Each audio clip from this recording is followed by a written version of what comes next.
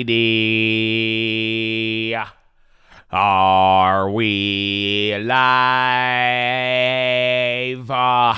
Wait for it. Wait for it. Oh, there it is. Good morning, ladies and gentlemen. I hope you're having a wonderful day. If you're watching this and it does not say live at the bottom of the screen, unfortunately, you're watching the recap. The good news is we are live Monday through Friday, 30 minutes before open. Drop your thumbs up on the video. Make sure you're subscribed. You're on mobile. Press hot chat. X out the chat. Hit the thumbs up button. Second link for the nightly watch list and main channel. First link for the Scream a Larch boat camp and real estate course. But yes, ladies and gentlemen, a lot of excitement. We have the non-farm payrolls in about 10 minutes. So we're right around the corner. We're about to get the event. This is a very, very big deal. If you watched the watch list yesterday, I have a very interesting take. A lot of people have an interesting take on this, depending on how it plays out.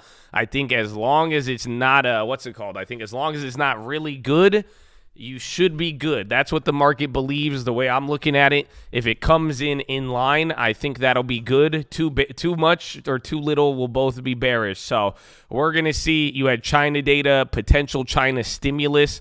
They were talking about that for a property package this morning, actually. So you had a little bit of boost there. The Hang Seng had a 3% jump. Overall, things are looking good. Senate signed the deal, so you don't have to worry about a default anymore. And now this data sets up the runway for the next 2 weeks into Powell. So, Chad Adonia, I hope you're ready for it. But, Chad, baby, good morning. It's a baby good morning. You know that? Because that's it. If y'all know, if you've ever been here on an early day today, we're going to go through everything like we normally do as we get to like 6 o'clock. But our first 30 minutes here, we are going to start responding to the data, okay? Yeah, I woke up good. I had a great poop in the morning, too. Maybe that's why I say I'm so excited, because I had a great – I'm ready to go, bro. I'm ready to go, man. So we're going to get that data for you here in a little bit. But good morning if you are here right now. I hope I see you here in a little bit. But for real, I'm glad you woke up, and I hope you're ready for this one. It's a nice Friday. And like I said, this could set us up with a lot. So you're probably going to hear me go over these numbers a couple of times. But if you are not familiar, right now the number you are looking for is 195,000 jobs. So anything too much above or below that is what I'm looking for. Anything at 195 will be key. Last month was 253,000. So why I'm telling you that, because keep in mind, there is the possibility of a large revision, and that could also have some effect. But 195 is the expected non-farms. 168 is the private payrolls, 5,000 jobs for manufacturing. The unemployment rate is expected to go higher to 3.5%. Average hourly earnings month over month is expected to come in at 0.3. Average hourly earnings year over year is expected to come in at 4.4. And then average weekly all hours is 34.4. And labor force participation rate is supposed to be 62.6. Okay? So if that came in, and then if April's number stays at 253, that would help bring unemployment rate back to a decade low of 3.4. It's still a labor market that is growing at a very robust pace. So again, 185,000 jobs is what Bloomberg expects. So the consensus is 195. Bloomberg thinks it's going to come in a little weaker, 2 versus 253 in April, and 195 with private payrolls coming in at 170. Hiring in skilled service professions, healthcare, and social assistance in particular will continue to be the key driver of employment growth. Slower hiring in manufacturing, information, and financial services are currently experiencing a downturn. We weigh this on the overall job growth. The unemployment rate will probably tick up to 3.5 from 3.4. Payroll gains have consistently beaten economic forecasts for quite some time now. So if they come in bigger than projected today, this will be the 14th month in a row of beating. So that's a fun fact for you. Literally every single jobs report for the last year and 2 months, if today beats, has came in hotter than expected. So just keep that in mind. Every single one has came in hotter. So that's why the market does kind of get conditioned to react a certain way, or that's why sometimes we could even see it go up no matter what, because every single time it has beat. This report comes at a critically important time for the Federal Reserve, which has indicated that it may be ready to pause its interest rate tightening cycle. Policymakers have raised rates by 5 percentage points over the past 14 months in an effort to cool inflation. They have said that the unemployment rate will likely come up a bit in order to help bring down prices, so any softening in the labor market today would be welcome news for the Fed. Again, I think Wall Street, I'm looking at it where I think too big of a beat or miss. I see that as bearish, but again, Wall Street, I think they just don't want to see a strong jobs report. So any big miss or anything in line, I think the market is primed to take that as positive. So let's see. Again, I think this is going to be a fascinating one. Halfway through the year, the CPI or the non-farms before the CPI in Powell. So despite the higher than expected PCE and unemployment data over the past week, the dovish Fed speak in recent days, most notably from recently nominated Vice Chair of Board of Governors Philip Jefferson, has pulled back odds of a 25 basis point in June from around 75% to just about 25%, notes specialist Owen Mind. Is there China news right now? There might be. Again, we heard some of the China stimulus stuff this morning. And then what time is it? We have, there's only 5 more minutes. 6 more minutes. So a couple of key things to watch out on the data release, the revision of the April numbers. We already talked about that. A month ago, the report shocked forecasters with a 253 gain in payrolls, far above median of 186. A sizable downward revision would be noteworthy. The average hourly earnings figure was closely watched for any indication that wage pressure is easing. While wage increases come off their peaks from last year, the pace remains far above pre-pandemic norms.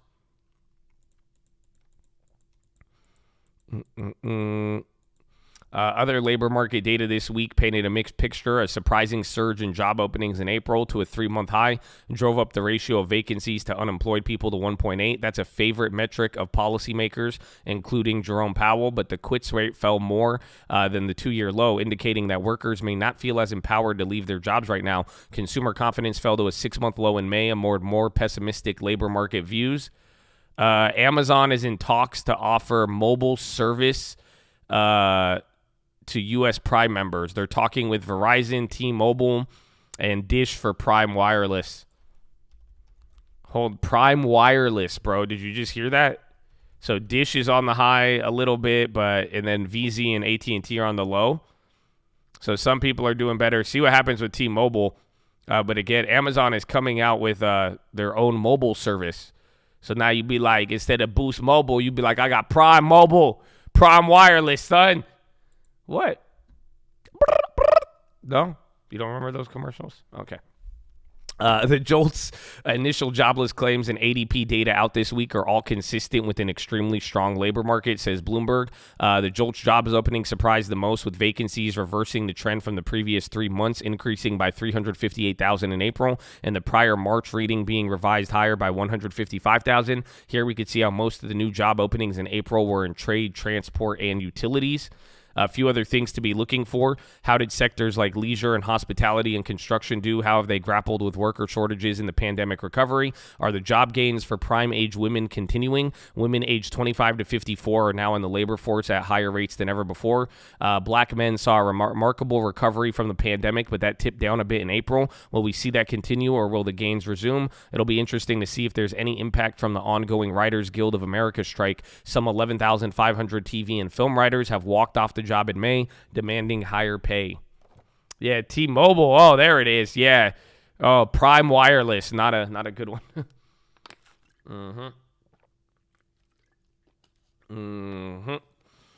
So let's see, Chad. Again, you got about a minute and a half now, or 2.5 minutes. The question on everyone's mind is the longer-term impact of artificial intelligence on the labor market. According to application specialist Owen Mind, you can see the surge in AI and artificial intelligence in public company transcripts. That is surged. That's just a weird statement. Get ready. So again, I'm going to have to switch this. I'll put up Tesla or Apple. But again, Verizon, AT&T, Dish, T-Mobile, they're coming out with a Amazon Prime Wireless, and that's bringing it down. The U.S. rate market heads into the monthly jobs report seemingly confident that the Fed is set to skip rates this next month and then follow up with tightening if July is required. Still a week into replete with the jobs report. ADP and weekly claims are all showing continued labor market resilience. There is scope for another bout of front-end rate volatility, particularly the Fed is data dependent at the end of the day under the regime. Even Doves calling for a pause that's wrapped in a safety blanket of skip to appease the more hawkish colleagues would be compelled to consider hiking if payrolls arrive well above expectations. As for the scale of the headline payroll gain in May that moves the needle, Alan Ruskin said a number in the region of 300,000 doesn't sit well with the skip in June and will place even more onus on the CPI.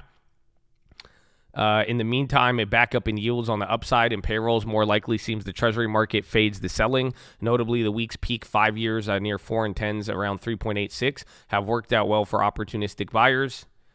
All right, Chad, 1 minute. So get ready. Again, 195,000 is the number. Some people are primed a little lower at 187,000. Watch the unemployment rate. If that goes up or lower, that will also be big. And then if wages, if they run up a little faster than expected, that could worry people. But I think the overall print will be the main key.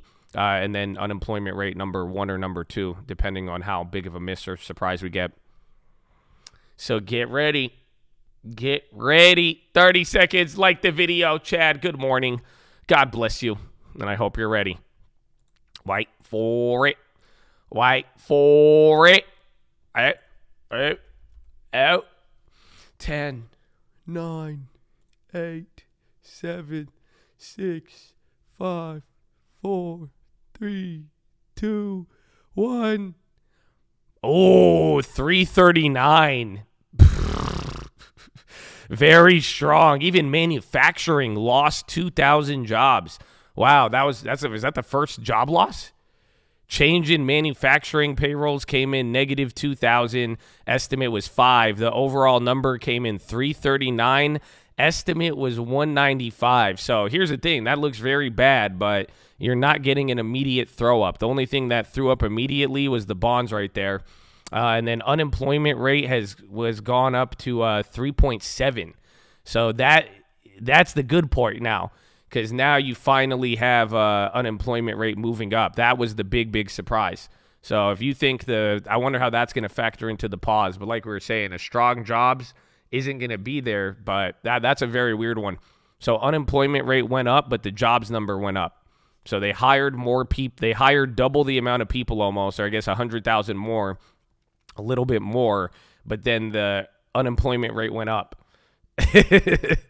Very weird. So we've seen that before. Again, remember the other time where it was like a small gain and then the unemployment rate went down? So very, very weird there. But you had a 0.2% increase in unemployment rate, and then you had another 120,000 jobs added. So, and then again, the manufacturing payrolls, that jumps out to me. Private payrolls did extremely good. But I think the manufacturing payrolls, I think that might be your first job loss. So very weird, because the unemployment rate is good for the Fed. That's what they want to see. Again, that's the shoe dropping. That's inflation coming down.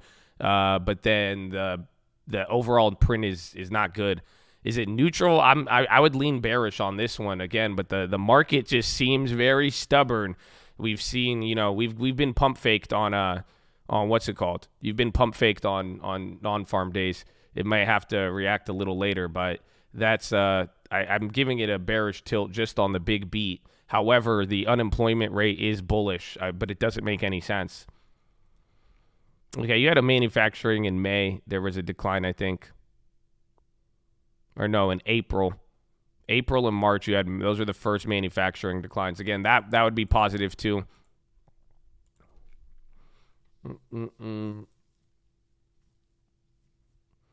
Market doesn't care. So let's see. Interesting. So again, right away, people are noticing unemployment rate jumped to 3.7, especially as the overall participation rate remained flat. Perhaps there was a big increase in participation for specific age groups. This is going to be tough for the Fed. It'll be hard to pause after such a big gain in payrolls. Hourly earnings at least came in as forecast. That's not consistent with 2% inflation, but it's a lot better than a 0.5 monthly gain. That's the second in a row after April's high print, and the third Whopper number this year. At the start of the year, economists were expecting January jobs to come in at 189,000. We got a print of 517, though that was revised to 472. So again, today you thought 198 and it came in at 330 or whatever. This is crazy. Yeah, 339. And then again, average earnings, they went up a little bit. So year over year, they dropped 0.1, but month over month came up. And the April figure has been revised up, so that's another surprise, as many folks were expecting it to come down again. That revision, coupled with very strong May numbers, as Chris mentioned, is going to be very difficult for the Fed to digest. Yeah, they revised last number higher by 40,000. So you're going up on it now. See what the bonds do. I think maybe later in the day we catch up with the bonds. I think even Fed futures, they could probably be one of the plays here, but you're moving up on it. Like I said, I have a bearish tilt on it, but even the market, they didn't immediately puke. Again, you have one good, one bad. Just up to now, what do you think? Do you think the pause or not will dictate the market a lot more? Let's see. Fed futures, they dropped and popped. Those came right back up, actually. Yeah, see what ZN does? ES new high. Yeah, we're starting to break out off of it. So the 2-year yield is surging above 4.4 on the hot payroll. Swaps for June and July are moving up, and July swaps showing 23 basis points of a hike priced in by that meeting. The market was trading a touch heavy into the data with yields up 1 to 2 basis points across the curve. Again, unemployment rate to 3.7. That's your good part. The bad part is the overall jobs gain was big, and then you had the higher revision. Spot hit 4. I mean, even watch by open and then give it every 15 minutes. It's only been 5 minutes. So, again, it's been 5 minutes. It looked like a shocking number at the print. On top of it, again, just beating by almost over 100,000. But then unemployment rate, that is where everybody is going to debate today, in my opinion. I think you're going to have people go back and forth. They're going to say, well, jobs was good, but then unemployment rate, and then this, and then you had some segments come down. But overall, in general, this makes the, hopefully you notice it, but this makes the pause discussion a little bit more shaky. So that's why I'm saying I'd watch the Fed futures here and see where we kind of pick up off of this. But, yesterday, the last 2 days, we've been talking a lot of pause or skip. So how does this data help you out with that line of logic? I think it leaves us in the same place of the volatility of it, kind of going back and forth, people saying, no, it's going to pause, and then the next day switching. But very interesting. Let's see how this day will be very fun. Most Fed officials, and crucially Powell, have been saying that they're ready to pause interest rates in June, perhaps skipping a hike at the meeting and delivering more tightening later if needed. But some of the central bank's more hawkish members have been leaning against that, arguing the Fed needs further tightening. This recent report adds fuel to the fire. So that's the latest update.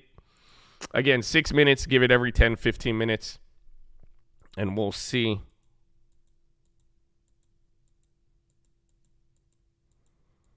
CVC Brossel hired advisors for sales. S&P futures edge higher and yields on the 2-year Treasury spike. I do not think we should see the yield curve 2 and 10s continue to invert more and approach negative 85, said Peter Scheer, Academy Securities head of microstrategy. The bonds are coming down because if the jobs report is hot, then that idea of another rate hike and then keeping rates higher for longer, that makes sense. So that's why bonds would sell off, and then even the Fed futures would sell off. But again, if people feel confident and you feel really you either hold rates up here or the rates will go lower, and you buy bonds. If you think Powell, if you're getting ready to pause or skip, that means you're getting ready to cut, and then the market will try to aggressively price that like we've seen in the past. So we will see. Verizon's at 8% with their divvy. Damn. Another measure of how strong this 339,000 increase is, economists generally estimate that a figure around 90,000 is what would be consistent with stable unemployment over time. Again, this number dwarfs that. Bloomberg thinks that the payroll only needs to rise by 30 to 35,000 to account for population growth. So this is now 14 straight months that the payroll has beaten the median estimate, and that's not the first time in the period that the number has beaten every single forecast. The highest estimate this time was 250, and 339 handily beat that. Consider the 2 prior months were also revised up by 93,000. Incredible strength. So again, Not one economist expected this number to come in this high. I don't even think even on the unemployment rate. But pretty much the highest expectation coming into today by every economist was 240,000 jobs. Yeah, the highest estimate for unemployment today was 3.5. So nobody thought it would even go that. That's very, very weird. Those two things. Again, very strong release, very strong jobs data, very strong revision, and then extremely weak unemployment rate. So that is quite the paradox here. More context, job gains have averaged 314,000 this year and 470,000 since 2020. In the 10 years prior to the pandemic, U.S. employers added about 187,000 jobs on average. Ira Jersey says the very strong headline non-farms is a bit incongruous with the household survey, and that wage data remaining steady should limit the knee-jerk reaction in the front end of the Treasury market.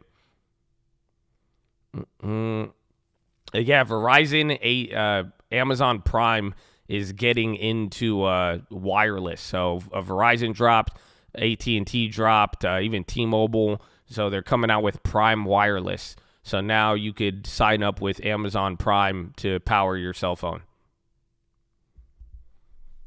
The data was very, very strong. Again, I think the market reaction is also very strong, but I have a slightly bearish tilt towards it. Headline data, jobs came in over 100,000 above, higher than any estimate. But then the unemployment rate went up, which is what, if you're looking for a pause, that's something you want to see. So it was a very, some half good, half bad. It's honestly just two things, but they're very, very strong pull apart because, again, unemployment rate went up more than expected, but then the jobs was just, I'm telling you, a very, very strong jobs report, again, even historically. So comparing that to even what like some of the Fed speakers said yesterday, I don't know if they expected this jobs report, let alone anybody else on Wall Street. But as you see, the market's sounding resilient. I don't know, but it's only been 10 minutes. So it'll be interesting to see whether this knee-jerk sell reaction holds on treasuries. The headline jobs gain and revisions are making wages softer for now. For now, we're seeing the market back to fully pricing in 25 basis points by July, while a June pause remains the base case with 9 basis points priced in. Plenty rest on CPI and just how hard the Fed hawks can push their case. Priya Misra, global head of TD Security, says very strong payroll report and upward revisions the last few weeks, and that is a bear flattening the curve. The Fed is likely to hike in June, and that's our base case. We think there should be some chance of July hike as well. So that's your first bearish analyst I've read on that. So again, some people are taking the data. They're saying this is cementing a hike. But again, Fed futures have not moved yet. They moved the other way for a little bit.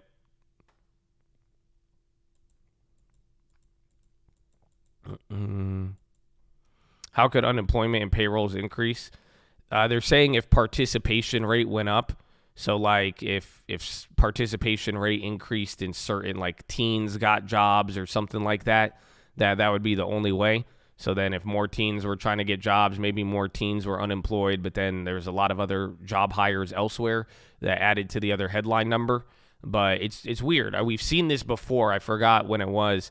It was a couple of months ago. We saw something very similar. I believe what happened was our jobs report missed, and then the unemployment rate, or I think it was a slight beat, but then the unemployment rate went up. And remember, we rallied on that. Anytime the unemployment rate has went up, we've seen a market rally because that thing doesn't move.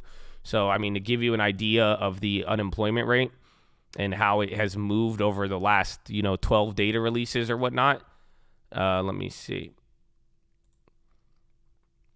Yeah, so pretty much from January this year, it was 3.5, February 3.4, March 3.6, April 3.5, May 3.4, and then now you just hit 3.7. That's all of 2022. So this thing has moved 0.1 up, 0.1 down, 0.1 up, 0.1 down, and then now it went up 0.2 again on a very hot report. And then even last year, December was 3.7, November 3.7, 3.5 in October, 3.7 in September, then 3.5, 3.6, and then 3.84% at the beginning of last year. The last month of revision was revised up by 90,000 jobs. So that means even last month was even stronger too. Again, the actual, if you just took job gains at face value and ignored every other, like you ignored the unemployment rate, you ignored, again, just like Supercore, you ignored unemployment, you ignored the price gains or anything like that. This was one of the strongest jobs reports. It was a blowout. So everything across the board, from the actual print all the way to the revisions, it was very, very strong. So the only thing that makes this not like a easy short is the unemployment rate, in my opinion. The Bureau of Labor Statistics notes that employment gains in May came from these sectors: professional and business, government, healthcare and construction, transportation, warehousing, and social assistance. Again, 339,000 jobs. Was broad-based across industries except for information. So swap traders slightly boosted the probability of Fed hiking rates to around 40%. They also bumped to 88% the chance for July. T-Mobile's down 6 now. Again, that Amazon Prime Wireless, that killed everybody.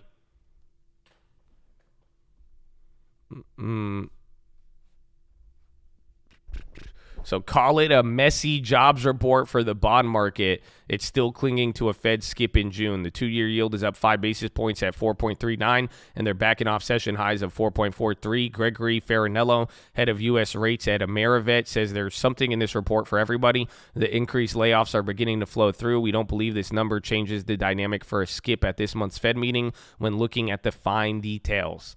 Again, if you got to look at the fine details, that's the only thing that makes this have everything for everybody. But I kind of agree with him.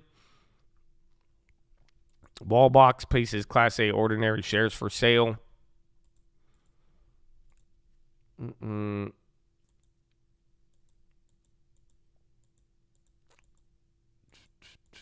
SBB gains 50%. Trading resumes after CEO steps down. That's foreign. MMV on the high.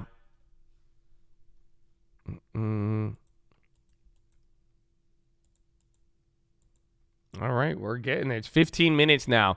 So 15 minutes, you're literally unchanged, slightly up. Very small report. Again, considering the weight of this, how we've moved leading into it, even some of the other non-farms and CPIs, very small move so far.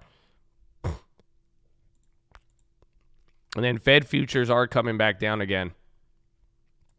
So again, odds have creeped up about 10% today. That's the thing we're looking for. So this is one of those times when we are getting somewhat different readings from the establishment survey, which goes to employers, and the household survey, which is where the unemployment rate comes from. Household survey showed a 313,000 decline in employment last month and a 440,000 increase in the number of job seekers. That sent the jobless rate up to 3.7. When we saw the divergence in the past year, in the end, it was the payroll strength that won out. So they're saying there was in the household report, there was 330,000 jobs or declines, and then 440,000 people seeking a job. So that's what they're saying. That's where you could derive some of that 3.7 unemployment rate. Again, the first other explanation could have been the breakdown of participation, but that's another one too. But you've seen this before. Again, we've seen them start, once they start getting into the nitty gritty and looking at all, like every single, they're like, let's look at the household report. I mean, I think it might start just really, really going neutral here. But I just think the jobs report's bad. Maybe we have to wait till end of the day.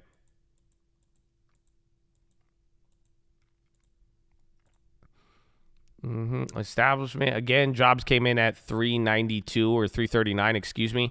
Revision up 93,000 from last time. Unemployment rate at 3.7, near one of the highest unemployment rates we've hit.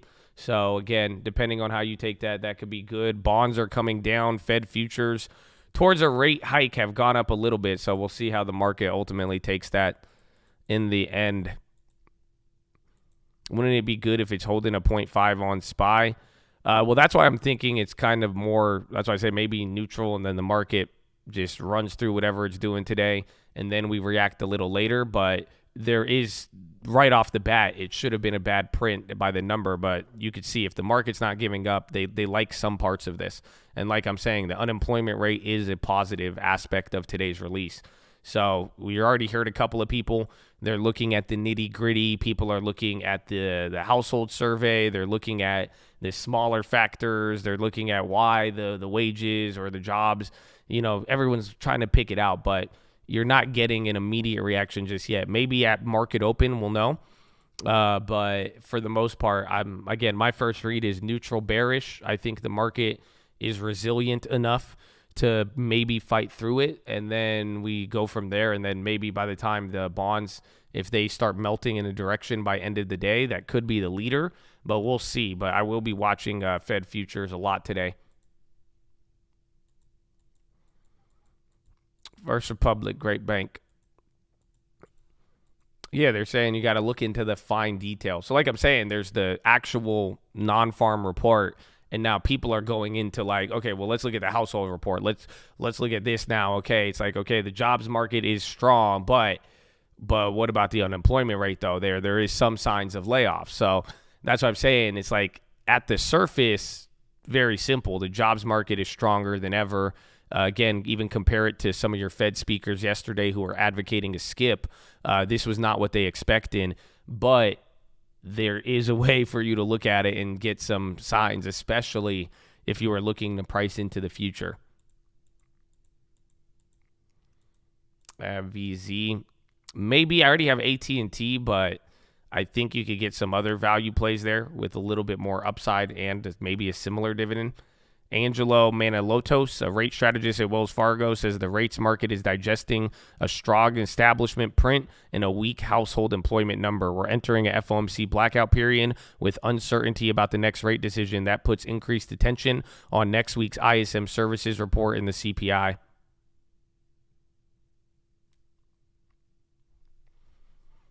And then we're still holding. This is a very small reaction. So again, compared to what we've seen on some of these before, I mean, this is what's it called? This is pretty dry. Where is it? Payrolls.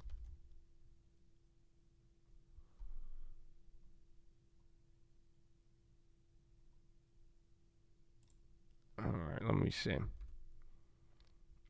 Okay, NQ. Let me see. But I know the big thing, though, right now is just don't forget. We had a nice gap up. Yeah, NQ, where did the data came out here? NQ is a little lower, actually. Yeah, so NQ is actually lower, but then SPY is pretty much staying the same. That one's in. So NQ is actually lower. SPY's holding up. But yeah, right now we've moved. I mean, you haven't even moved 0.25%, and it's been about what? Almost 30 minutes. So this is an average reaction. I guess April and May kind of did the same thing.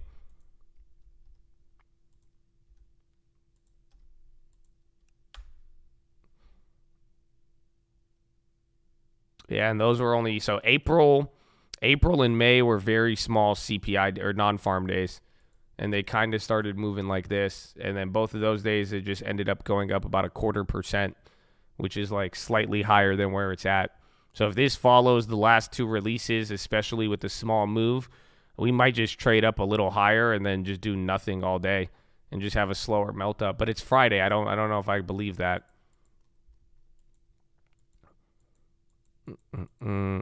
Bonds very new low. Yeah, watch the Fed futures again, the Zaza, because if that starts moving up, that's what's going to really start shaking things. Because again, we were pricing in a rate hike, market didn't respond.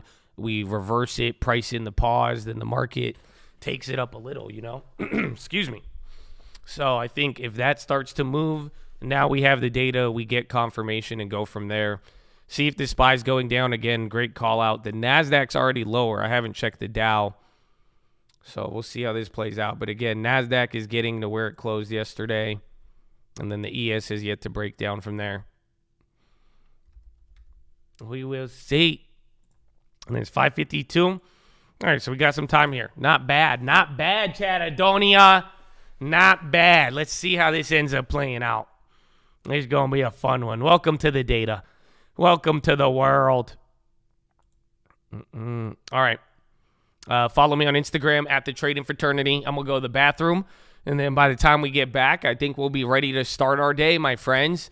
Let's get into the other news. There's a couple of other things today. Don't forget about it. But good morning, Chattadonia. Happy Friday. Oh. Then the Fed nominal interest rate has to be higher in order to get tightening in. Now, we just have to be in this period of uncertainty, and it may be long and variable lags, and it's just around the corner, and labor markets can change very quickly, and we can, get into negative numbers on the headline payrolls, and then the Fed will be justified in the skip. But the lack of momentum, the lack of evidence on making any of that progress, and the longer that proceeds, sort of starts to push on the other argument that you really have had a structural change here. You need a much higher interest rate. There's less interest rate sensitivity. And the other big thing here is the balance sheet and liquidity. And perhaps we'll look back on this period and recognize that, it wasn't about the interest rate. It was just that you had this legacy of excess liquidity that you had to wait to get that liquidity out before those interest rates started to really bite. And if you waited too long, perhaps that allowed inflation and inflation psychology to take hold. And that would be, where we go. But, that's one potential path. Just real quickly here, Jeff, given the uncertainty and given the inability to really get an edge on data that's moving quickly and that really has defied a lot of expectations, what are you pushing back against? Where do you get conviction in terms of market positioning, given that there are so many question marks around some of these big parameters? It's really hard. There's very little conviction. If you take this consensus view, 65%, 70% probability of recession in the next 12 months, it's recession is the consensus. And, you look at a report like today, you look at how well financial markets are holding up in terms of beta and returns. Yes, there's a big AI and tech, and we're back into tech dominating, 7 stocks that make it. But, there's not a lot of recession risk priced into the financial markets. Look at credit markets and credit spreads. They're at mid-expansion levels. So if you're going to push back anywhere, I think the pushback is this kind of 70% consensus probability of recession right around the corner. And that's the issue, is it's just not right around the corner. That's what this report tells you. It's pushed out further and further. It's the long and variable lags. So that time dimension is, I think, the thing you push against. Rosenberg and Krasner pushing up the 2-year yield. Indeed, I like it. Well, Chattadonia, you got the report. Jobs data very strong.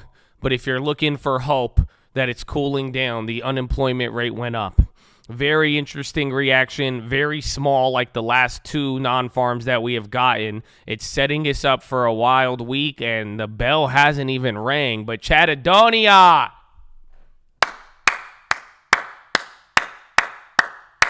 good morning, baby.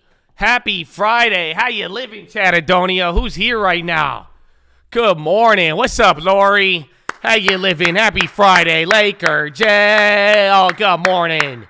What's up, Awaz? What's up, Jerry Woods, Tim Whitman, Candy Upton, Kenneth Medina, Jesus Moreno, Dia, Open Base Sandwich, baby. Good morning. Anton, Roll Tide, Nepal, baby. Good morning. What's up, Alex? What's up, Lateral? What's up, Aki? Zen Long, Underground, El Jefe. Good morning. What's up, Craig? Sakodi. Oh, my dude, the chat's going crazy. It's very fast. CG Trays, baby. Good morning. Justin Brown, Fox, SG, Dirty Bird, Chris Saeed, Sean Carter, D. Hunter, T. Grotter, Colin, James Cordero, baby. Colin, Xavier, 50K. What's up, man? What's up, Frank? What's up, Stafford? Theodore, Lost One, Surab, D. Sane, Ivan, Complex, Astro. Good morning. What's up, Ray? What's up, Gregory? What's up, Brandon? Oh, Jay Reyes, you ready to play? Waffy Toffee. Good morning, Mohammed. Good morning, Astro. What's up? Oh, Mr. Almaraz. Oh, Forever Young. Good morning. What's up with the Twitch? How the Twitch living, baby? Oh, what's up, Bobby? What's up, 10%? Kobe McGuire. He joined the gang. Blizzy B. Charlie in the tree, baby. Good morning. Amor Fati. It is Friday, baby. Dispassionate no man. Good morning, Dev Patel. Real fried rice, Mr. Nocta, Dr. No, Busta, Dr. Sweat. Oh, good morning, Pingo. Chattadonia, that's what I'm talking about. Yeah, you guys are ready to go. So happy Friday.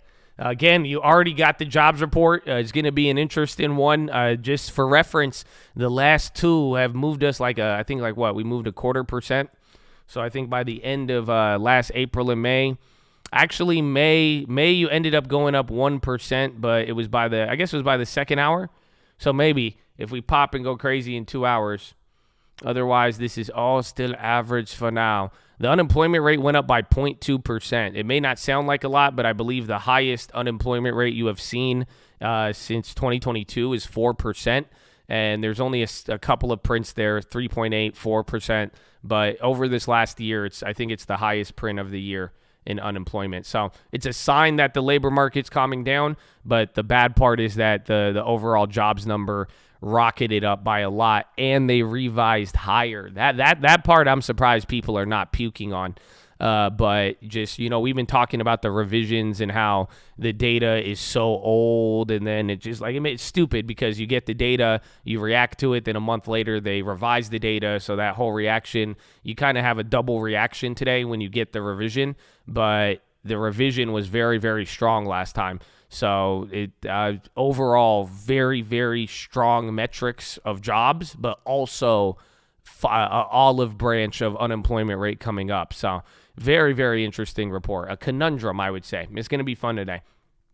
But let us get into the news, baby. U.S. payrolls, they have eclipsed expectations in May, surging by 339,000 versus the estimate of 195,000 and a revised 294,000 in the prior month. This sure to reignite the Fed's monetary policy debate. The jobless rate rose to 3.7, also topping estimates. Treasuries extended losses after the jobs report, sliding for the first time this week. The dollar and gold edged lower, while oil rose. The Senate voted to pass the debt limit deal, ending the threat of a default, and it gave futures a boost. The bill now heads to Joe Biden, who will sign it into law as soon as possible. Global food costs fell to the lowest in 2 years in May, reviving hopes that sticky inflation on supermarket shelves will start to ease. A UN index of food commodity prices fell 2.6 as declines in grain, vegetable oil, and dairy offset higher sugar and meat costs. Amazon is in talks with wireless carriers about offering low-cost or possibly free nationwide mobile phone service to Prime subscribers, People Familiar said. They're negotiating with Verizon, T-Mobile, and Dish to get the lowest wholesale prices. The plan may take several months to launch and may still be scrapped. They want to give free phones? Bro, they took that plan from Obama. That's crazy. Bro, a free phone service by Amazon? Oh, that's actually wild. Broadcom said sales tied to AI will double this year, but will be overshadowed by a wider slowdown. Brookfield is said to be among investors in early-stage talks to evaluate SBB's real estate portfolio. Separately, Elijah Batslan, Swedish landlord CEO, is stepping down. Blackstone and Goldman are leading a 1.25 billion euro offering to support EQT's 4.4 billion stake in Dekra. Dell declined pre-market after they gave a lukewarm sales outlook. Lululemon jumped after earnings beat and gave an optimistic full-year guidance. China is working on a new package to support the ailing property sector, People Familiar said. Regulators are considering reducing the down payment. And we got Bradley Frizzle in the peach. Man, this Friday was already hyped. But now, Peach Nation, get your ass up. Bradley Frizzle is here. Or nah, let's go.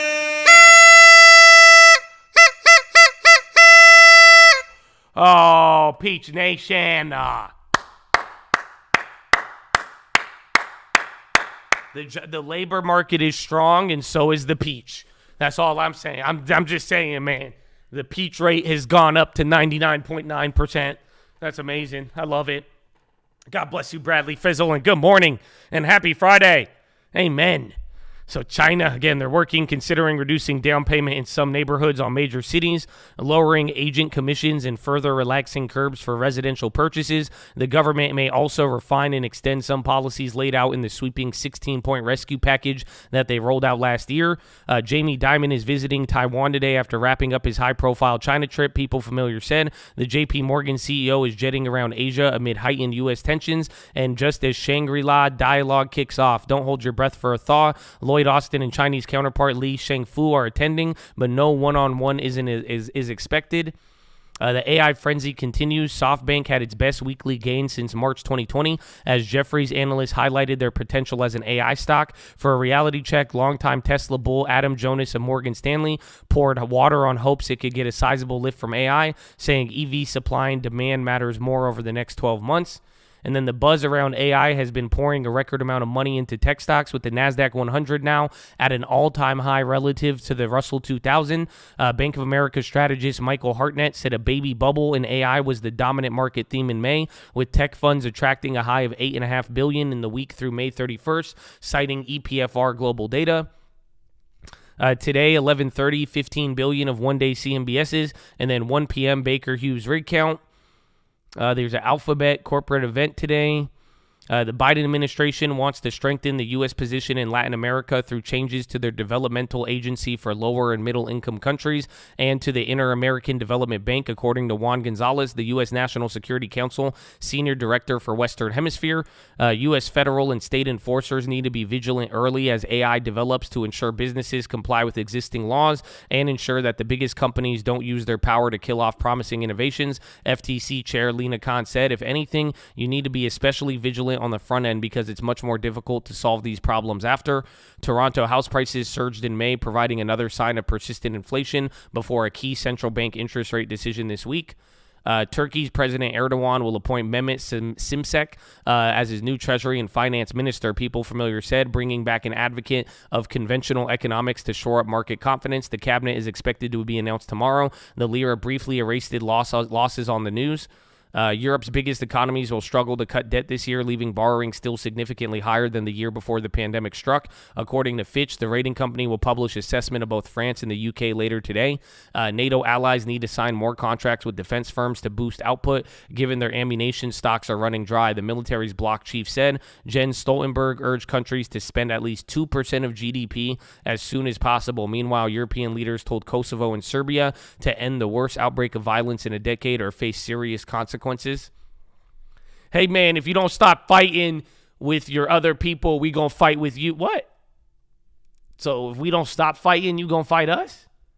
That seems like it's still... The ECB is not done raising borrowing costs, though it doesn't have a lot further to go. Governing Council Dove Fabio Panetta told Le Monde Boston Vassal agreed more hikes are needed. Investors earmark China's ballooning levels of municipal borrowings as Asia's top financial risk this year, according to a Bloomberg survey. Money managers and strategists think LGVF's debt servicing ability is weak, and it seems that they rely on new financing to service debt, strengthening the default risk. More from the Defense Summit. Washington will continue to enhance defense cooperation in Southeast Asia. Lloyd Austin said in a meeting in the region's defense ministers, China and Japan's defense chiefs will meet on the sidelines. Then the key reported the U.S. sees Japan taking a bigger role in defense alliance, an official said. South Korea's CPI slowed to 3.3 year-on-year in May, the smallest advance since October 21. First quarter GDP was revised up to 0.9. Australian home loan values unexpectedly fell 2.9 in April from a revised gain of 5.3 in March. A measure to accelerate the multi-billion-dollar Mountain Valley natural gas pipeline moved through the Senate after amendment to strip language from the debt ceiling bill failed. This will be up and running in 6 months, said Joe Manchin, who proposed the measure. WTI rose to around 71 a barrel ahead of OPEC Plus meeting this weekend. Global oil exports fell about 1.2 million barrels a day in May, according to tanker tracking. Kazakhstan's Kashagan oil field deepened daily output cuts by 170,000 barrels, up from 100,000 after a gas leak. Gold is on track for its best week since early April, while copper is on course for the first weekly gain in 7. Base metals climb for a second day. JetBlue will sell Spirit Airlines operations at LaGuardia Airport to rival carrier Frontier. The deal is contingent upon JetBlue closing a planned $3.8 billion acquisition of Spirit. CPP Investments is exploring the sale of assets worth several billions of dollars to rebalance their portfolio. Wall Street Journal reported it's shopping $2 billion of private fund stakes and around $1 billion of direct stakes in private companies. A hedge fund sued by Cvent over fears that their planned $4 billion stake in Blackstone may benefit current majority owner Vista Equity Management at the expense of public investors. Twitter's top content policy exec, Ella Irwin, resigned, leaving Elon Musk without one of his most loyal lieutenants as head of trust and safety. Irwin helped oversee the platform policy on harassment, hate speech, and violent content, rules which were relaxed under Musk. Netflix shareholders voted to reject pay packages for the company's leadership, a person familiar said. The board can disregard the results as they have in the past, though the vote is significant given the current strife between major Hollywood studios and screenwriters. Meta asked employees assigned to an office to come in 3 times a week beginning in September, people familiar said, joining a clampdown on remote work in the tech industry. 3M heads to trial in existential $143 billion PFAS litigation. NASA, Boeing indefinitely delayed crewed Starliner flight test. Jamie Dimon plans to visit Taiwan after a high-profile China trip. Japan required new Apple to allow third-party app stores. Netflix and others mull challenges to India's new tobacco rule. And then Apple price target raised to $210 from $195 at Jefferies. Eye-watering bonuses and sabbaticals, paid sabbaticals, are among the tools hedge funds are deploying in the war for top talent. A headhunter in New York lured a senior portfolio manager last year with more than $120 million in guaranteed payouts. The hunt is no different than the bidding war for NBA or Premier League players, one exec said. The spelling bee crown went to 14-year-old Dev Shah from Florida, who correctly spelled Samophile, an organism that lives in sandy areas, for the $50,000 prize. The AP reported runner-up Charlotte Walsh from Virginia gave him a congratulatory hug and later learned she did not leave empty-handed. $25,000. What? I didn't know that, she said. There you go. Rich Latin Americans are transforming laid-back Madrid into the new Miami. Mexicans alone have spent more than 700 million euros in Spanish real estate and construction since 2020. And according to government data, luxury property prices are soaring and the high dining scene is abuzz. Wow, Madrid, Miami, Madrid. I'm down. Let's go. A museum is commemorating the Communist Party's Tiananmen Square crackdown in 1989 opens today in New York, 2 years after a similar venture in Hong Kong was forced to close. The project is the brainchild of prominent Chinese dissident, including Wang Dan, who's one of the key student leaders involved in the democracy protests that ended the bloodshed. Interesting. Sports wrap, the Nuggets took the first game of the NBA Finals against the Miami Heat. Game 2 is Sunday in Denver. Key men's matchups at the French Open today include top seed Carlos Alcaraz against Denis Shapovalov. And the Spanish Grand Prix, Red Bull's Max Verstappen will try to clock 3 wins in a row following his Monaco victory last week. And then this one's good. I like this one. This one's good. On this day in history, Johnny Weissmuller was born in Romania in 1904. Swimming's first superstar, he won 5 Olympic gold medals for the U.S. and set 28 world records. He later switched to acting, starring in 12 Tarzan films and appeared fully clothed in the 16th Jungle Gym movies. Yeah, not bad. Johnny Weissmuller. You know, that's like Michael Phelps becoming your favorite actor. I'll take it.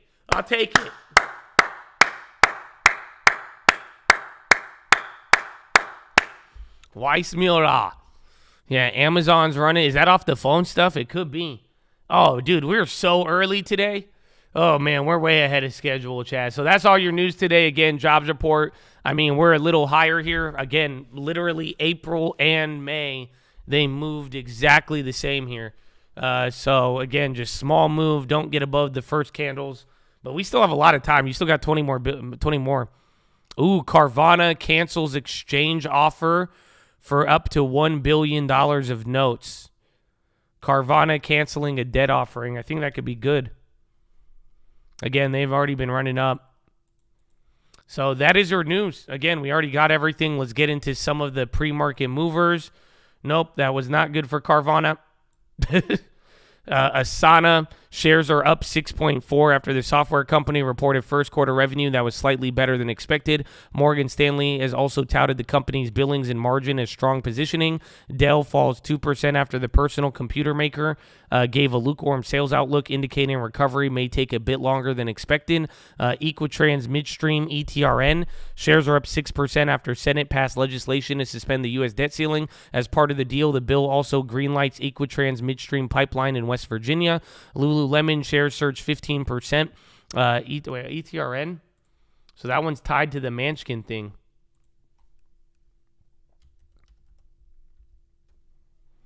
Yeah, and then Carvana, they're giving up. There's more updates, though, on it. So they say, oh, that's why they canceled it. They said minimum participation not satisfied. So, again, I thought they were canceling an offering because they didn't want to raise more debt, but they didn't have enough people to sign up. So that's why you're down 4%. But ETRN, that one's very interesting. That one's related to that Manskin comment I read you earlier. Lululemon surges 15% after the athletic apparel brand reported first quarter net revenue that beat estimates.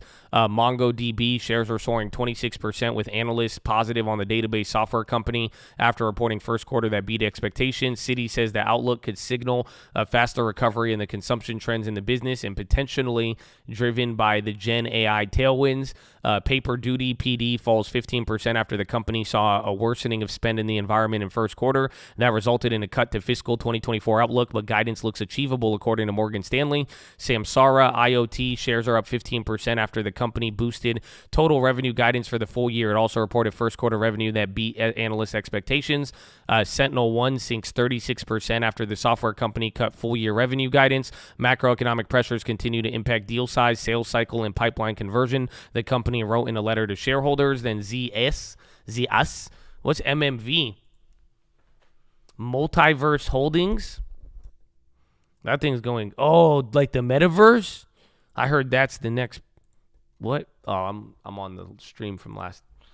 Zscaler analysts are positive on the security software company after reported third quarter results that beat expectations and raised full year forecast for adjusted earnings per share. Shares were up 2% in light pre-market trading as the report was in line with Zscaler's preliminary results, which were released later last month. And that is it. Chad, we have way too much time. I might just go get another carbo or something. Is that weird? Should I go get a carbo or a coffee? I don't know. This is weird, but we have a lot of time. So, Chad, we got the news. Let's go over the chat place. And then if I need to go pee, because I don't even need to go pee. I even had a lot of water this morning, too. But we ready to go. We ready to go. Let's see what the chat has, baby. So we'll go over the chat post. And then we will go over some of the other news. And then we'll go from there. So I asked the question. We talked about this yesterday. Some of you even asked me the question. I thought it was a great one. So I thought I would ask it to the rest of the Chads. Do you think China stocks are uninvestable? That is a big question we've been talking about as of lately. So do you think it's uninvestable? Out of 159 of you, 64% said yes, and 36% of you said no. But let's see what plays you got. Meta put 268. Buffett bought into China. I'm sure it's financially legitimate, but morally it's not for me. I trade some China stocks, but nothing in the long term. Love it. D-Wave Quantum Computing, QBTS, could take off like APLD recently did. It's worth researching for those who like investing in tech. We've been hearing a lot about it. Again, even the Twitch chat has been bringing that one up. Yalla. Still slowly selling tech, buying XLF slowly on down days. China stocks tradable, not investable. Lots of love. God bless and thank you, Mr. Pokeboy. God bless you. Tesla to 227. We're up 70% on Palantir Leap since I started posting them. Still rocking with them. Playing Soxel for the long term. Still riding KSS and Bud for the long and Charge Point. God bless Chad Adonia. Amen. And we got the evidence of it. You've been posting that, man, for real. God bless you. Open up my first ZL swing soybean oil. Looks like it could have found price stability in the last week around 47, playing seasonality. Woke up in the middle of the night, noticed we were starting to look squeezy. Grabbed 4 MES 4300s for Monday. I can't say I haven't been there. I feel you. The middle of the night, you go pee, you look at the futures. Yeah, it happens. QQQ calls, arc long. One of my favorite quotes, baby. Amen. Again, do you know what it was? It's the PHILO of the day. It says, the goddess of luck is attracted to men of action. Oh, they don't feel me. Every other year we hear China uninvestable, but in 10 we'll be talking about how we wish we invested in China during these times. Wow. Tesla for the breakout tomorrow, 0 day on the side, invest into more Bill Redfin Qs because I believe in real estate and commodities, and then buying more CC and Dollar General, baby. Let's go. Chatadonia, lots of plays. Lots of plays. You got a couple of pre-market movers, too. Again, you got news out of Amazon with this whole cell phone thing. It killed T-Mobile, killed Verizon, everything. You know what I'm saying? So watch out for that. Yeah, it's very weird. Sometimes the comments don't show up. Like Danny wasn't showing up there, and then all of a sudden he started showing up. And then now you're not showing up. But give it a day or so. It'll work itself out. I kind of like Alibaba. I'm not gonna lie to you. I have Alibaba in my big long term, but I made that investment in like 2014, 2015 at IPO, but I've not added to any China names for the long term in a very long time, but some of them are in the bargain bin. I don't know. So I'm gonna keep a watch on it. I'm not like fully sold on it yet, but you know, if we keep building up cash and they keep not going up, I mean, I do like Baba. I do like Baba. Certain price, bargain bin. I am a bargain bin man. I'm a bargain bin. You can see me. I'm a bargain bin. You know what I'm saying? No? Okay. Well, Chad, I'm going to go to the bathroom again. I don't even have to go pee, honestly. It might be I'm just going to go get me another water and just down. I'm going to just chug me some like 16 ounces of pure liquid right now. So we're ready to go. So, Muhammad El Arian. I hope this one's kind of behind. All right, follow me on Instagram at the Trading Fraternity. I'll be right back. God bless you. Actually, we're talking about it. People are not long. It's the reason why volatility is priced so cheaply. People don't need to buy insurance because they're generally not long. You see that in high frequency data. And so, by the way, it's been you can build a portfolio to carry a lot of income and then buy upside convexity in the equity market and can ride some of this move. I think the technicals in the equity market are really good. By the way, you're not getting a lot of issuance.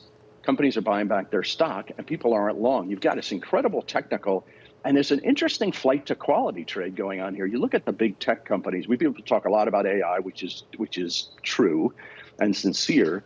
But there's also, you look at the cash flow generation. You look at, it's a bit of a flight to quality trade in a lot of these companies is going on. That's not terribly different than keeping some income in the fixed income market in the short end of the yield curve. One man's bull market, another man's bubble, Mohammed. I'm trying to work out which one it is. I guess it depends whether you're in it or outside of it on the fringes watching it. So I'm with Rick. Look, the equity market benefits from what I call the notion of all-weather stocks. Stocks that are viewed as either riding a huge secular wave, or alternatively, stocks that are viewed to be insensitive to economic and financial fluctuations. And they have led the rally.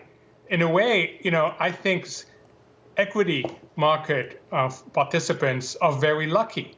I feel sorry for the fixed income participants.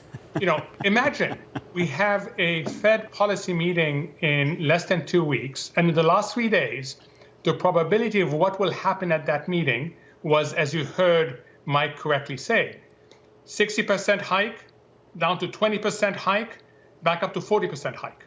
That is the world that the fixed income people are having to navigate.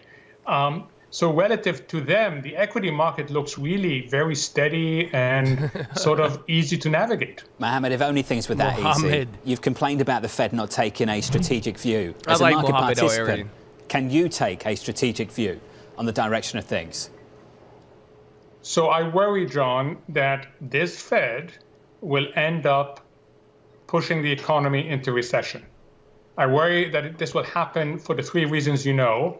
One is the lack, not just of a strategic view, but of a valid monetary framework. 2 is I think they have the wrong inflation target. And 3, they're trying to restore their credibility. So that's the concern. Otherwise, I think it will be easier to navigate, but the risk of yet another policy error, I fear, is quite high. Rick said pause in June. That's his expectation, not his recommendation. Interesting. So, Chatadonia, again, we're still coming off the jobs data. You're near the higher end of the candle. I think it's moved less than 0.1%, or just about 0.1%, since the non-farms data came out here. You're hearing everybody's opinion on it. This one's interesting. You remember Ellen Zettner? You saw her at the NABE conference the other day. She says one takeaway from this morning report that it points to a soft landing.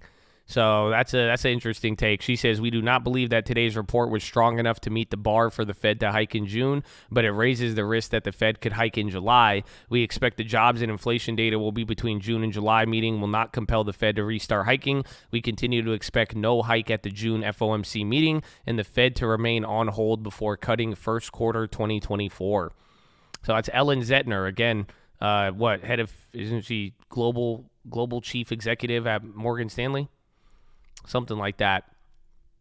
But Chatadonia, it's time. We've already went over the place. We've gone over a lot. You got to hear a little bit of Muhammad El-Arian as well. You got your data. You are going to wrap up Friday. You have no more debt ceiling drama or issue to worry about. I don't know. You got the S&P at an all-time high, or a yearly high. You got a lot of things going on right now. But what's your first play of the day? Welcome to the second day of June, Chad. Let's go. Post your plays in the chat. What's the first play of the morning? What you got? What do you got, baby? SPY put, AMD NVIDIA call, SPY rally 427. Equities are strong. GM puts, SPY calls, puts, long SK on skip. Lulu run it. IWM, Netflix calls, SPY calls, NVIDIA puts, more bills, shares for 430. Baba, PayPal, OSK, Tesla, Broadcom shares, MMV, PayPal 65 call, holding SPY calls, Snow calls, 5 calls, Smoke calls, Sox S, hedging everything, QQQ 358, SQQ, TQQ, watching Microsoft to 240. Or is that 340? Raul sleeping. MMV calls, IWM, tap calls, MMV, Square shares, SPY calls, FCX, tap calls, Apple calls, SPY 417 puts, SOXS, SPXS, SPY 426, Tesla put, MPW, AMD puts, got SoFi put, $7, Apple calls, and then UCAR, NEE long, Bill calls, Tesla call, long bond call, searching, call, holding Redfin, SQQ, Bill, UCAR, VIX shares, Carvana puts, FERG, FERG, ES 4300, SoFi, Meta puts, everything up until Powell. Chad calls, NOG, Bitcoin long, Palantir puts, selling covered calls, AMD, SPY Tesla, Intel calls, TFC calls, 210 Tesla, sell the long term, TRK log, SQQ calls, HT calls, SPY Tesla, Intel, setting up, Sentinel 1 shares, Apple cars, Chevron puts, Airbnb, NVIDIA. Thanks, Edgar, for the dono. Denver calls, SPY calls, Macy's puts, NVIDIA puts, coin puts, spread. And the final play, Sox, USO, pump it up. And Lulu calls. Let's go, baby. I was waiting. It came in slow on that last one. That was like a dramatic pause. I love it. So let's go, baby. Thank you for the plays. It was good to hear from you, Chad, and hopefully it gave you a couple of ideas. I got a couple plays. I'm going to be watching Broadcom post-earnings. That one was a dud. We're going to get killed on the options. Also watch Dell. Another post-earnings. It could relate to some of the shares. You could even watch Intel and NVIDIA, or especially NVIDIA. Then Baba and Baidu. Again, the Hang Seng jumped yesterday. More China optimism towards stimulus in China. Again, Japan is just like breaking out too. So it was really, really good for China tech last night. So I want to see if that continues. Going to be watching the bonds. Again, just even how Muhammad El-Arian was saying, you're getting more of the movements in bonds than you are on the stocks, low key. So we're going to be watching out for that. But watch that one. Then Tesla 210 breakout point 215. We did cover calls yesterday. PayPal was near $64. So watch if they're able to go crazy. Then MPW, if they gap up a little harder, we're going to go with the dividend arbitrage play. Then Novartis. What was it with NVS? I think it was tumor. They had some study that showed like 25% reduction in tumors on one of their drugs for NVS. So that could be good. ETRN related to the pipeline and the politics. And then Amazon T-Mobile with the Amazon Prime Wireless. And then Carvana, that little hiccup there at the end of the day. So, wow, that was a lot of plays. A lot of plays with a lot of explanation. But Chatadonia, it's time. Oh, yes. I'm excited. I hope you are too. I hope your Friday is good, and let's make it a good one. But here at the Cult, before we do anything, before we try to chase the dollar, before we try to enrich ourselves, we must pay homage to a very special group of people that has sacrificed more than most of us ever have and ever will. And I am talking about the veterans of the United States of America. So on behalf of the cult, the people here, the people not here, I want to give a huge special shout out. All the active servicemen, past servicemen, anybody who has served this country, even the families. Thank you for your service. Thank you for your sacrifice. And I hope you know you are appreciated. And I encourage all of you to show that love and appreciation to all of your vets. And big shout out if you helping out your local community too. All the doctors, nurses, teachers, firefighters, police officers, garbage man, the nonprofits, the volunteers, the coaches.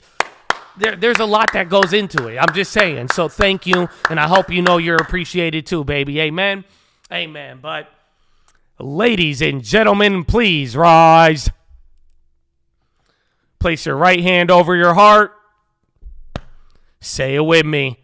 I pledge allegiance to the flag of the United States of America and to the republic for which it stands, one nation, under God, indivisible, with liberty and justice for all, baby. Senator Jets!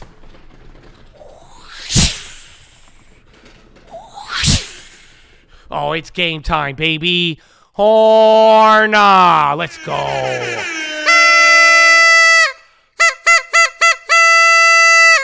Amen. Amen. Amen.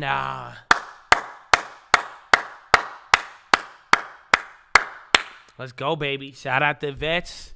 Shout out everybody who woke up. Shout out to Friday, you know. Do we just shout out everything? I like it, man. I like it. I like it. So get ready. We have about 1 minute and 15 seconds until the bell.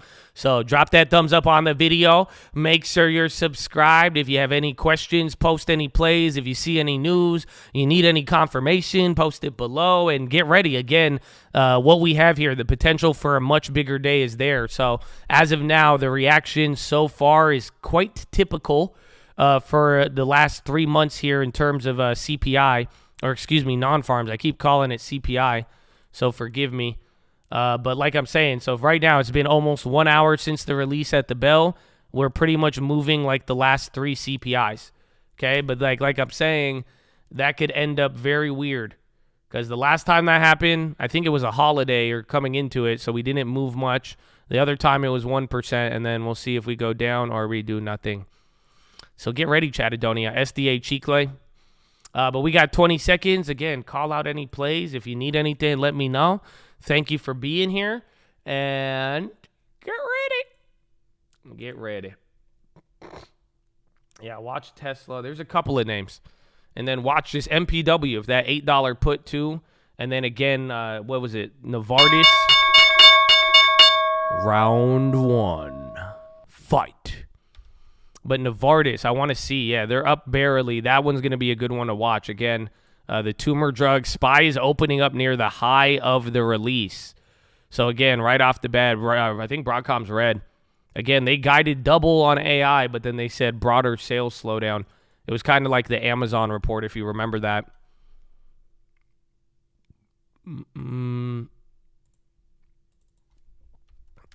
Let's see. MP gapped.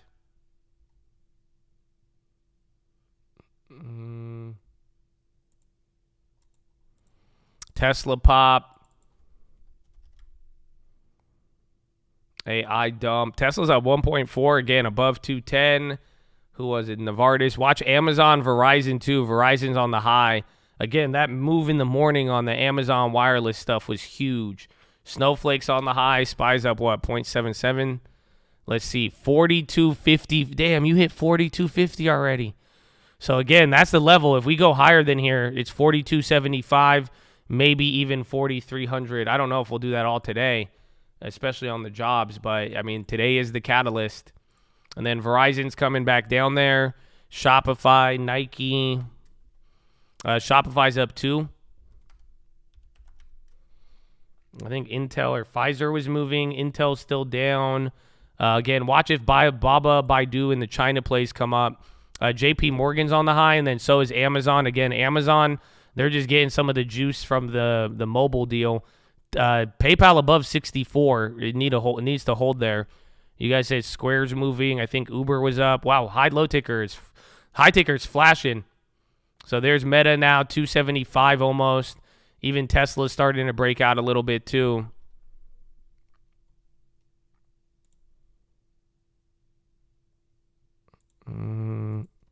Uber's up 2.3. There's Shopify.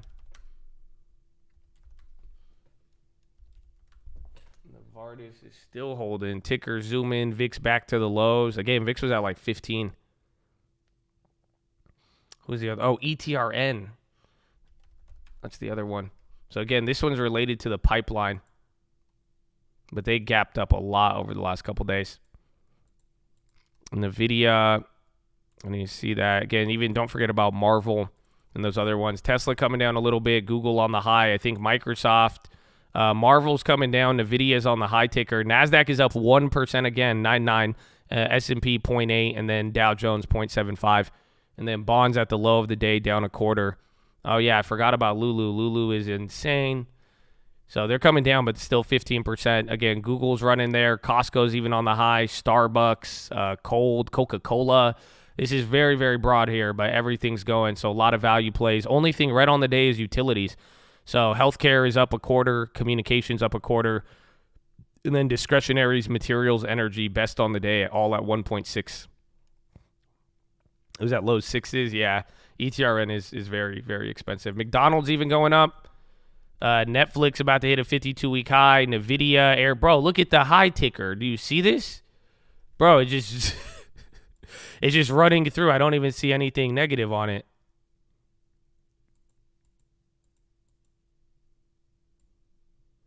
Watch Boeing, damn NVIDIA. Again, even Airbnb's woken up there. A lot of things. There's still stuff on the low side, like Target's on the low. Like if you look at the high-low ticker, this isn't just like a one-way move. But again, your tech dominance is, I think, weighing on here. Even Qualcomm's. No, that was something that looked like Qualcomm. Qualcomm's on the low. They're actually going red. And then SPY here at another high. Where are we? This is 42.60. So again, 42.75 is the next level. Then 4,300. There's Tesla again. Boeing at 211.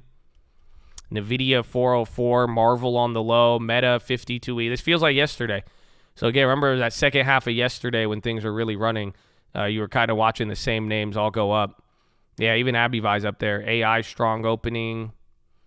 Yeah, CRM too. Don't forget about that one from yesterday. That was down, what, 7%? Intel's even climbing up now. Tesla, MMV, that was the one in the morning. Yeah, they're up a lot. They're up like 100%. And then Uber back to 40 or just under at 39.50 right now. Baba's on the high. Yep, Baba just took a fat candle now. And then Microsoft and even Baidu.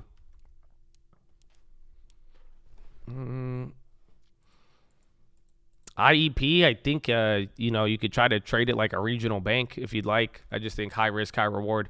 And speaking of which, regionals are up 1.6 right now. They're on the low, but they're up on the day. And even financials. T-Mobile is down 8 now. Damn. T-Mobile is on the announcement by Amazon that they're coming out with like a mobile phone service. Boeing, big pop, 2%. It's up at 212.50 or just hit that and came down.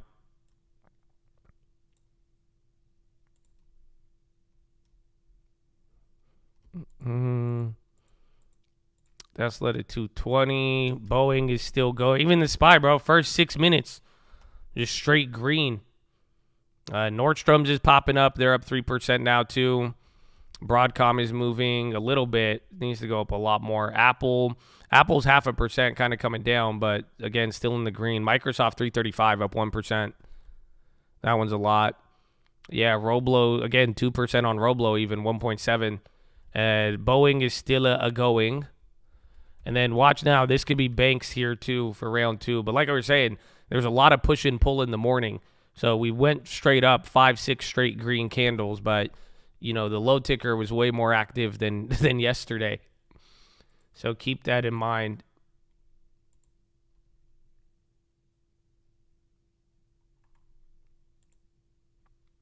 NVIDIA, PayPal, City's on the high too. Again, only thing red right now is utilities, and that was the only thing that was green the other day. Nvidia's coming down. So 404 to 400 in 2 minutes right there. Nvidia, big candle to the downside. Airbnb still breaking out here. Now back to 115 or just under. Again, Microsoft 335 is pretty big. And then Tesla 211. Shop pumping. Sentinel 1 on the high. This thing's still down 32%. Bonds at the low. QBTS, the quantum computing. Oh, it bounced. This one, yeah, I remember this came down the other day on the dip buy. Adobe solid. XLF, where's MP? I just need the puts. They came down to 35 cents, so 6 cents. You pretty much, if you want to, I'd rather get them for free. Or I'd rather get them for the cost of the dividend. White House, the dynamic keeps supporting consumer spending. Microsoft, 52-week high. Again, a lot of things. Macy's and Nordstrom's going. So, again, Nordstrom's was dead yesterday, then came alive. Same thing with Macy's. They're both up 5% now. Even Bud's on the high. Target was on the low earlier, but they're coming up. There's Tesla now, 212.60.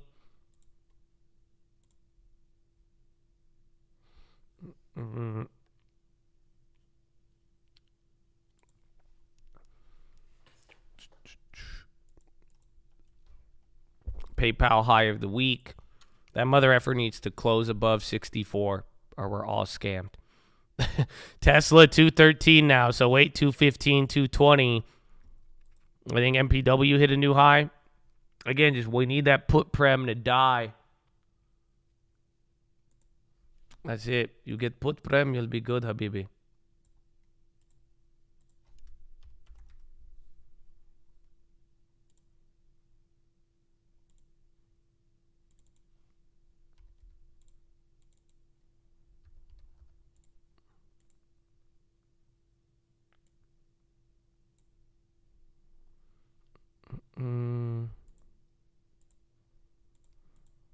Trade Desk up 7%.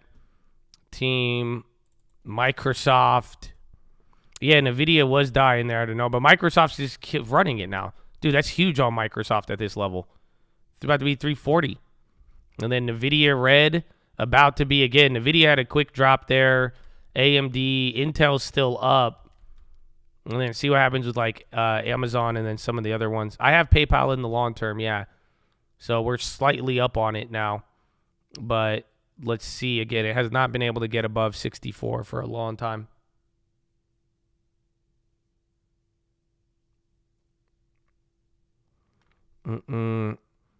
NFP, I thought it was a neutral bearish just because it was a really, really hot report. I think it's just going to give us a little more debate to be had with the pause or not. But some people think it cements a pause. Some people still arguing that it does not.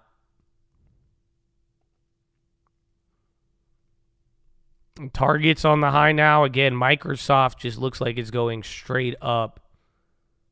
It's actually wild. AMD killing. There's Pfizer. Pfizer even went up. I didn't even have you. I had one. And then 420. Bro, you're just going up. You are not stopping. 4264 again, even off the, this is 20 points off of the open. So not only did you have the gap up, I mean, actually, I think that includes some of it. Yeah, but you're like, no, you're 20 points higher than the non-farms right now. So that is still going. Google too. Yeah, even Airbnb is going crazy. I mean, Snap's kind of doing decent. Meta hit a 52-week high earlier. What time is it? It's only been 11 minutes. So still got a lot of time. Fubo, MMV, that one was from the morning. They're still going. Abivai, I think I was looking at it yesterday. Like 119 is where we want it. That is where we want it, my friend. Oh, he does it again. Are you kidding me? Bro, God bless you, Edgar. Oh, Father, what do we do to deserve this? Or nah, let's go. Honestly, you guys are getting close to pump it up anyway, so I don't know, man. I don't know. Thank you, Edgar. God bless you. I did it again. Blessing the chats. Just like that. Just like that. Amen. Amen.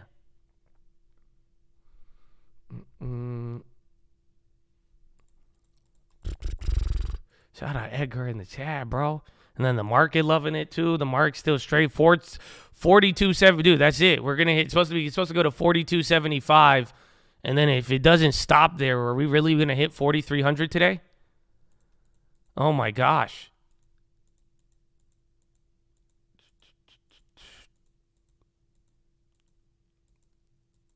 Mm. 4272. All right, Microsoft chilling again. I think everything else is going to start taking over. Lucky Soldier, baby. Order. Good morning. Oh, Lucky. God bless you all, Chad. Remember, dude, it was just last Friday y'all were going crazy, too. And we had a lot of fun. MP Dub at 40. So this is weird because this is where my target was. This is where I wanted to take my profits on my flip shares, but if I could get those puts at the dividend, I'm down to hold it. So let's see here. We'll give it a little bit because even if it comes down and not, I think the puts just need a little bit more theta and we'll be good to go.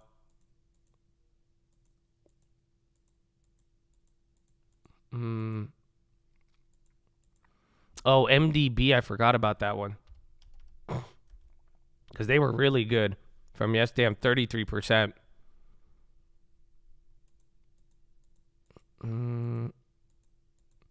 Palantir, straight rip. 2 Chads posting that. Amazon and Airbnb going up now. The MPW dividends in 2 weeks. So that's June 14th. So I'm just expecting there's going to be a lot of volatility leading into it because everybody wants to short it, buy it, short it. You know what I'm saying? So I think ex-dividend, it could move a lot leading into ex-dividend and then after. So if I could cover the dividend and protect my shares, I think it'd be a cool ride to hold. Otherwise, we got good profits. We got like $1,300 from the earlier MPW trades. Oh, business. Oh, and the Tory. What's up, Friday? What's up, Friday, Chad? God bless you. God bless you, man. Let's go. Yeah, we saw Palantir CEO. Seen him before. I want to buy the puts because if they go to a certain price and now we're up, they're pretty much going to be free for us. So we're pretty much, it's like a ghetto spread with the dividend. And then that way, if we're already up on the shares and then our puts could come in free, we're good to go. AMD, NVIDIA on the low, ironically. So even Intel's coming down pretty big now, too.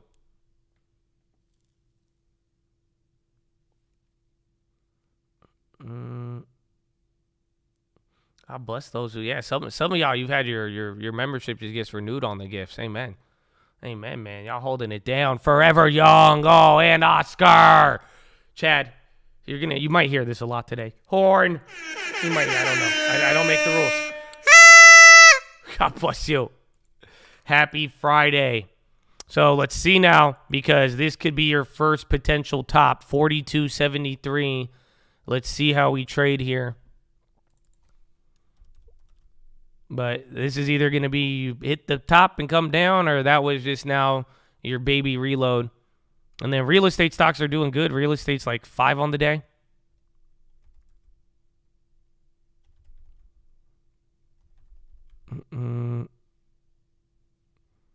IWM breaking out.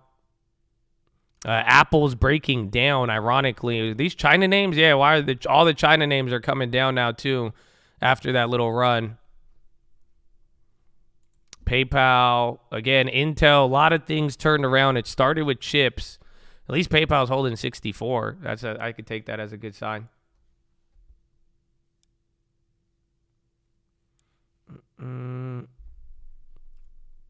Where's Tessie?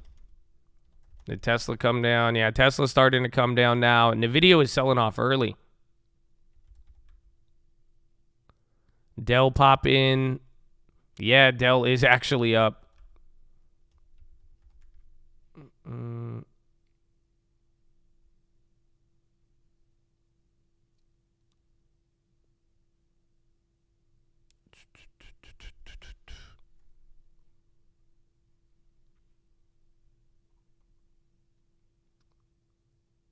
All right, honestly, I think I'll do it now.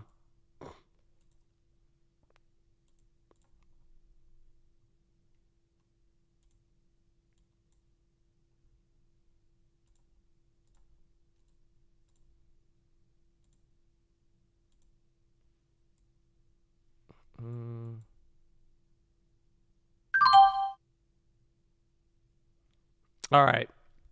I bought the MPW puts.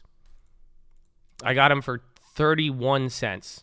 So pretty much I'm going to lose 40. I gave up 40 extra dollars of my profit to now pretty much hold that play down. So again, I went over the logic yesterday, but you could run the math. But since our cost basis is lower than the strike, and then now we're going to get the dividend, it's either we walk away minimum with the dividend amount, or we, if it keeps running now ahead of it, we'll be good.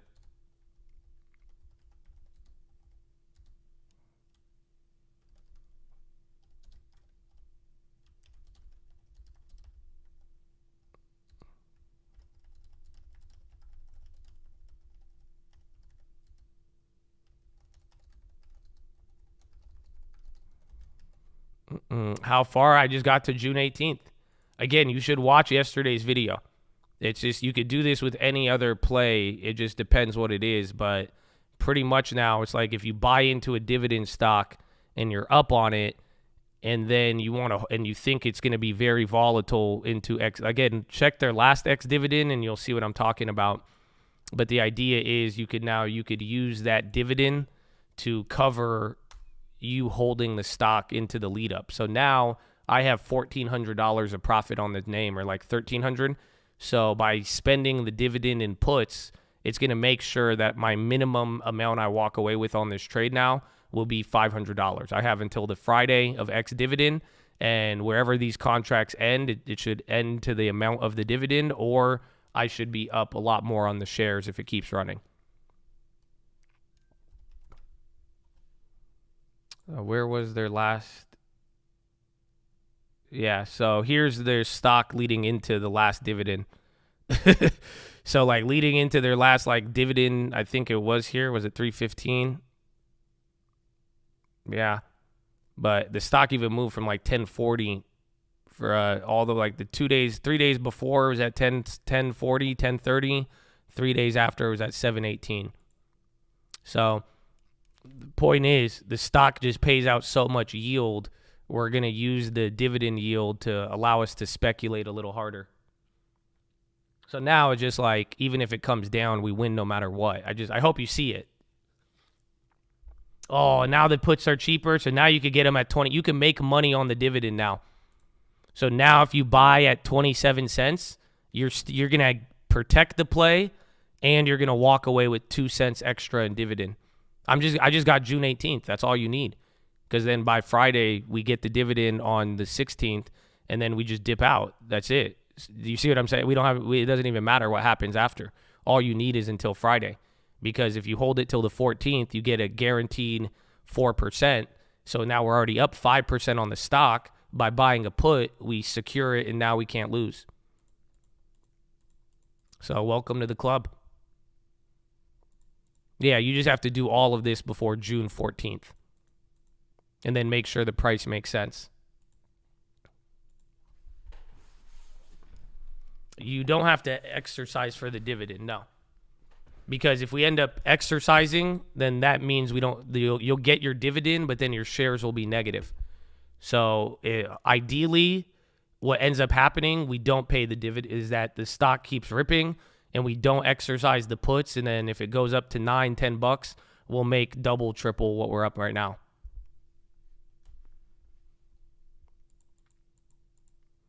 Oh, and Brian, let's get 4,300, baby. Well, let's see. I think 4,273, that was our first chill out. So we'll see what happens with all of this. Yeah, Walgreens is running up pretty big. Again, MPW just literally right when I bought the put, it skyrocketed.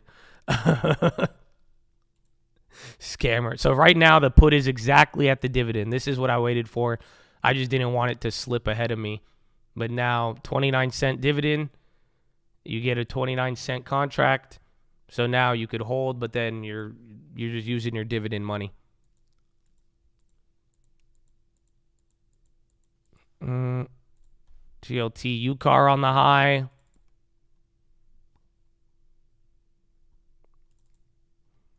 At 10 a.m. What time? 6:50. It's been almost 30 minutes.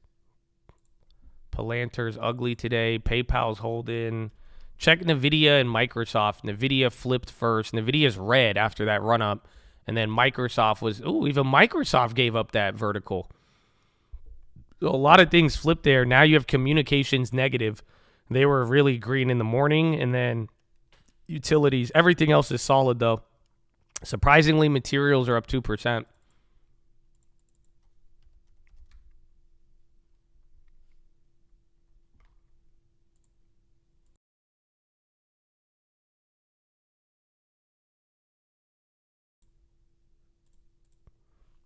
Target, TLT dump. Yeah, bonds are down quite a bit. TLT.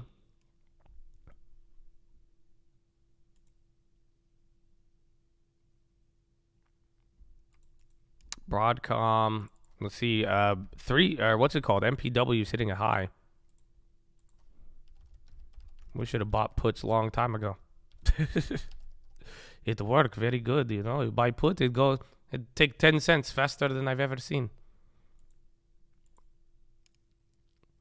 EXP Realty signs joint venture with Vesta Settlements for real estate title services in Virginia. Nice. So for MPW, you let it expire, hopefully. Because hopefully letting it expire means you're making way more on the shares, and then if you hold the shares till the expiration and close them all at the same time, your dividend will come in a month later. So just remember, if you hold past June 14th, you get your dividend. And as long as the dividend, compare it to the price of the put, then there you go.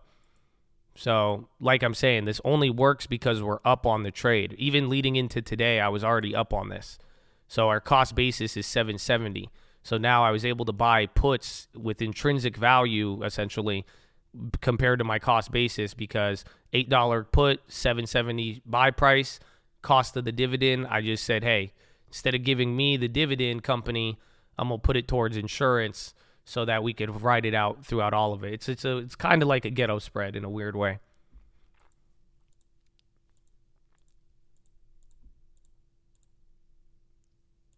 Mercedes won't join Renault's new electric van project.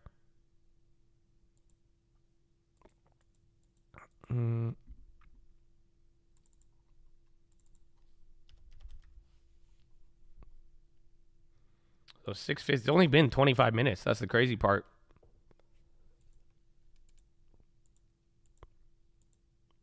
No benefit for the long term. Nah.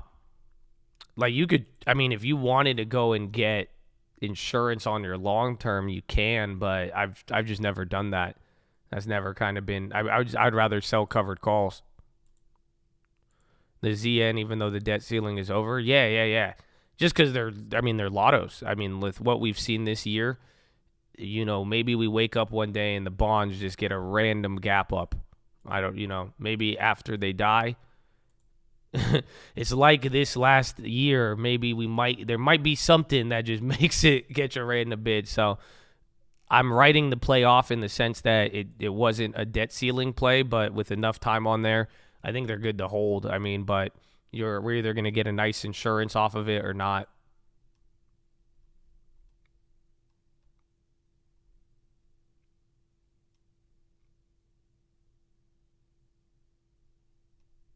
Is Tesla still up? I already have Tesla up there. Do you still get the divvy if you grab the put? Yes. Tesla is holding up. I want to see Tesla hit 215. I'm still surprised it's even holding 210, 208 so solidly. The debt ceiling, there's a little bit of debt ceiling optimism. Again, China tech stock rally too. But I do think now we don't have to worry about it. But I think at that point, it was just everything else, though. I don't think it's like primarily debt ceiling that is getting us moving like this. And then the jobs report. I mean, some people surprisingly really like the jobs report. I don't agree, but we've seen that a couple times this year already, and even last year.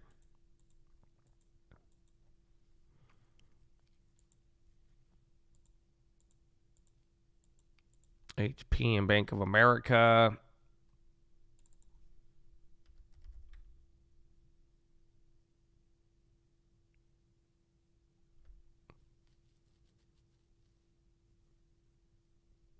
CRM dumping.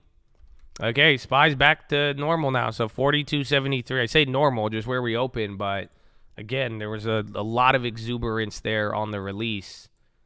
But now let's see. If you give up this, we've seen this move before. I mean, it's either going to get dangerously close to filling the gap and then it'll rip up, or if we do fill the gap and then we kind of level out, I mean, we don't have to necessarily die, but maybe we just hold this range. Again, it is a Friday, so we'll see.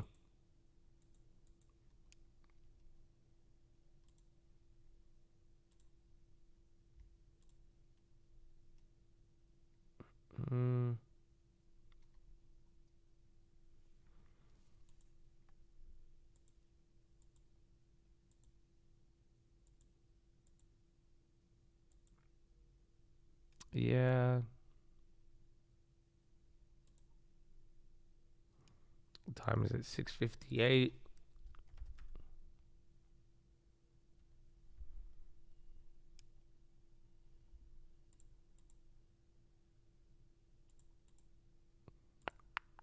New low on the day. Tesla finally dumping.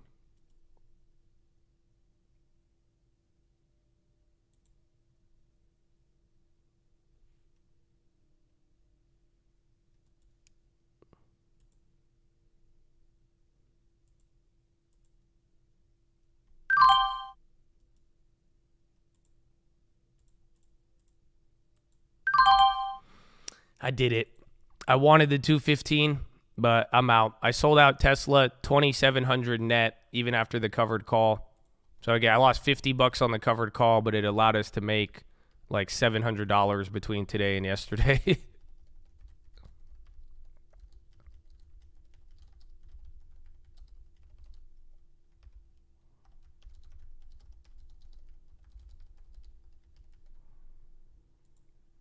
Yeah, I'll take it because again, I think it might even hit 215 though today, but I was thinking one more pop maybe, let it run, and then that's it. But it would suck if they break out and I don't have that exposure.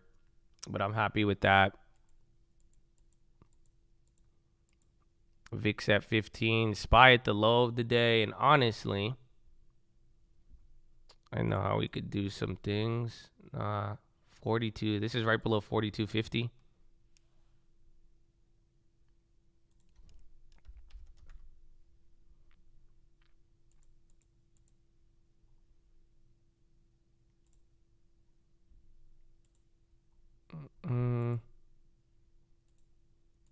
Marvel to test 58. That one could be good.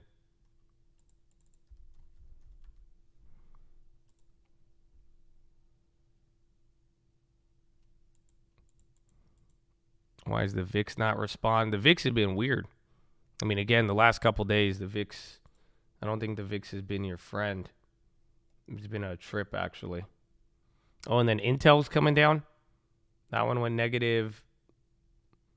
Pfizer's up.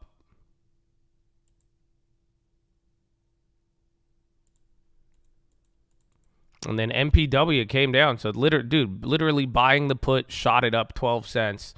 But now the puts are up, though. So, literally, that was just we had a window right here. The window is right here. The puts Now all the puts are higher than the dividend. Again, I had to buy it like 1 cent above or 2 cents above. And then we're coming lower here now on the SPY. Again, this is near 42.50 on the futures and even on the SPX.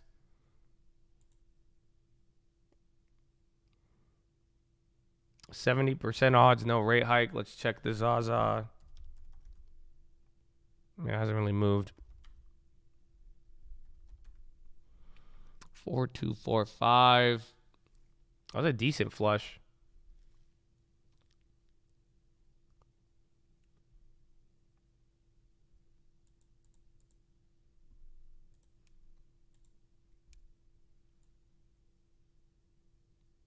I think it's early. NQ almost red. Yeah, bounce here. I think, I mean, you're either going to get it early bounce or not. It's literally, I was like, it's still early. But it could hold up here. Like I'm saying, it's either you do the come dangerously close and then bounce out of nowhere, or we don't even come close to that at all. Or just it straight up dies after the first run. Again, we don't even have data.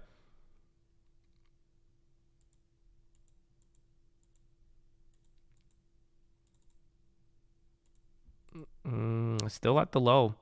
Again, Baba and Baidu came down a little bit. Baidu actually came up somewhat, but still just where it opened. And then Tesla, we got out of that one, but that was a great one. Tesla's not in my long term, no. And then long term's good for now. You know, just doing his thing.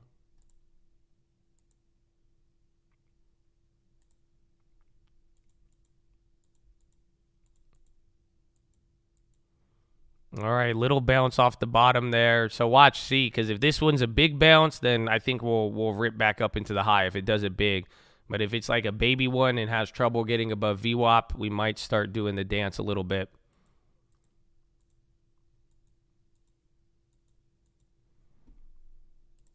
And then where's Broadcom? Broadcom's still trying to climb. DraftKings came down 1%. Tesla to 11. Microsoft down. Still at 333. Roblo, yeah, Roblo again. Roblo was up 2% in the morning. That's 4% flip.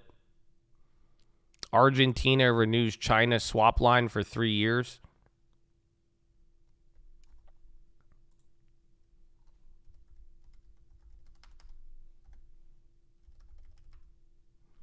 Marpa, where's Airbnb? Weren't they on fire in the morning? They gave back up some a little bit. And then you're right at 42.50 now. So like I'm saying, watch how it trades here. Either you get real rip through it and people eat it up and then we go, or otherwise it goes down in the sense of it just starts becoming resistance. Oh! Father Edgar had many sons. And now Tim and D Hunter. Do it again Friday, baby. We get blessed. We bless others. Amen. Let's go, baby.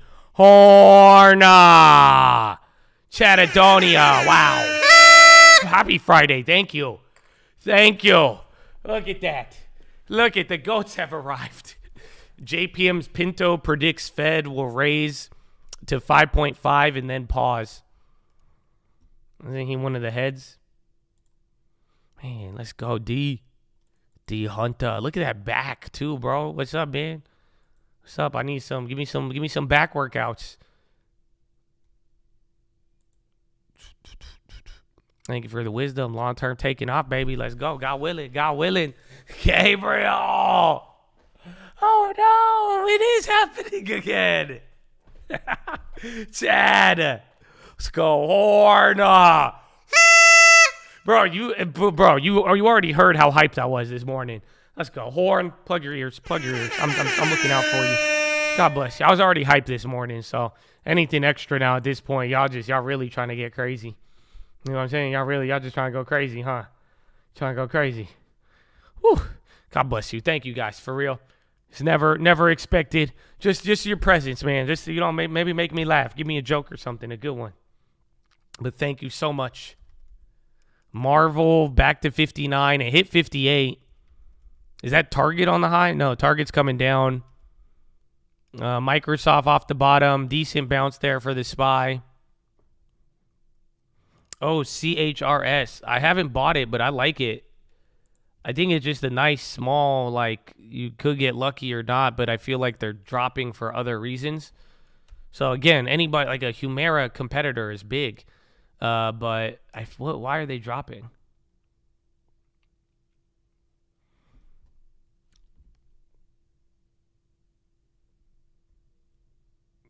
Because I'm trying to see if they, like, offered shares or anything. I feel like there's something else. And then Mark Cuban has a stake. So that's either good or he's going to dump on us. But I don't have a play on it. It's an interesting company, though. Again, it's related to AbiVi. They're selling the thing that made AbiVi. Netflix on the low. Google even coming down. Yeah, I'm still in Walgreens. And 3M. Those are our long-term pickups. Redfin is down, yeah. A couple of different plays. They even flipped either like really small cap or just like kind of hype movers from like Roblox down to AI. Again, even Airbnb kind of had a little flip. Father Edgar had many sons. Many sons had Father Edgar. I am one of them. So are you.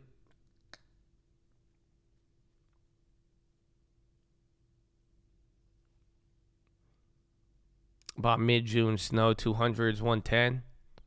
Okay, let's go. Snow's been going crazy.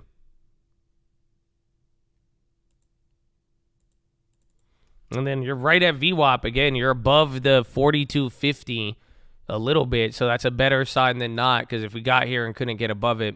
So I think we could go both ways still. Again, very early on the day, and a lot could happen. Let's see where we're at. Uh-oh. It's kind of looking like May. May we went up 1%. So far 6 hours after the non-farms. I mean, this is where we're at. So you're right, you're like right here, and then we kind of had a pullback. But in May that led to a 1% move. So it's already moving bigger. But let's see again, this is very what's it called? That data, just take it. This is all just if you like pictures, because it could do anything. AI dump still. AI was up earlier, and then Microsoft's at the low. AI is really starting to dump. Bro, Tesla just came right back up. Tesla might just be the runner. We'll see. Pinduoduo's on the low. So they're down 1%. JD's even coming down. Baba. Even Baidu after that little bounce. Crowd about to lose it. NVO down almost 2. And then Pfizer's up. And NVS, the tumor drug, they're still holding. Palantir dying. Yeah, down 2. Roblo. Yeah, Tesla's running. I think it was going to break out. I just wanted a abundance of caution, though, on Tesla. I would have hated to watch that go negative, because I was red on that play up until the last 3 days. So I think it could still, I think 220 is in the cards, or if it just does what Netflix did and then just goes crazy.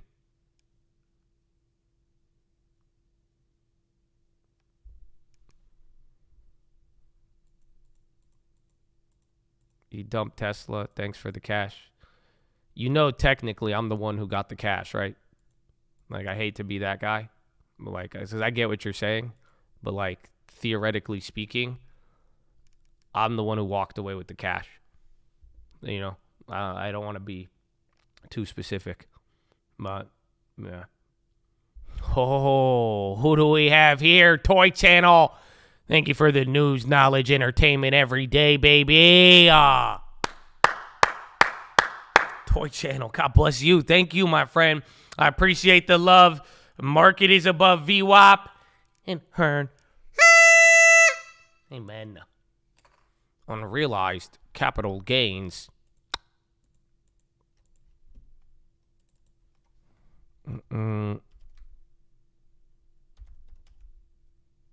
Microsoft, a little move. Again, I have 2 of these up here. Nvidia is still clap. Bonds are just dying. That's it. Bonds already to the downside. Edgar. JP Morgan. Banks are... Actually, JP Morgan's up a lot. Even XLF. Ay, ay, ay.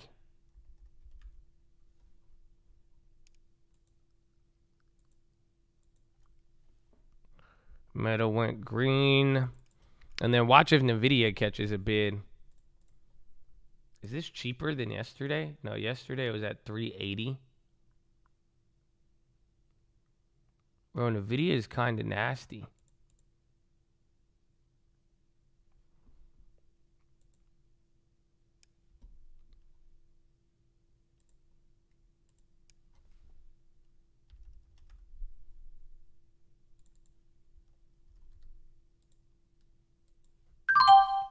All right, I did 50 shares of Nvidia at 394.70. 394.70. JP Morgan's running. Let's see if we could get some dollars. I can't believe I just bought Nvidia at that price. So this one I want to flip it because I would hate to get trapped in that.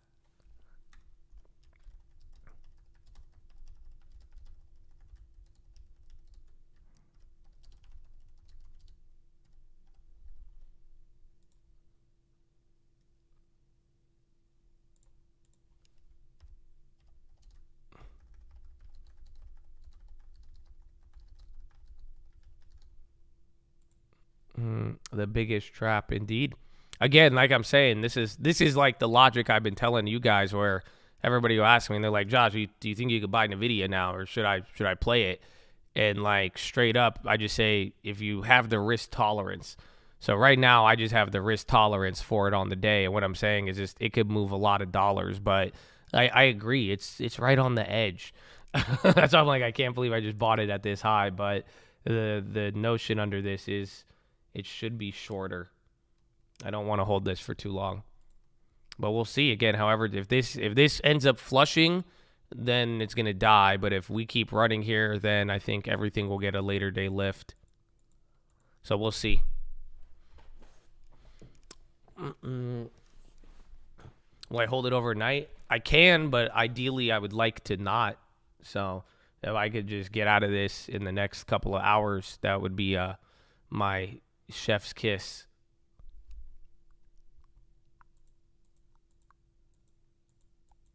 Take some Pepto if you want to trade Nvidia. See, India transfers Li ion battery recycling tech to 9 industries. We've heard of Ion Cube. I don't know what's going on with them per se.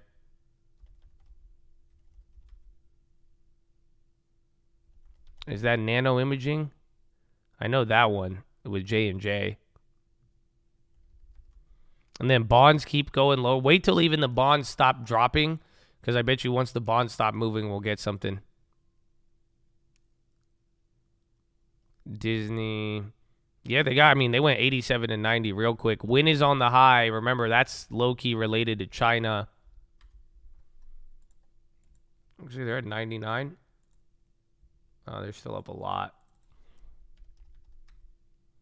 Tesla, are they going? Tessie, yeah, I got out too early.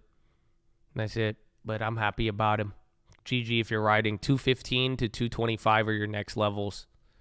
Yeah, Broadcom's up, but not like crazy. Snow, ooh, the big pop on that. You just got those contracts too, yeah.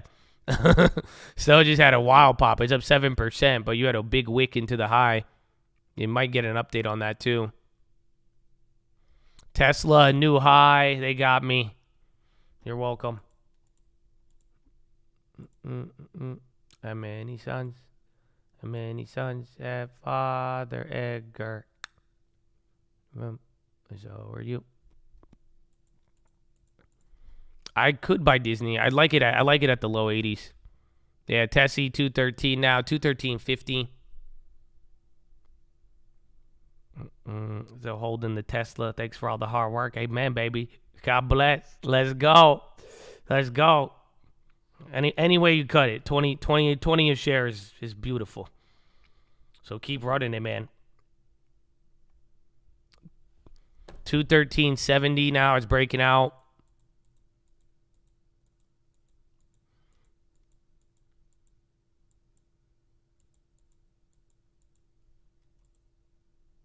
How many sons? How many sons? Yeah, man, that song is too catchy. It's too catchy. Snow's going up again. Tesla bottom right. They're the ones breaking out right now. Again, no other tech name. I guess Microsoft a little bit, but nothing's at the high. Again, not even Nvidia is breaking out like that. So let's see, Mr. Technology, Tesla. And then I need to go to the party. Okay, Chadidonia, I will be going to the party now. So I'll be right back. It's been, just under an hour? So follow me on Instagram at The Trading Fraternity. I love you. And I'll be right back. Tesla, new high. Is it July now?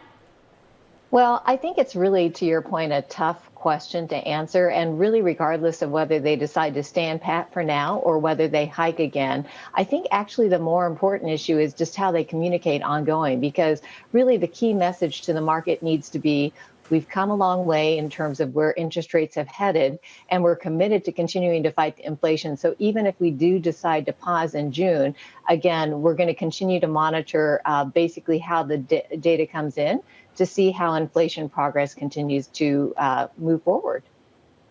How do you invest around that, Lisa? What do you do? So we're really moderately cautious right now, and the primary reason is what we're talking about. We still have elevated levels of inflation, and with that, we're going to have not only the Fed, but central banks globally, whether it's the ECB or other central banks, really continuing to be biased towards keeping that monetary policy tight, and again, potentially even tightening a little bit more. So in light of that, you just have a tough situation where you do have higher interest rate trajectory, and then you have the lagged effect of what happened in the past year. And at some point, we're going to continue to see that behavior both on consumers and companies. But, Guy, what's interesting is that if these numbers continue to maybe push out the recession forecast, remember when the first quarter was going to be the really bad quarter of this year? If it pushes it out, that keeps growth going, and that keeps consumer spending, and it keeps things better. And that's going to create even more problems down the road, you have to wonder. And the longer this goes on, the longer the whole cycle gets embedded, that Exactly. It becomes a cycle. You get wages going up, you get inflation going up. We're going to talk to the White House, Heather Boushey, a little bit later on. We'll be asking her that question. I don't know, Alex, I think this is a really difficult moment for the markets to navigate. I look at equities higher today. In some ways, that's a bit of a head scratcher. Yields are up today. Mm-hmm. We've seen a tech-driven rally. What's going on? I'm confounded not only by the data, but by the way the market is reacting to it. Well, Lisa, to that point, I was going to ask, does the number justify the rally that we're seeing right now?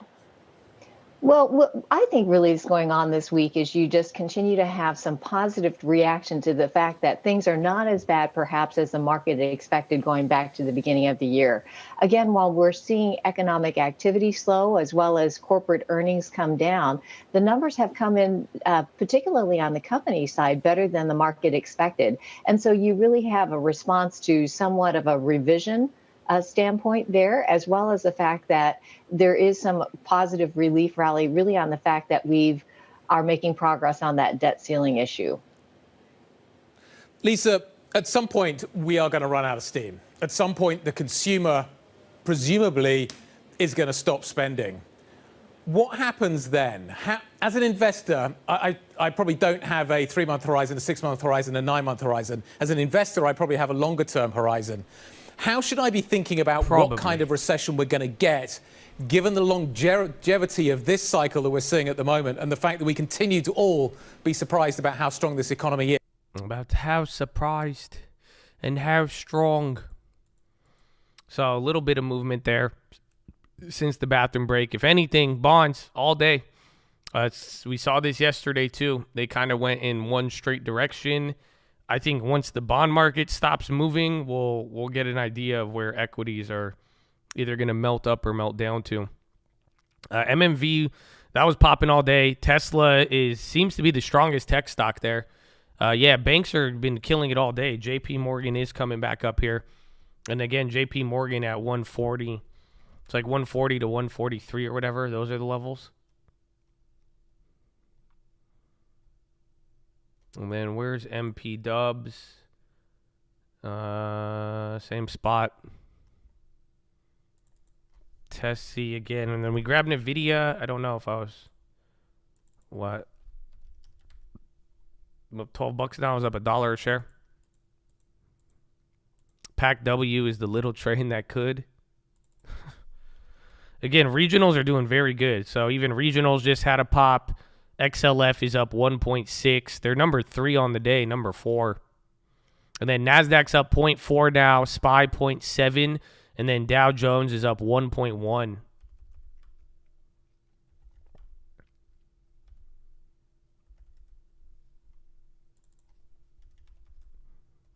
The AI boom is coming off the base. We'll see. Again, yesterday, so Broadcom, I think, was very unique. Again, Broadcom was like 15 or 20% of their revenue was coming from AI-related stuff, they said, which seemed like a lot. And then they said they expect to double AI revenue. But then they were like, well, we still see a bigger slowdown in everything else. So they kind of came out with the leather jacket on guidance yesterday, but then for AI, but then everything else, that wasn't good. T-Mobile, again, the Amazon wireless stuff from the morning, that came out and it's just murdering these guys. All of the cell phone providers. And then bonds keep going. Another new low. SPY is still hanging out. I mean, this was your first flush of the day. I believe this is 42.50 or a little bit above it, yeah. So watch that, 42.50. If we didn't just rock it up through every other levels, the 42.50 should have been the big test we were supposed to have.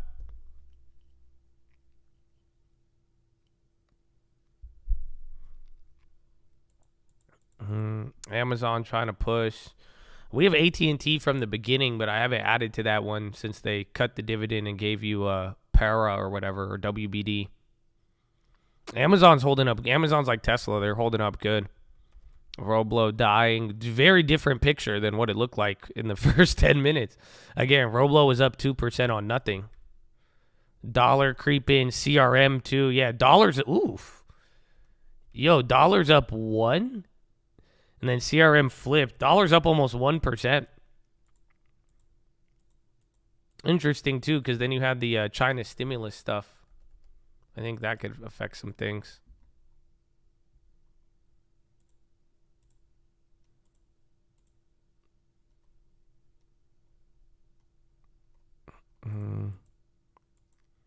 Is there anything that's undervalued? Yeah, just take a look at anything on the Dow Jones.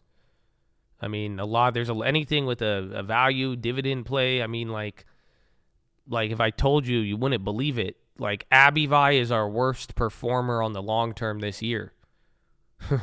So there's a lot of like underperform. As far as undervalued, I don't know, but because it's like Abivai is still expensive, but there's a lot of names on a lot of different industries that are not they're not where you think it is. Again, remember, it's about like 10 or 12 companies that have really had the gigantic moves here. But there's a lot of stuff that hasn't really played along. Again, that's what we talked about today. What did they say? The NASDAQ is now highest valuation compared to the Russell 2000.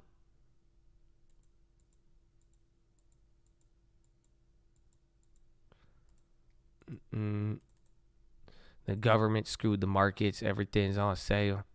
I have tinfoil. Would you guys like tinfoil? We're almost at 1,000 people or 1,000 likes. So I don't know. Could I interest you in some tinfoil? I have some. I was thinking about it yesterday. It's related to recessions and energy markets. BA got that dope. Is that the highs? Is there a bigger candle?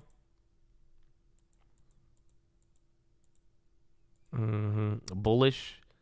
It's kind of, I don't know if it's bullish or bearish, actually. It's quite interesting. And it's kind of something I feel like it's kind of already implied to a degree. So I don't know. Like the video. Show me that you're here. Let me know. you really like tinfoil, just, you know, just hit that like button. We need 1,000 likes. I think we already got it. So I love you and thank you. BA, again, we're still chilling here.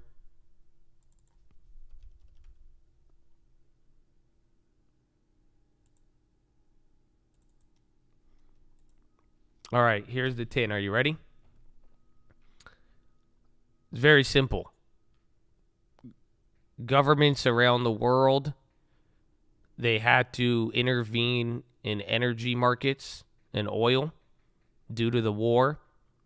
And then after changing benchmark pricing and changing all of that, and governments making all of these drastic energy trade shifts due to the war, the tinfoil is that it artificially, pretty much by all of the government intervention in energy markets, it pretty much sent you a false recession signal for the last year and a half. So, and that could even factor into the ISM gauges and all that other stuff. Essentially, they intervened so heavily, it changed everything else. And that's why for the last year and a half, we're like, recession, look around, look at this, look at that. But then it's like, maybe things are very, very good. But that's just pretty much all of the energy and how the energy markets were priced over the last year. It could have concealed everything if you really think about it, because you're not getting a real signal for it. Because now it's been almost a year of a 50% decline in oil, and you have no sign of recession.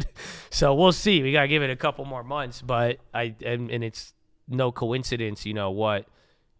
Right when all of the volatility stopped, that was, you know, October last year, September, that's when they made all of the final changes. That's when Europe came together. They made the biggest change to energy pricing in history. So, yeah, that's my tin. That's my tin. The intervention in oil made it so that you cannot truly see some of the other recession indicators. And maybe that's why the economy was way better than we thought.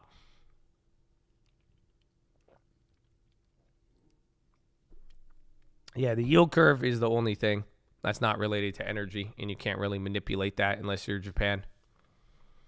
But I agree. And then the yield curve, we still have a couple more months until we hit history.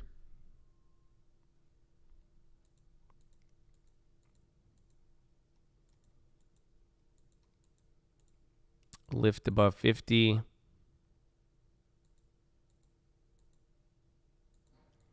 On Matterport. I think they're good.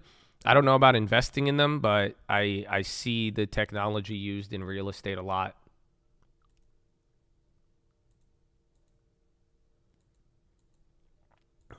So we should see more rate hikes since the economy is strong and inflation is sticky. Yeah. I have another tinfoil.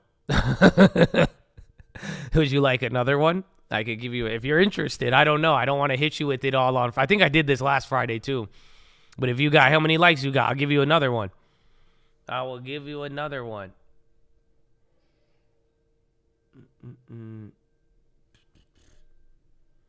Bring it on. Let's see. Give me 30 likes. Give me 30 likes. I'll give you round two. I'll give you round two.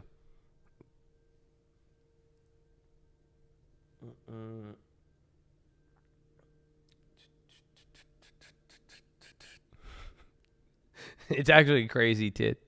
I love it. I love it. AI breaking from the bear flag.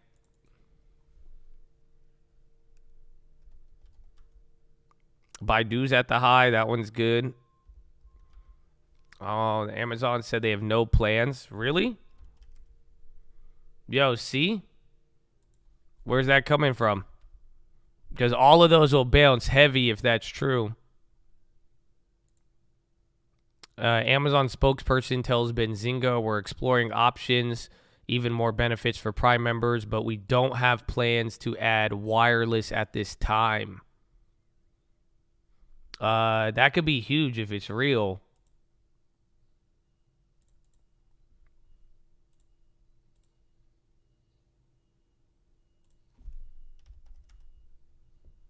The Amazon spokesperson said that earlier, yeah.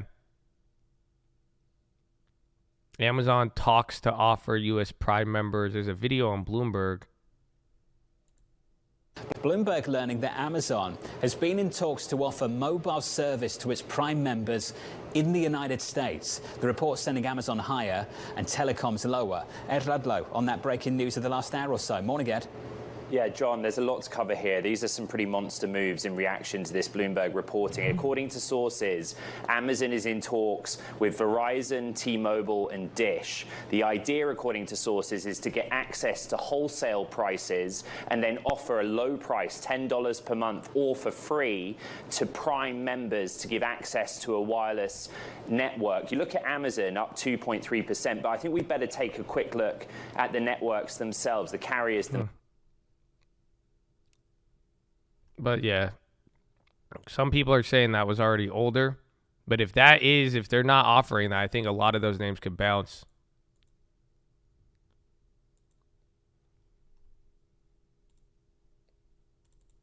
All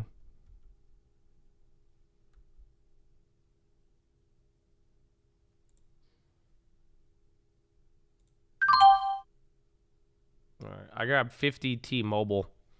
I'll try to flip them though. Again, I mean, down 10% on that news is crazy. They had bad guidance, but I think it either goes down another $5 or we get a $5 bounce. But don't trade that. Not a recommendation. 125.23. And then the video is just up $2 a share.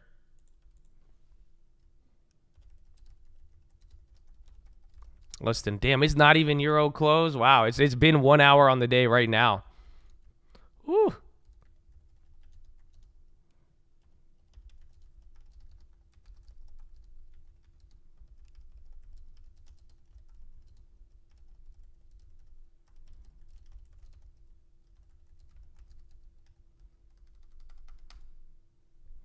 Kramer said Twilio looked attractive at 60. But didn't it go up? No. And you're still holding even V again. And now take a look. This is the first time the bonds stopped just going straight down. That happened a little bit here. So let's see how it holds us up from here. Because if bonds keep going down again, I think we'll still keep tripping out. But hopefully we get something good. I like Uber a lot. And Uber's great for the long term. If you guys, I don't know if you've taken a look at it recently. But in the long term now, our Uber, we're up 21% on the shares. But then that covered call, you're pretty much break even. You're down 2%. I was up on it yesterday. But that's one thing. If you notice the Uber covered calls most of the year, we've been up on the shares and we've been making money on the covered call. But I like Uber a lot. I haven't bought it in years, though. Because I bought it in 2022 at like $24. That was my last, yeah, did we? But I feel like I haven't. Yeah, we got $24. It was our latest pickup. But I like them, but I don't know. I wouldn't buy them at $40.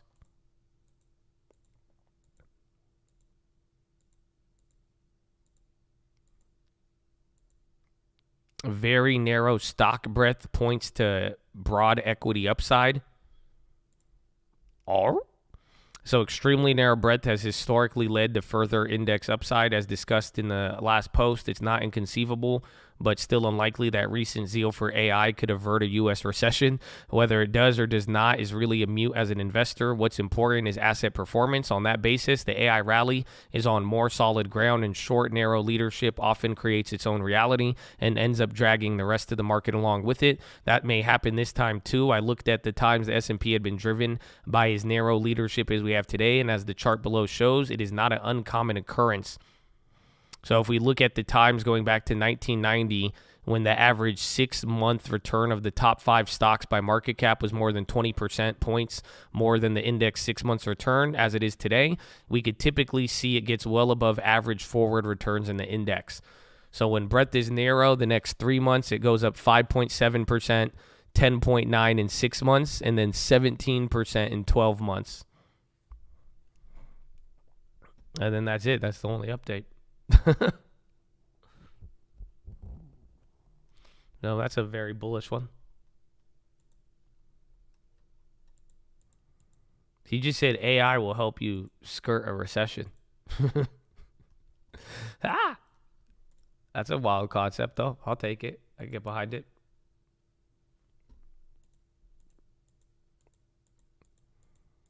And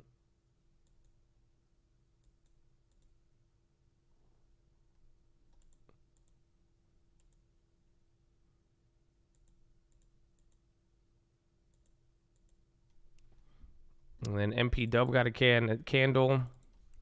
T-Mobile a little bit. I'm still surprised that T-Mobile's down 10% off that. There's NVIDIA. More tinfoil. I think I'm out of tinfoil for now, unless you bring it out of me. Oh, wait, I didn't give you the other one. Yeah, I got distracted.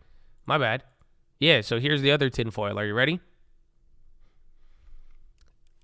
I think this Fed meeting and these next couple of decisions, I think they are very important. And the reason is because I think 5.5 is a very specific number. And if you even go look at the Fed policy, anytime we went above 5 or not, I think 5.5 is a line in the sand. So what I'm trying to tell you for my tinfoil, if we actually go to 5.5 or higher, I think rates could go as high as 7.5. So I know it sounds wild, but this is the game of rates. Just remember, when we were not even 3, when we were at 2, we were like, oh, it could go to 3, and we were worried about 3, right? And then what happens when it hits 3? Everyone's like, oh, 4. And then they're like, oh, but then it's 5. And then it's the same thing. Remember, it was just a couple months ago. We were like, oh, what if it goes to 6? Guess you're almost at 6 now. That's why I think 5.5 is a line in the sand where if you can't, you either rip it above 5.5 or you stay 5.5 and below. I think the world really changes above 5.5. And that's why if it does, I think they take it way, way higher. But now, once we're talking about 6, that means the next 2 points are possible. Because, again, when we were at 3, we were talking about 4, worried about 5. And guess what? Now we're at 5. So what I'm trying to say is if we go above 5.5, then we're going to start talking about 6, but then we're going to be worried about 7. And then maybe 6 months we actually end up at 7, if that's the case. So another little tinfoil, but I think rates are very important here. But the minute we start climbing past 5.5, 6, 7 start, those don't become that far away from us anymore.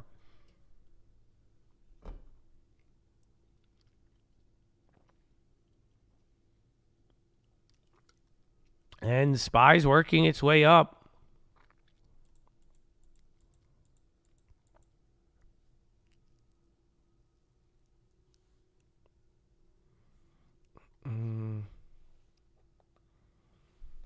And they still won't pause then? Well, that's why I think, this is why I'm saying they're trying to signal it.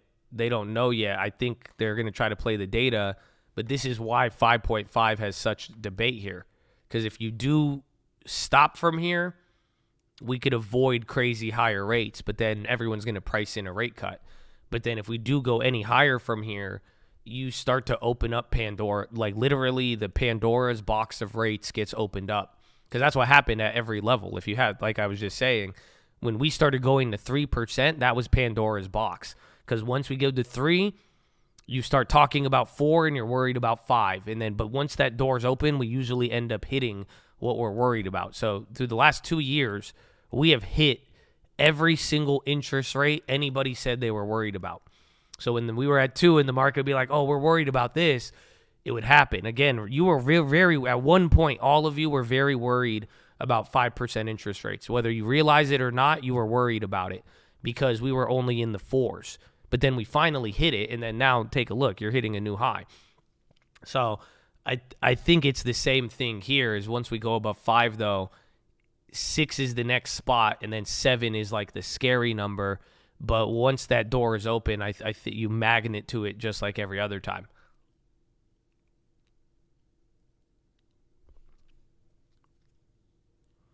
When 50 was going to be wild, then 75. Dude, at one point we were talking about 100 basis points in a meeting.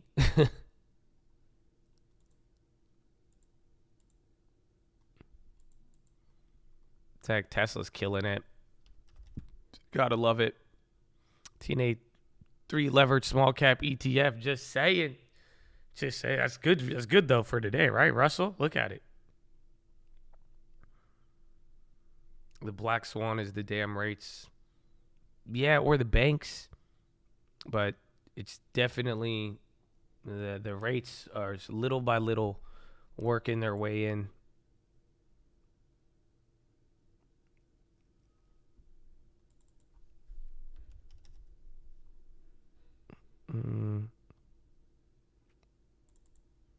Tesla's at the high. Tesla's right under 215, and SPY worked its way up. So like I was telling you guys from earlier, we didn't even test the gap. I mean, it's looking kind of squeezy. Hate to break it to you. Unless you like fail this now and start selling off, but it's mad early. It's only been an hour and 10 minutes, and that's it. This could get up here. We'll see.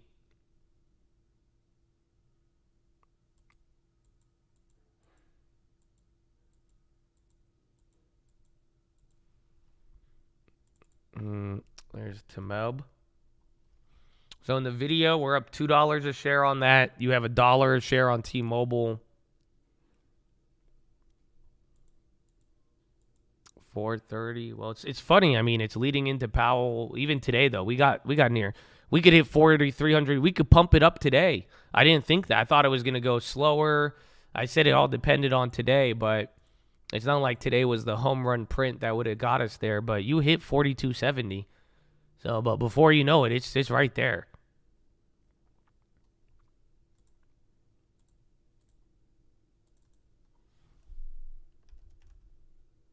Pfizer's coming up. Zscaler's on the high. Square, PayPal. PayPal's still holding 64 is weird. See how long he lasts for.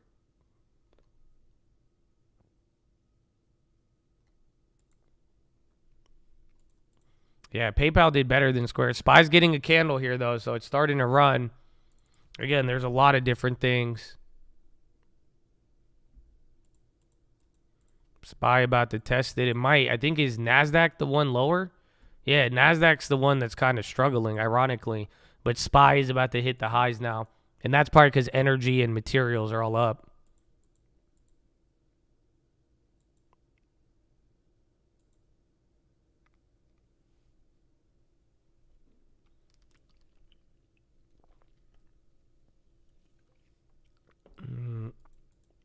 There's NVIDIA, T. Okay, everything's going.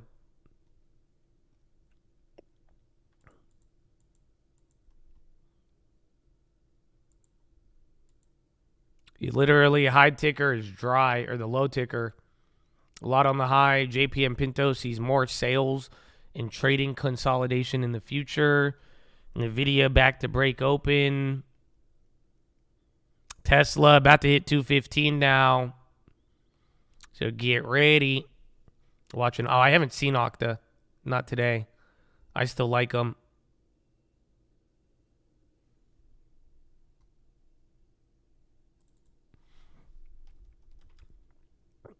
Pay yourself. T-Mobile. The $2 bounce on T-Mobile.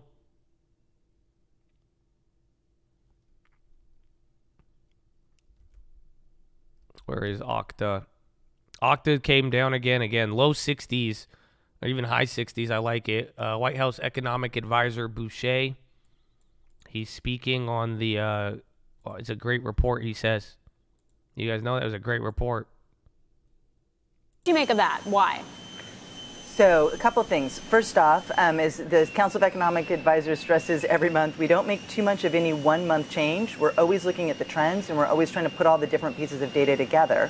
So the first thing about that number is it's out of sync with other data that we've seen. We've not seen a rise in unemployment insurance claims, for example, just as one data point. So we dug into that number. It sounds like outside of my house. Is that actually, you know, the payroll survey and the household survey are different surveys, right? So one is a survey of establishments, one is a survey of even the White families. House. And when you, and they have different definitions of what it means to be employed. And when you fix that definition, why is there different definitions of being employed? That of the establishment survey, you actually find that the numbers are quite similar. And we put that out this morning in, I believe, a Twitter thread to show that. So, you know, when you put all the data together, that number does seem to be an anomaly. Of course, we'll be watching it closely in the months to come. The guy with the leaf blower always turns up just at the perfect moment, doesn't he? Yeah, she has like the elements, that or the blinding sun. We're sorry about that. You did well. Heather, let's talk about you talk about this being the economy that you want. Is it really the economy that you want? Inflation remains a significant tax on the American people. Is the cost of a strong labor market hitting a new high inflation? Again, NASDAQ ain't there yet, but you're moving up now. We 4,267.85. labor market, and we've continued to see that nominal wages, while they continue to be, growing at a healthy clip, they have come down from their pace over the past couple of years, as has inflation, right? Inflation was over 9% last summer. Now it is, the most recent read, 4.9%. HPQ, Tesla, 215 now. It's about to hit it. Get back to a place that is more sustainable. So I think this report today is yet another indication that we are along that path. Even Disney's running. However, if we have to get to 2%, in your models, what kind of unemployment rate or a different way of asking it is what kind of monthly job growth is that consistent with? This is the White House economic advisor. Well, we need job growth to be able to keep up with the pace of population growth. And also, one of the things that we've been able to... I want to hear different takes on how people are viewing the jobs report. Again, that's why I was like, damn, even the White House lady is bringing up the nitty gritty. She's talking about the household survey and the other one. I'm like, interesting. What did she say? She said there's different definitions of being employed. What do you mean? You either got a job or you don't. What do you mean? Well, it's different. Now, what do you mean you're employed? Does that mean that can you still be employed if you're not working? No. I know that, but now I'm saying, hypothetically, is it possible for you to work while not working while you're working? Could you, can you answer? Okay, now tell me, is it possible to be working and be unemployed if you're still working out at the gym? Is that, okay, now have you been to the gym? Can you tell me about that? Have you, okay, now exactly, how can you be unemployed working out? It makes no sense. I yield my time. Thank you.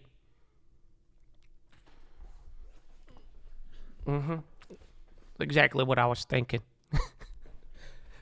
Boucher, today's jobs report gives hope for soft landing.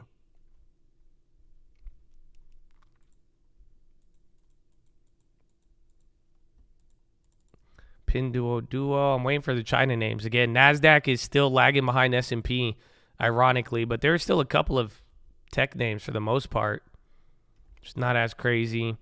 T-Mobile, we had a $2 pop, and then it came down. NVIDIA, too. Even the SPY, high of the day for now.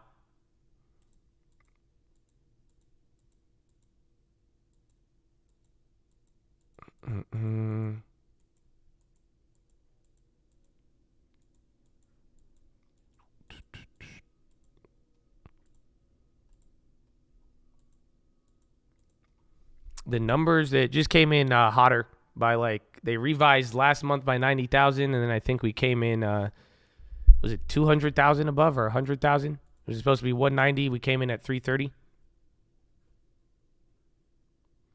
How does today's report give soft landing? Because it shows people are still employed. The numbers aren't cratering. And then there's some signs of unemployment going up so that the market's not hot enough to spur 9% inflation. So that's kind of where, again, you could get it. The real push and pull today was literally all about the amount of jobs added versus the unemployment rate. The amount of jobs added was negative, but then the unemployment rate was seen as positive. It's whether that's if you're looking at it in soft landing, no landing, or you're comparing it to the Fed. AMD, JP Morgan President Pinto concludes remarks at Bernstein. So they're done again. Banks are running on that. T-Mobile came back down. NVIDIA is holding up. JP hit 141, and now they're done with that convo. Bank of America up 3.5. Damn, even Wells Fargo 2.4. XLF 32.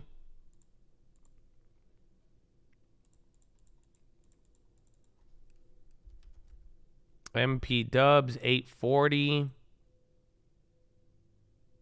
That's it.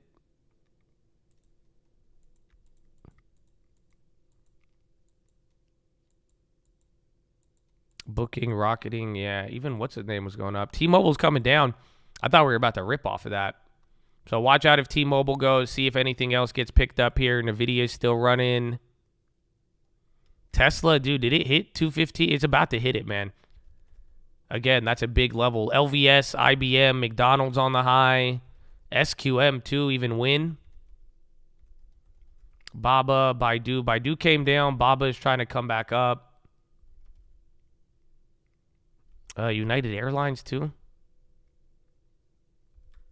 Macy's and Nordstrom still high. Everything's on the high. Snow even. Again, 426.54 SPY. This is 420.68. 42.70. Oh, wait. Was I looking at ES in the morning? So the high of the day is 42.67. I thought we hit 42.73. Yeah, I was looking at ES in the morning. Okay. So you still got 40 points. You still got another 10. Well, let's wait till we get to 70. But 42.75 on SPX will be the next level. Because I thought it just cleared every level already. But that was on the futures. But you're working your way back up here. T-Mobile, again, they came down. Utilities on the high. So utilities were red and they went green now. Only thing red on the day is communications. Hold on. XLU rocketed. XLU is dying the last 2 days. Now they're up.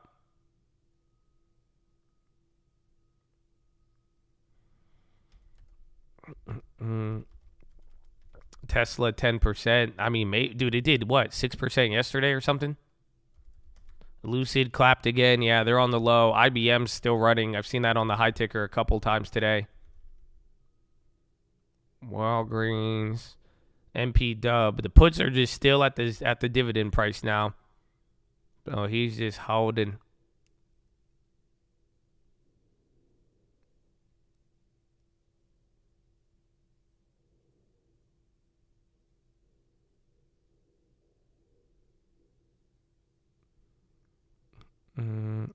When is this crash coming?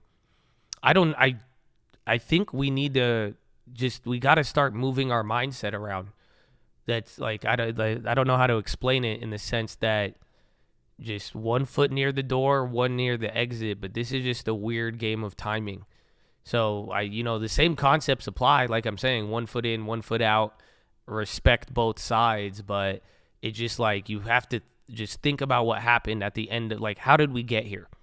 We ended last year on the worst, we thought the world was going to end.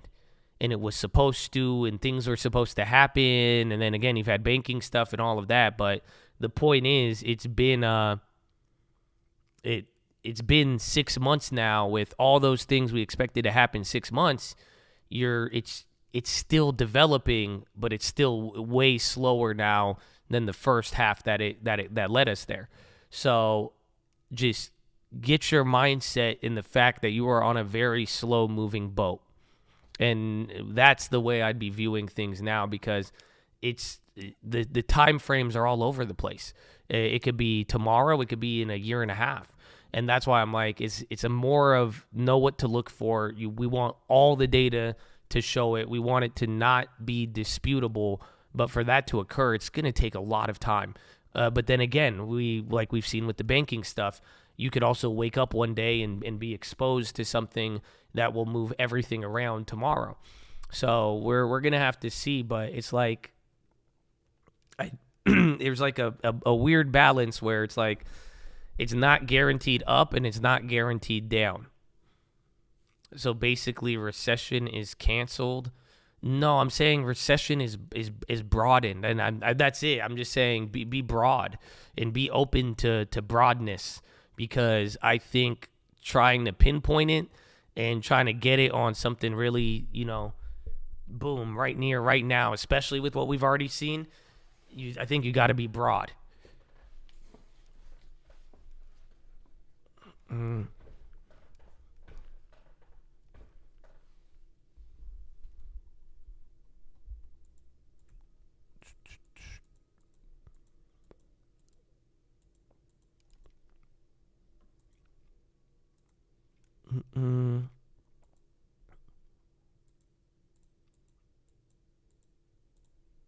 Did Tesla hit it? There's T-Mobile again. Bye Bye Baby draws sale interest from at least 2 bidders. They're bankrupt. BBYQ.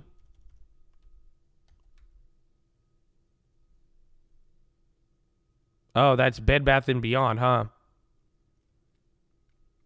BBY.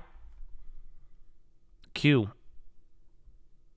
Damn, so there's no more BBY anymore, huh? Yeah, BBBY is gone.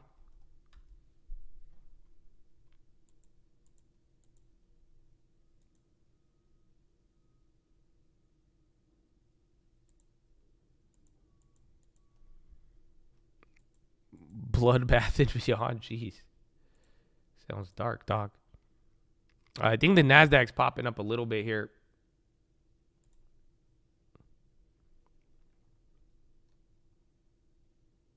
By Dunius.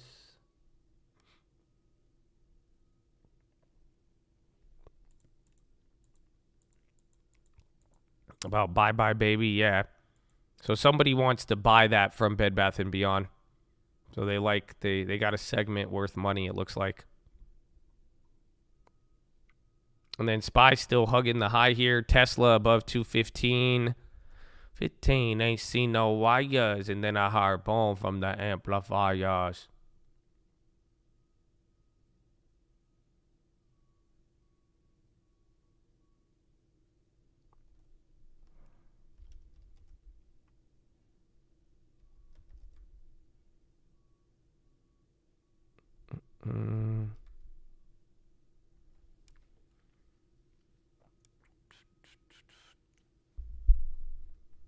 Is that NVIDIA?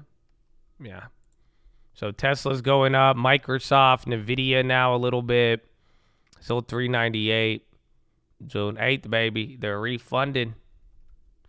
Tesla 215.40 now. There it is. So watch for 220. I think 217 will be a baby level, but it should be like 220, then 225. Dollar is at the high. Dollar's up almost 1% on the day, but SPY's starting to break out now. Meta's even popping. Again, communications communications just went green. So now everything is in the green. At first, it was like red communication, red utilities. Those bounce now.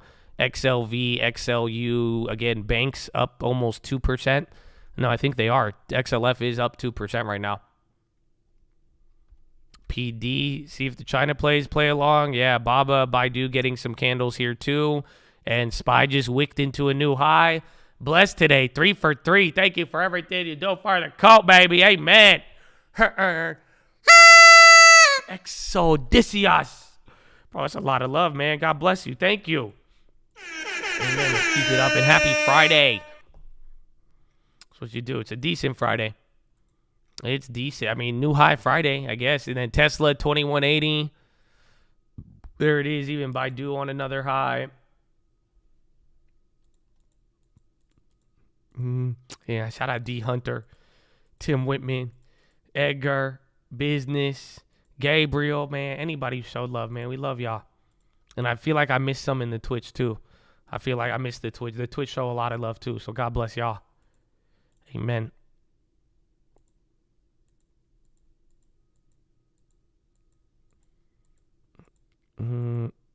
Tesla, 216 almost now.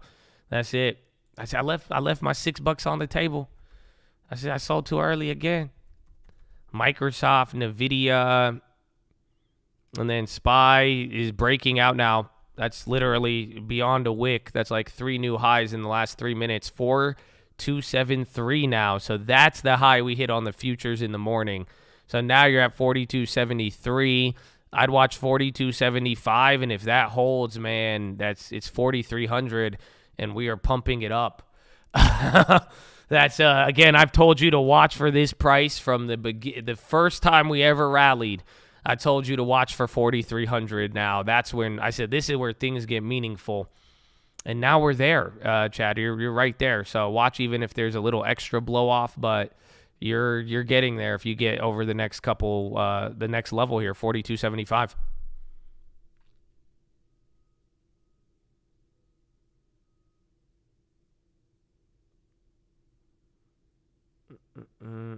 Froth got back, even got Josh with the no landing. No, this is the problem. Is like I genuinely hope you, like, some of you who want to learn and like actually like be, maximizing what's going on here. I really hope you're listening in what I'm saying here, because it's the timing of it. My stance has not changed. All I'm saying is, like, just please be aware. It has been 6 months. Half of the year has gone. So whatever you were thinking 6 months ago, I'm just telling you, half of the year is now changed. It's something completely different. And now the timing of it is trying to find the answer, trying to put it into a simple yes or no, recession when, moon when. That is what is making this unanswerable for a lot of people, where I think there's a lot of answers out there. It's just time. The only thing we could not force go forward is time. This is a game of time right now. This isn't a game. This is a weird, fucked up game of musical chairs. That's it. That's all. When it's all said and done, when the music stops, that hopefully everything you're juggling, you're knowing where it's going to land, because that's all that's happening. And it's timing of it. And the music, in 6 months ago, we thought the song would be over, and it's not. So that means it's a different song being played. But that's what you're watching over and over again. So what I'm trying to tell you is my stance has not changed, but I'm firmly aware it's been 6 months, and what anybody was expecting has not happened on the bearish or bullish. That's the funny part, because 6 months ago, the bulls weren't this bullish. 8 months ago, they weren't. And then the bears were way more bearish about what this 8 months, 6 months would look like. So do you see what I'm saying? Everybody was still wrong. And it's in a very weird way now. But I'm just saying time. The only trying to be entitled with time and demanding the data produces a market reaction because of this or that. And then it's like, it has to happen. That's the only thing that's going to kill you. And that's why I'm saying just patience. Patience.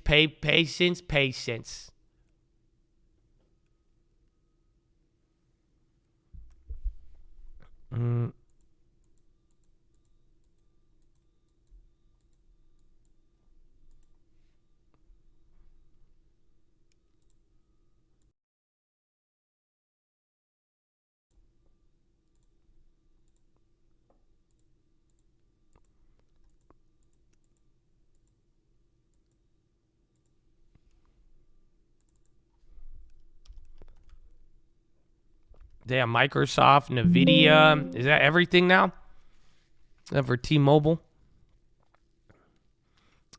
So that's the funny part. We're like 2 months off of the Jackson Hole anniversary. So, but again, this price, that's why I said it's so important. This is Jackson Hole, if you don't realize that.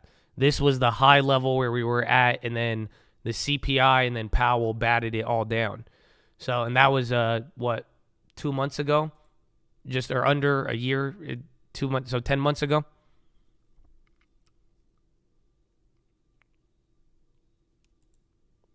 $4,300 at euro. If this keeps going up, I mean, yeah, but we'll see. But that's the pump it up point.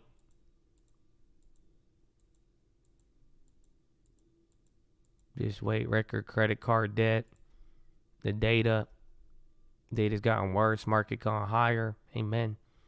But all I'm saying is just time. That's it. Even if it's like just wait, it's like we all have to wait. That's the point. Nobody is going to get around waiting. Just remember that. So that's the way I'm viewing it. We are all going to have to wait till whatever happens. And that is where I think the waiting, people just don't know how to wait. That's it. People want to buy. People want to short. That's what we've seen over the last 24 months. And then it's clear that Powell's just fucking with us all. For the patience God, Jaded Slick. Oh, and then Anna. And then Brock. Let's go, baby. Brock. Horna. God bless the Chad. Amen. Amen. That's why you buy shares. Well, yeah, I'm happy there. I mean, again, given though like some things are different than I would have expected a couple months ago, the idea of buying shares and dividends, that I'm fine with that. Shares, I'm fine with that. You know what I'm saying? So it's like there's some ways where it's still there, but none of us are going to get around waiting 8 months, 9 months, or 3 months, or whatever the amount of time is. But until then, the world is going to keep moving on. Like, that's it. Sadly, that's like that's the reality I think a lot of people don't understand right now. The Bible tells you this one. The world keeps turning. The world will always keep going on. People do not stop for a second. So just think about that. In the last 6 to 8 months, we just keep turning. But it's like answering all of these questions. I'm like, I wouldn't even look for an answer. I would look for time.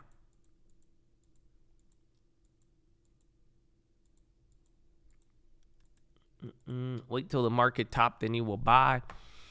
Well, again, back to our long-term strategy from the beginning of the year, end of last year, what did we do? We bought growth names at a cheap.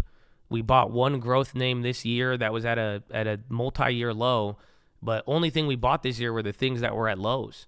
So again, what's going to happen is if we buy value plays and then growth rips and the market hits a new high, we're going to underperform. And then if you want to FOMO the top, if that ever comes down, then things are going to, then the value will come up. Am I scared? No. I'm just getting tired of, it's been 8 months. I'm getting tired of looking for something that hasn't been there and then kind of just, answering a question that we easily just depends on. It's all data dependent, whether we like that answer or not. So it's there, but zero fear. I mean, again, if I've been surprised anywhere, it was that I lost money shorting and then everything else that I owned went up 100%. That's fucked up. So it's like, I'm not scared at all. This is, if anything, if you owned in the last 8 months now, if you owned real estate, stocks, primarily technology, you made all of your money back. So my real estate rocketed up. I'm not losing on that. My gigantic Facebook, you know what I'm saying? All of those came up. So it's like there's nothing to be scared about. That's why, but then I'm like, well, the other stuff hasn't changed. But that's why I'm like, okay, this is just going to be a effed up game of time. And you are going to need to have the patience because, again, the yield curve, it still hasn't been 12 months yet. And some yield curves go back out to 24 months. Again, data, some of you are bringing up the ISMs. All of that stuff is there. So until we either watch lagging data get better or lagging data show the reality, I think we're going to be in this nice little, I believe this, I believe that, I believe this, I believe that. And that's what I'm saying after 8 months of it, if you're not tired of it, then good for you. But all I'm saying is like, by saying I'm tired of it, it doesn't mean I'm like, oh, I hate stocks, I don't want to do this. No, I'm just saying like it shows something to me where I'm like, so that's what we're doing. So it's like there's no point in answering. You know what I'm saying? It's like when they would ask Jesus questions and he knew why they were asking him the questions. You know what I'm saying? Like you're not like that's what it is right now. It's just like we can't. It's like, I hope you see it, though. Like, that's all I'm saying is so much time has gone on, and it's been another setup of 8 months, almost a year. A lot of things steamrolled, and now we're in the middle playing the expectation game with a lot on the menu ahead of us that it's just going to be sporadic.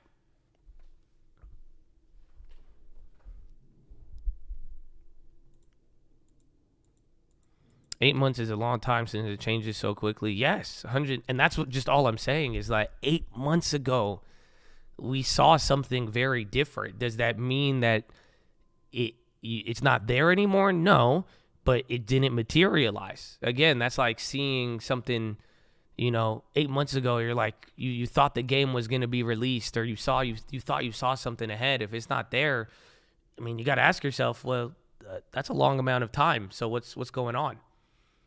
But that's why I don't think it's the opposite. Just because it didn't happen I don't mean it's like, right? Just because you don't see a recession, I don't think it's a recession canceled. That's not the logical fallacy I'm getting to. You see what I'm saying? So just because it's not A, it must be B. No, that's not what we're saying. What I'm saying is that there is a new story. Fuck a story, because I don't like the whole story narrative. All I'm saying is that something is different. You know what I'm saying? Like something has changed between now and October, and it's not just the price of the stocks. It's not just the data, and it's creating something. So you have to factor that in and notice what has happened since then.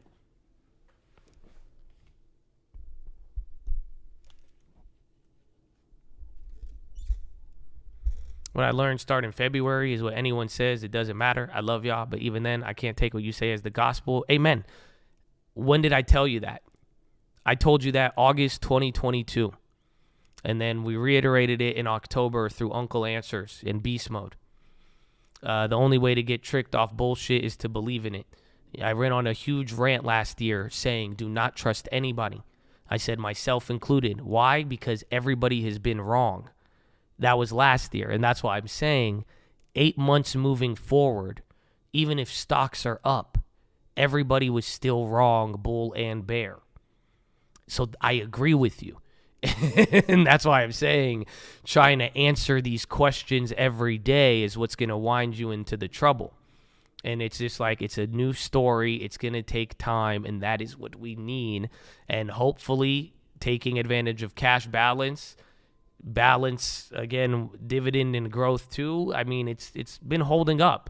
It's not like our plan got us into trouble here. The only thing that was trouble was a short on the NASDAQ, and I see why. But for the most part, it's there. No, I don't think I was right either. I was wrong. If I was right, I wouldn't.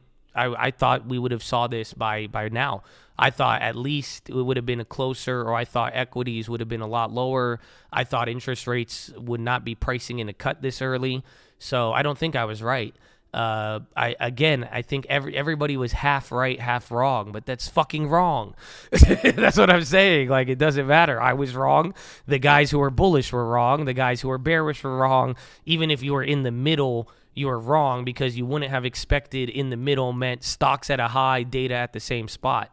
You know what I'm saying? So it was there, but it's just like, it's the same thing as last year. Everybody's getting steamrolled. We're halfway through. You're getting another weird remix on the steamroll.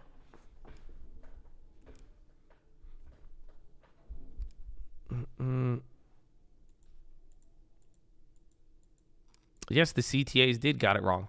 That was the statistical fact.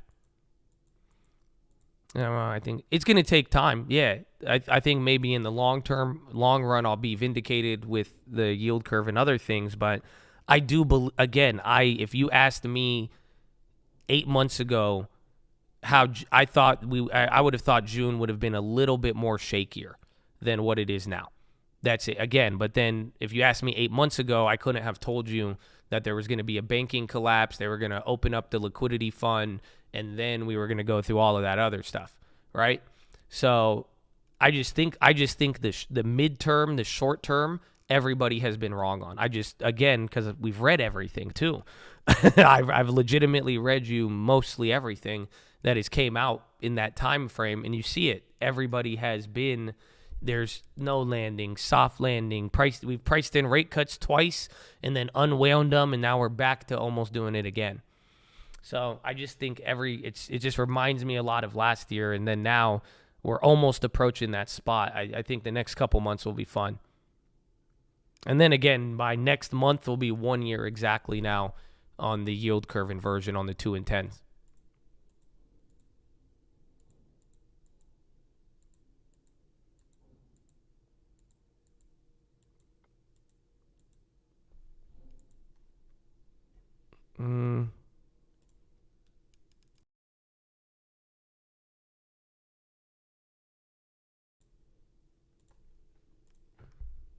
Do you think we saw the market bottom? No.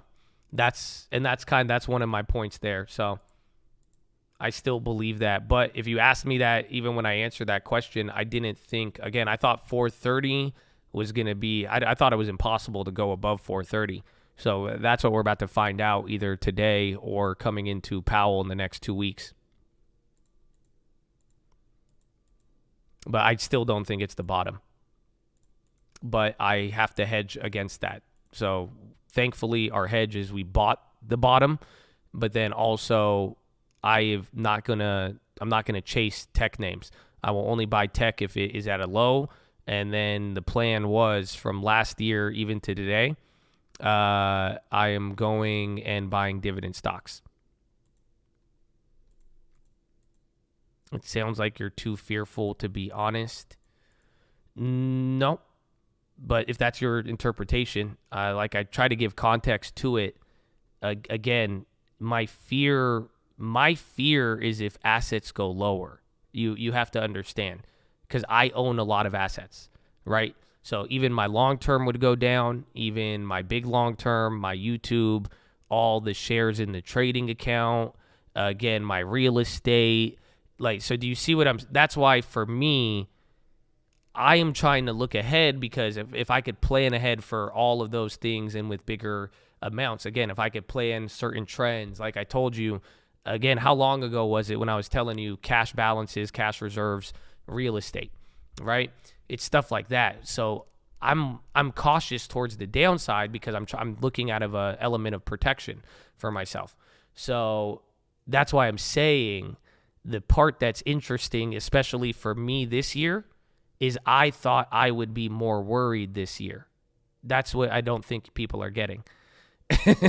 So if you, like, again, October last year and then coming into, June 2023, I thought my real estate would be down more. I thought my Facebook would be down millions. I thought my Amazon, like, do you see what I'm saying? I did not think I would, I didn't think even my Bitcoin would be up this high. So that's all I'm trying to say is that, so to think it's fear, I'm just saying, no. There was like a 6-month delay of game somewhere. And it's something different, and it's kind of reminiscent of last year, but there was a delay of game. And that's what I'm saying. But if you interpret it as fear, I mean, feel free to. Again, I know Lending Tips. This is the discussion I've had with Lending Tips.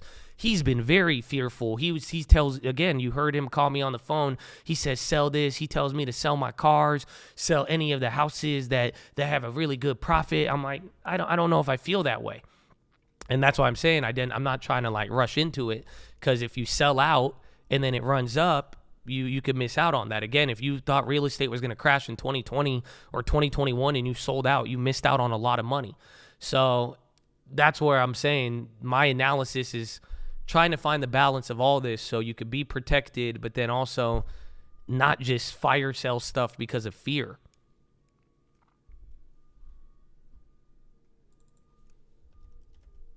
NVIDIA came down.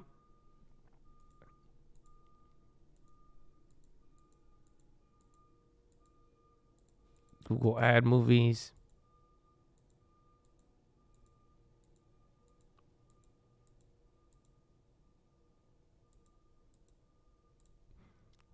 Noticed in association, a lot of old people now in their 20 to 40s. Their kids live with them now. Yeah, I've noticed that too, though. I've noticed a lot of, I've noticed the older people are more fearful. That's the interesting part. Is like, so again, I think like the Lending Tips and the more boomer than Lending Tips are very, like a lot of, like, again, even people I've talked to in real estate, the older people I know, they're the ones who want to sell their portfolios. They're the ones who want to get out of stocks. Those are the ones who are like, everything is going to shit now. Right? Like, again, and they're near their retirement too, or they're already there. So it makes a lot of sense. But I've seen it out of a more older crowd.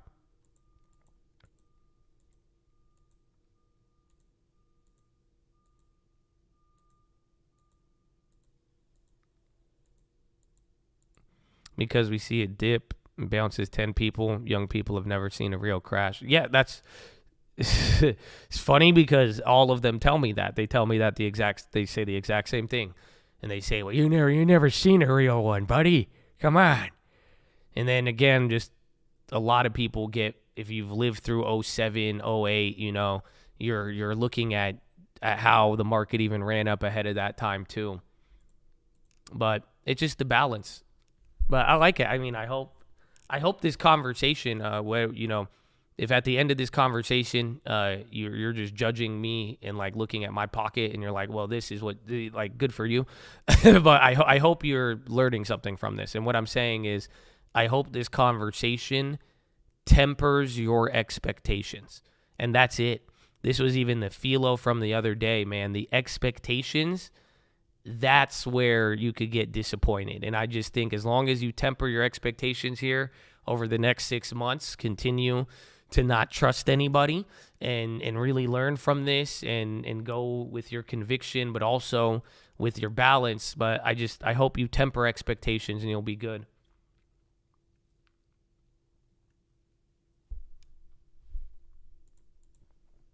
Mm.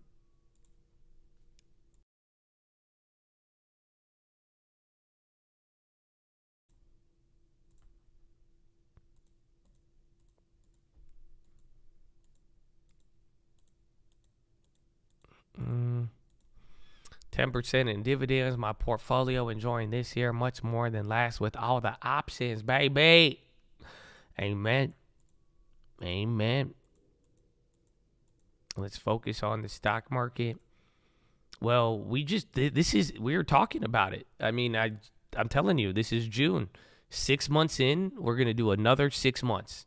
So that's where we are today. And now you're getting a logic from it, a little checkup from the beginning. This is just a nice little checkup. So I really hope everybody is ready for more. I'm excited. I think it's going to be, I want to see how this year ends. And I'm still pretty much with the same plan as before. I'm just now slow. I'm just slowing down even more. Tesla. Ay. What do you mean checkup? Just a checkup from the beginning of the year. I mean, we started the year in January. The market looked way different October, November. We had ideas at January. We began the year. We saw 2 quarters now. We've got half of the year. We got earnings. We got updates. We got monetary policy. You got politics. So, and like, we've gone through different narratives this year. And that's why I'm like, where do we stand? The market's at a high. The data is at a certain spot. Psychology still pretty much fractured and split. And then now everybody is still debating when something's going to show. We're not debating the what. We're just debating the when. And that is, I think, the moral of the story. And time keeps on slipping.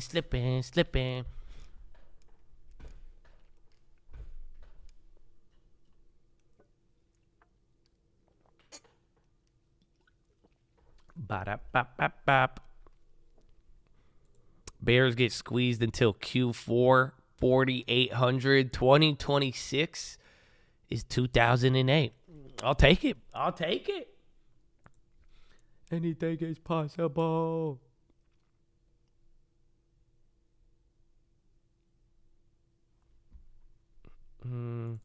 Yeah, Pfizer's running up. Bond first bid on the day.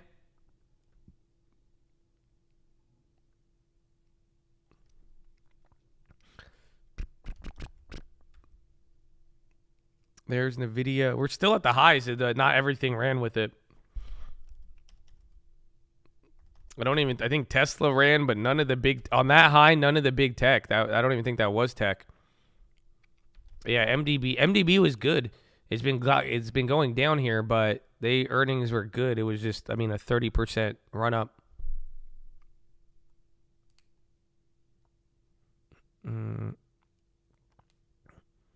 Didn't the most hated rally run up to 430? Yeah, it went up to 435. That's why I said this 430. If you were here from the beginning of the year, even on the first rally, I said I wouldn't get worried about anything until we get to 430. That's when you have to really start thinking about stuff. And that was from Jackson Hole and the most hated rally. The only difference, the most hated rally, that happened in a month. We went from 360, 380 to 430 in a month and a half. This took us 6 months. That's the difference.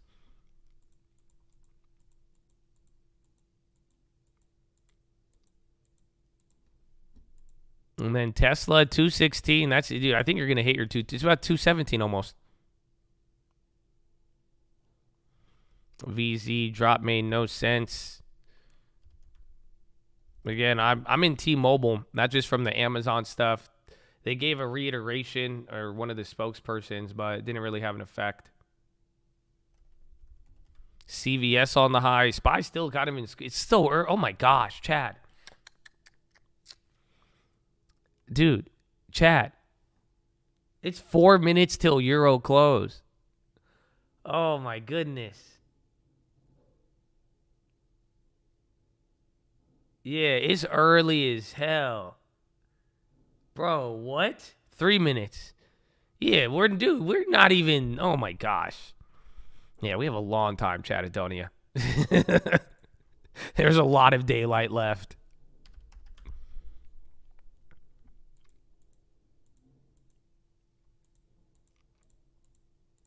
Walmart, let's see, Target, they're down. Costco. Consumer plays, again, everything's green. Communications are green. Utilities were red, and now they're up 1%. That's actually wild. I'm in T-Mobile with shares. That's it. I'm up $2 a share now, or a little under that.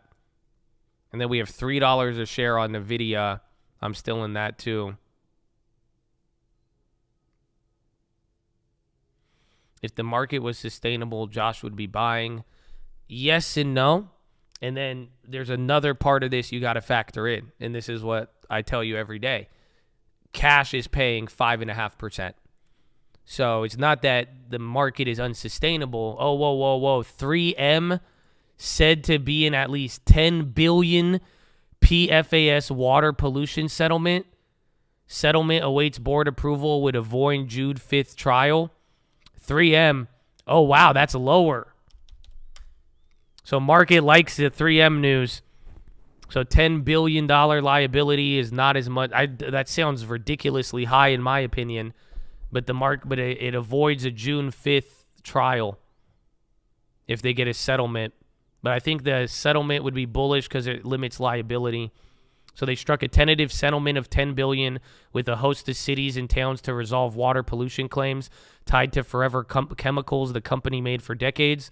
The potential deal would require board approval, would be on the heels of a $1 billion settlement announced Friday by DuPont and Corteva. The two sets of claims are part of four larger potential liabilities. The 3M, the largest maker of per and polyfluoroalkyl substances, or PFAS, is weighing the deal to avoid facing its first federal court trial over the waterproofing agent set to start on June 5th. Yeah, $10 billion is a lot, but I think people were expecting more, and then relate it to what's it called too.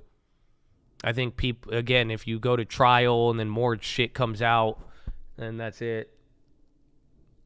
Yeah, it's already above 100 though. That's big news. It's good for now, but let me get there. There'll be a follow up. This is the first candles. If it could hold 102, like 105, it'll be really good. Otherwise, just watch. But that's fat. 3M doesn't move like that. Again, that's $4 on 3M. Yeah, that's huge. So again, I think it's still a big settlement, but I think it gives you more clarity on the situation.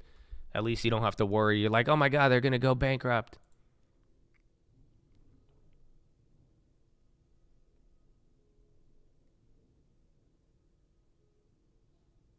Mm-hmm.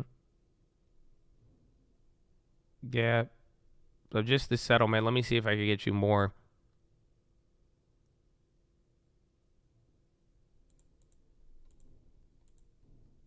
That guy said focus on the stock market. Well, yeah, we did. I think we got that within a second. And shout out to the long term now. But let's see if this holds. 3M market cap's 53. 10 billion's a lot, but it's better than, you got to realize what happened to Purdue. You get a settlement, you go to court and you lose. They're going to be like, you have to owe us 10 times your value. You know what I'm saying? So I still think 10 billion is a fucking huge amount, but I think more people are bullish that you could at least put a number to it, it limits unlimited liability essentially.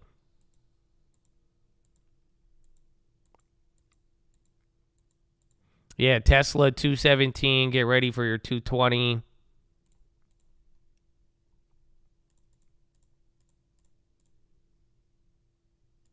Yeah, 3M.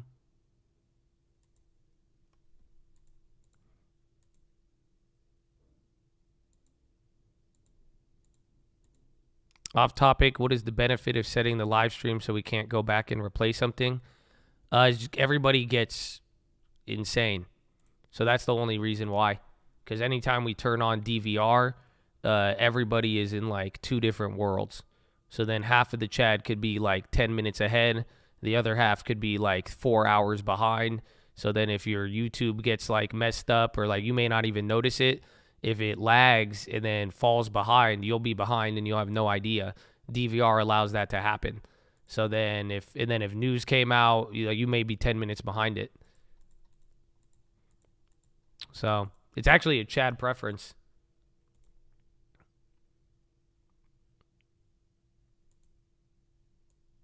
That's 10% of their valuation. Yeah, currently. And remember, that current valuation, though, that's 10% of the current valuation, barring a 30% decline on the year. So now, and again, their valuation declined in terms of future liability.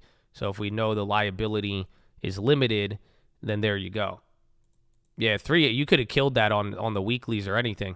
That was fire. Again, we got it within a second of it coming out. Green on Euro. Yeah, Euro closed too. Good call out. I forgot. We were just talking about that. Yeah, the weeklies were like $10. Good dude, if you hit that, GG. Chase says some customers are seeing duplicate transactions and fees.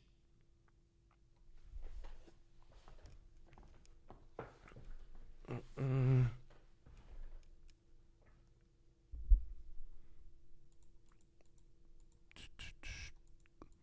3M. Well, I think it's above our latest purchase too. Or we got in like 103. I got too jumpy on him. 106. Damn, they hate me. It's Zell related. They said it'll be fixed. Yeah, the weeklies went up 5,000%. Bro, it's a fat 8% on 3M is insane. And then again, this has been the value play in the dumps, just even in the last couple of days. But we'll see. I think the real kicker is if this lasts into next week. So today it'll do its move. It'll eventually have a big sell-off here. But if it could hold into next week, you want people to get on that buy the dip on 3M train. Again, once you go from value, if people start to change the story there, we'll see if anybody upgrades it off of that news. That's the type of shit that gets you an analyst upgrade, but we'll find out. Yeah, people have been waiting for 3M, exactly. You've been waiting for some liability story, whether PFAS or what's it called? The earplugs. You're looking for some story there or an update.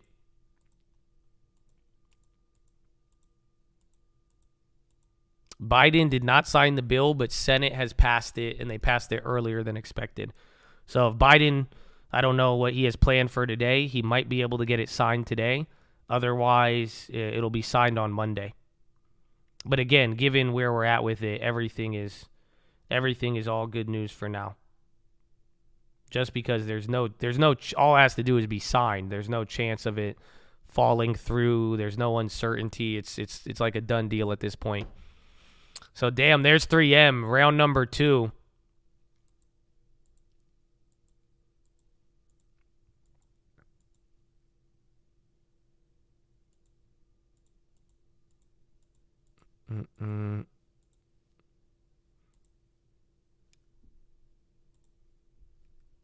Intel came up. All right, not bad. Where's NVIDIA? T-Mobile's still dancing around, and SPY's coming down here, even some of the tech names too. Dude, it's still so early. And then bonds have stopped their movement here. LMT, coal's melting up.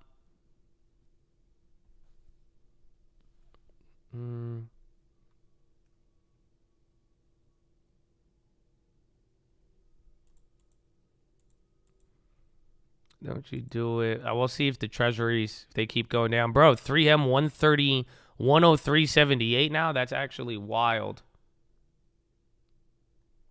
So he's coming back up.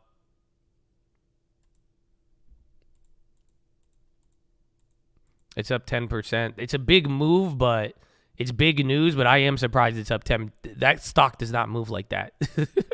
I think the last time I had a 10% move in a day was what? At least over a year ago. Even then, even on one of the when it first started dying. Yeah, I don't think you've had a 10% day since October. And that's when it bounced off of 107 and then went back to the 130s. So watch for an upgrade on this into next week. It'll do whatever it does today, but then this is also a play for next week. GG, guys. I hope you hit that because we had that fast. I know a lot of you jumped on the options. That's beautiful.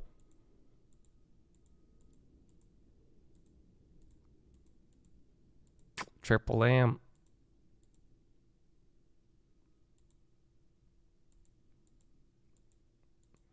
T-Mobile pop. Nvidia's coming down. I'm still up on it. Yeah, we're up on T-Mobile, $2. Jumped on the shares. Now, even, dude, I can't believe on 3M shares would have even made you, what, $5? That's insane. in 30 minutes, in 10 minutes. Citigroup CEO remarks interrupted by protesters. Now he's speaking at Bernstein conference. So there's your first drop, 104 to 10. That's moving crazy.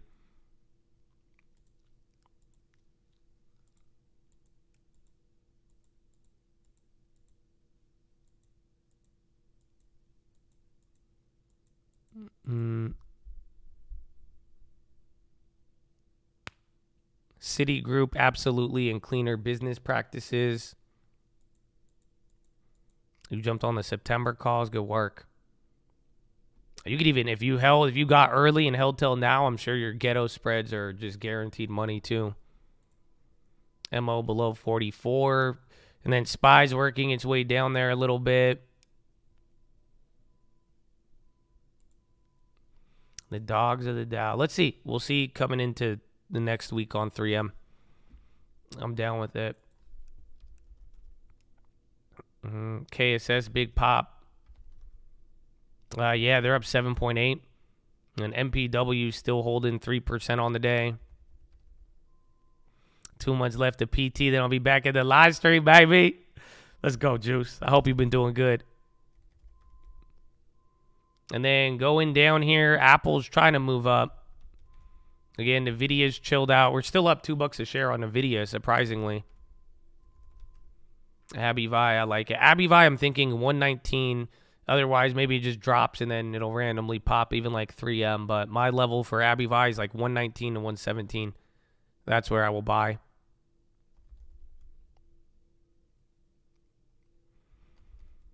Tesla, Boeing's on the high. Tesla's still holding. SPY's trying to get a candle here.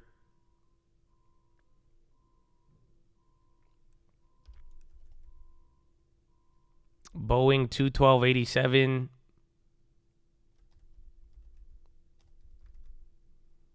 Broadcom. Palantir's moving up. And then 3M, bro, down $2.70 off the top there. Out here in Cabo, still working, baby. Oh, Cabo. God bless you, baby.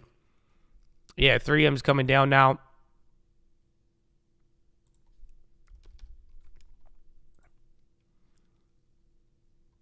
Yeah, so shares are up most in 7 months.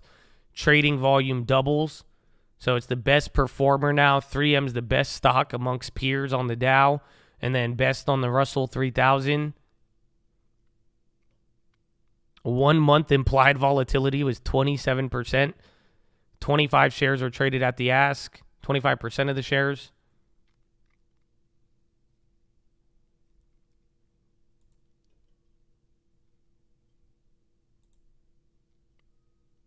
I'm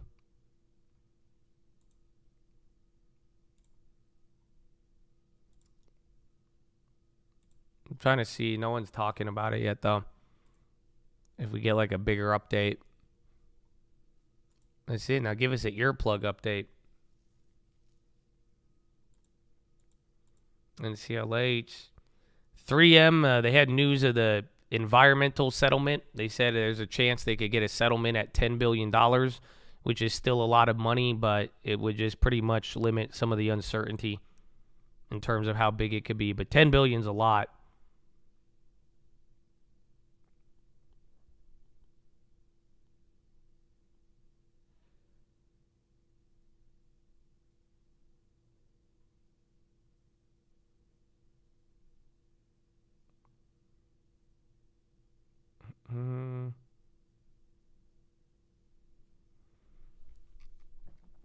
MPW for the dividends. So be careful. Again, like we made the play last week, and the dividend and the arbitrage thing, the best thing you could do is if you get it lower and then hedge it, it's better. But the higher the price, just be careful. I mean, my average for the long term is 830, so it's right around here. But I've noticed any time we've bought it with the 7, it hits.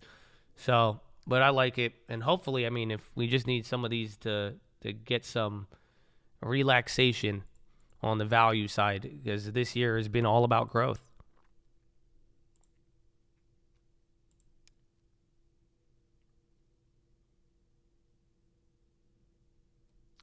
And then where's MPW? We're down on the puts, up on the shares.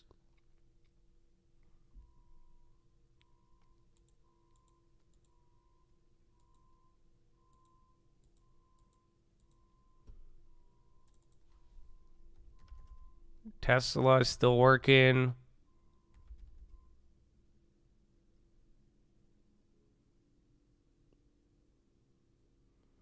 NASDAQ up 35 year to date. My 3M average is like 107 or 106.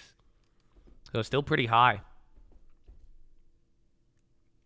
Because I bought it in the beginning of the year, then it dropped a little bit. I led the 105 and then it flushed. And then we were just talking about it yesterday at 92. But then I said, just wait till it gets to 90. And then now they have this news. Ba-da-ba-ba-ba. Good morning.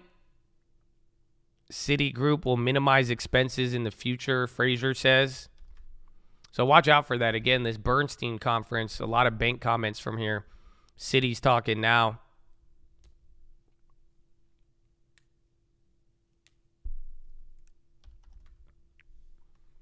Oh, T-Mobile, they popped and came down a little bit.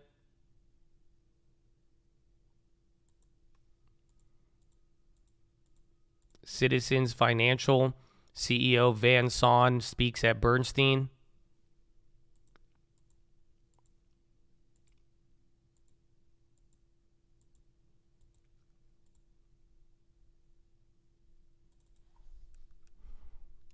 Can we go red? Maybe, but it would take a lot. I mean, it's still early. It just Euro closed 10 minutes ago, 15 minutes ago. That's the crazy part. UUP high of the day.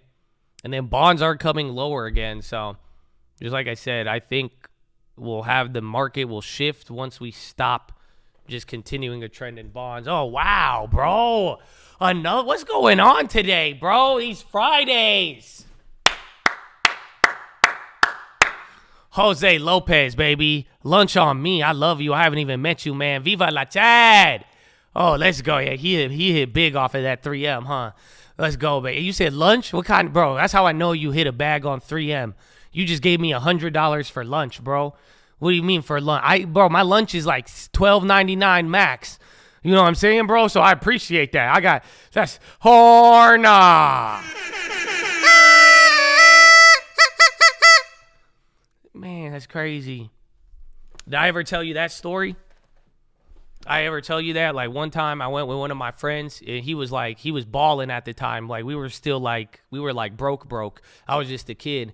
And then like we went to the movies. His mom took us to the movies and we're in I remember this. This is how you know they were balling back then. They had the Escalade, the old school Escalade, like the 2004. You know what I'm saying? Like that was a high level car back then. If you didn't know, you don't know, but that was like a big boy car back then. If you had the 2004 Escalade, you know what I'm saying? Like dog, you were like life was good. You know what I'm saying? Like you were like you were balling if you had a 2004 Escalade, right?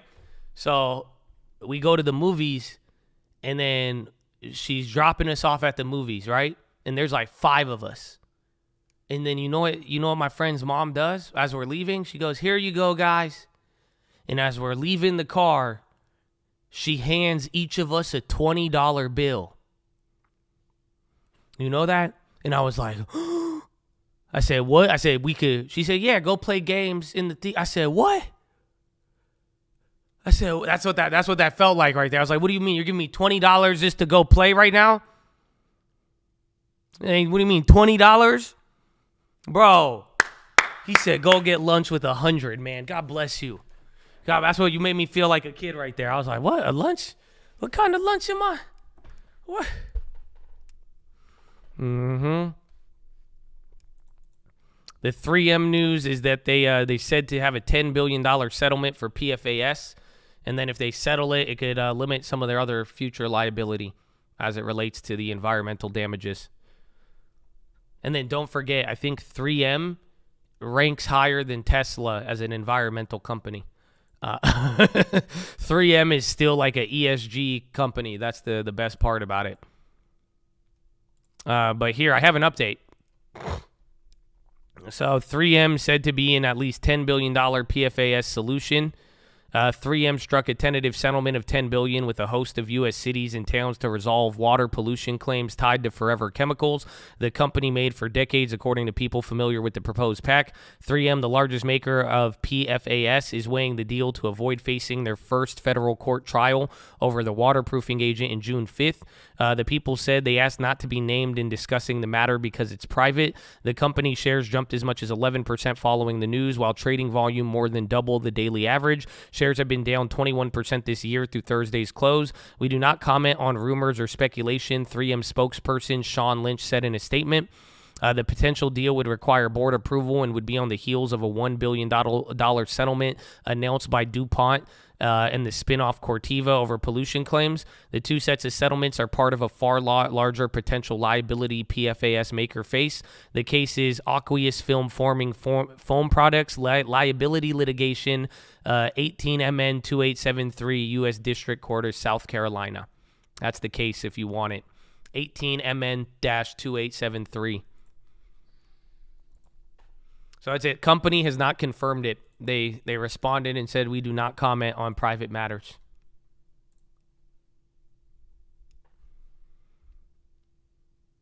Said to be at least $10 billion. So what's the most possible? It's good, but at least it's not 100. So that's the thing. These liability suits are sometimes way bigger. So as long as there's a number, and in my opinion, I think they are trying to. I think they are just trying to avoid a court case, because again, they're saying the first trial is in a couple of dates. I think they're trying to settle it now, because last thing you want to do is have lawyers, have calculators, go to trial and then have a number come out that's just way, way better. So pretty much they're saying, we'll give you $10 billion now, or you guys could try to fight for $20 billion, but that's going to take you another 6 years, maybe more. So seems like they're trying to just squash it before letting it get further. But we'll see. It's already came down, though. It's still up 5%. That's what you got. That's what you have to realize with how big 3M moves, or how small it moves. This is still a 6% gain just on the first two candles.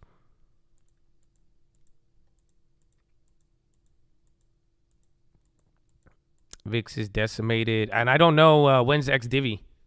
I think we already missed it. Yeah, 518.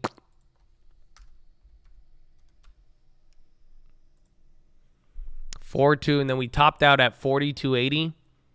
Nvidia's coming down. T-Mobile's still kind of up. So watch out. Nvidia's getting some candles here to the downside.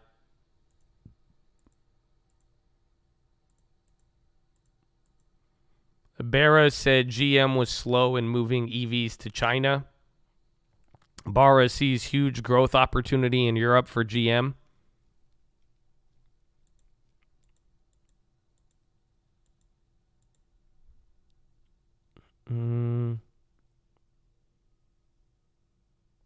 That's crazy. This is the 50-50 point. I think 3M, you could go long or you could short it here. It's the same risk to reward. 100, if you go back up to the top, $4 loss. If you give up all the gains, $4 loss, which is crazy that 3M has a $4 range. But pretty much 100 to the upside, 100 to the downside from here. Or $4.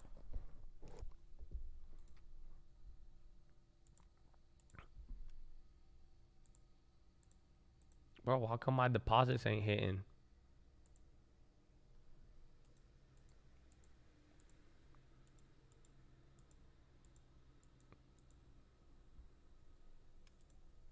Again, NVIDIA, 2 candles down. Even this SPY, again, since 42.80, we've been chilling out.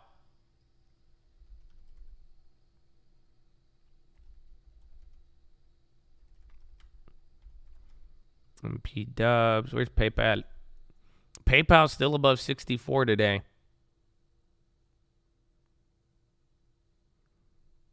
You want 80, 85. Well, we were looking at 90 if it was going to drop. I mean, it was either the story was going to get worse or, again, if you've been going long on, everyone's waiting for the story to get resolved too. So we're going to see. I think once we get a confirmation from the company and then see if the news is big enough to get a what's it called? You know, see if it's big enough to actually get us an upgrade and then change 3M from a dog of the Dow to, you know, if that becomes the recovery story on the year, there's a lot of dollars. Their 3-year net income is 5.7 bill, so it's a decent outcome. It's decent. It's I think it's a lot. Again, they're only worth 50 billion now, but again, they lost valuation based on some of these fears. However, I do think it's I think future liability is the issue. Because again, what's it called? The opiate case that killed a lot of people. Again, even the earplug case, until they got some of the stuff lowered, that had potential liability in excess of the whole entire company. So that's I think as long as you could put a number on the liability, it makes the fear story way easier to deal with. Because then it's not like, oh, we're potentially facing a lawsuit that could wipe out God knows how much of our value versus, boom, we have a fee. So that's it. It's like, okay, 10 billion, it's still big, but at least it's quantifiable rather than fear and unquantifiable. So we'll see, though, but I'd say wait till the next couple days to see if that gets an upgrade. Because remember, 3M is one of the most hated stocks. It has zero. I think it has 1 buy rating out of any analyst. So it's out of any of the stocks on the Dow, they're the worst performer, and I think they're the least liked analyst company on the Dow. They are literally the dog of the Dow.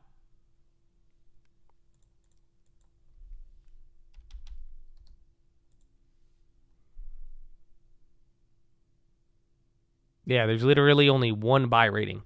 15 holds, 5 sells.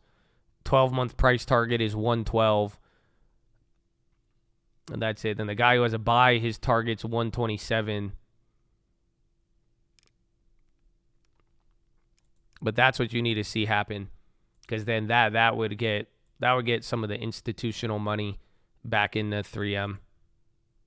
It's because they dropped a lot, again, in the liability. Their problem is liability. That's it, exactly. Their reputation has been slaughtered by legal issues. That's it. It's not performance. It's not exposure to industries. It's literally just legal liability simply threaten the company. And that's kind of what it's at. And then, I mean, some things have slowed down. It's a staple company. But it's, for the most part, it's been all about liability.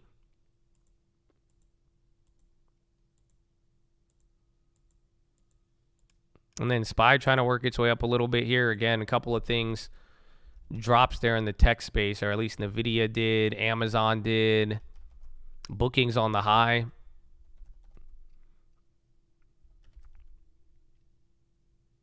Tesla's coming back up here too. And then SPY's trying to work up. Sanofi has cut the hole at CFRA. Honeywell, I like them. I haven't looked into them though, but Honeywell's not at a discount. You know, the only reason why I gave 3M any love is because it's a name everybody knows about. It's been around. They have a 70-year history of dividends. It's on the Dow, and then it's at a 10-year low. That's it. I just bought it because it's at the low. That's been my thing, bargain bin. I'm happy I got PayPal too, because that's a growth name, because I was looking at what I bought this year. I've only bought value, and value has not been liking it. But then again, I'm like, any growth at cheap prices I could get behind. But thankfully, we added our growth at the end of last year. So again, we're making money on, like, literally Airbnb recovery has made us a lot too, but especially Netflix, Redfin, and Meta, they've done our work for us. But 3M, don't underestimate it. It's a value play. The only reason why I like it is because it's done so bad. I'm not buying this because it's succeeding. I'm buying it because it's just a dividend aristocrat at a 10-year low, yielding more than the Fed funds rate.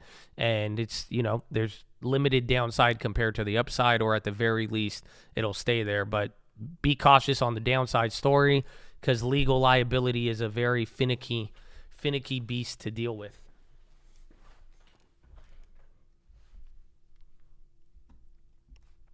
And then SPY kind of worked its way up there, but like I'm saying, like Honeywell is still, like they got premium, so they're still doing good. And Honeywell's like tied to real estate. KRE's up. Yeah, bottom right is 3M.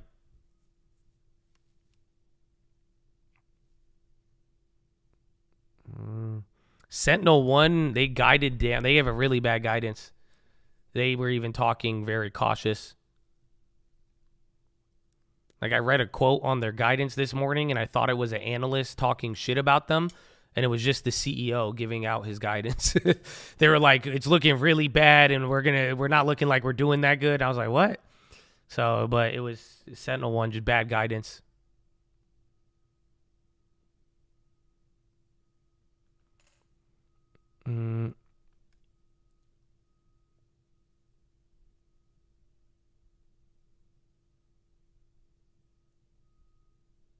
My next SPY level after 4,300? Habibi, what do you mean? Next SPY level for I'm not prepared, Habibi. I have nothing.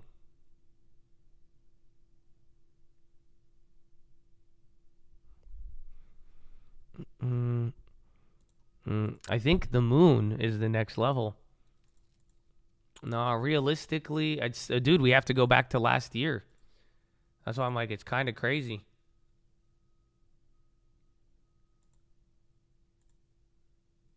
I think it'd be 43.25, the high, but I don't even know. Then we just start getting back. Yeah, 43.25. And then 43.40-ish. But these are weekly. I need to see the daily closes. I added more bill. Do I get the next dividend? No, you won't get paid a dividend on bill for another month if you just bought in today. If you bought in and you held from the last month, you get a dividend in 4 days. If not, you're gone. You have to wait.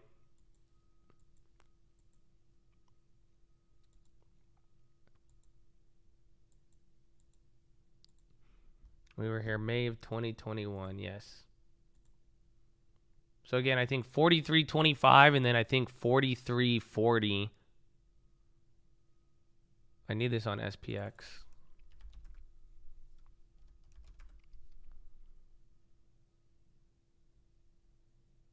Yeah, 43.32. That's a big one here. That was March 8th. So 43.59. No way. Yeah, 43.20. Then 43.59. Even 43.32. So there's actually a lot of levels all the way to like 4,400, and then 4,400 will be your next breakout, 4,409. So another 100 points above, but there's a lot of little baby levels in between. Again, just going off the previous highs and lows from last year. So again, it's not like this is too sophisticated.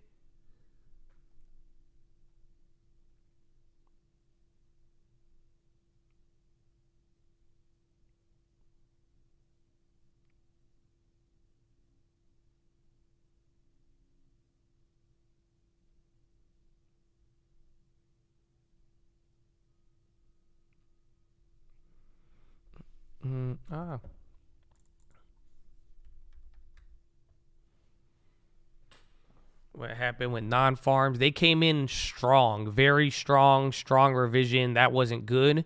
However, the unemployment rate went up somehow, and that was seen as good.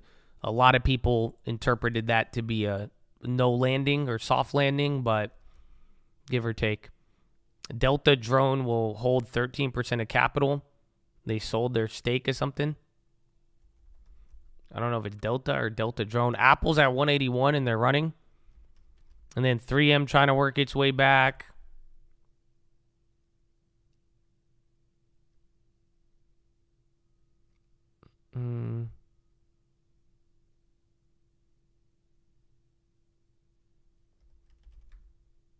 Tesla. There's NIVDA, PMT high, GitLab getting smoked. Where are the China plays? Nvidia is coming down again. Rumble's on the high at $12. Let's find another 3M. 3M is still 3M. I mean, the story's not even done. So we're not even done. Like 3M has a long time to go. We're going to find. That's why we'll wait till next week. We got to wait for we bought value plays with recovery stories. We're waiting on them. But other than that, we're going to have to see. Caterpillar. Rumble, I'm down to trade it, but I'm not long-term on Rumble, no. Oh, that was something. It was RMBL. That's the thing that's at 12. I thought Rumble on is up. IDAI. Yeah, they're running 10%.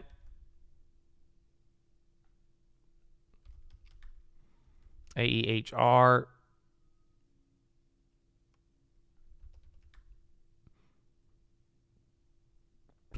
How do you like UNG now?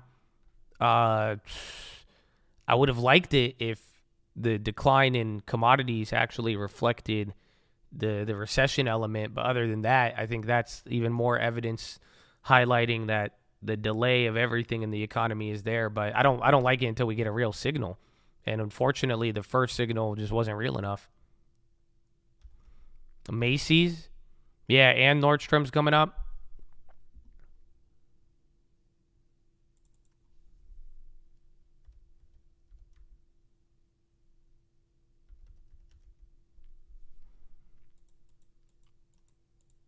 Intel paid dividend yesterday. Yeah, Intel's even coming down now. All the chips, even NVIDIA, I mean, Pfizer started dropping there too.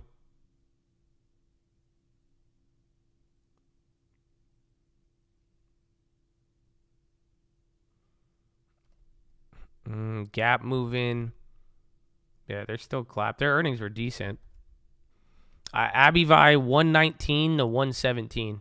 That's where I will buy it. I was looking at it yesterday because that was just, that I think is the real like support level.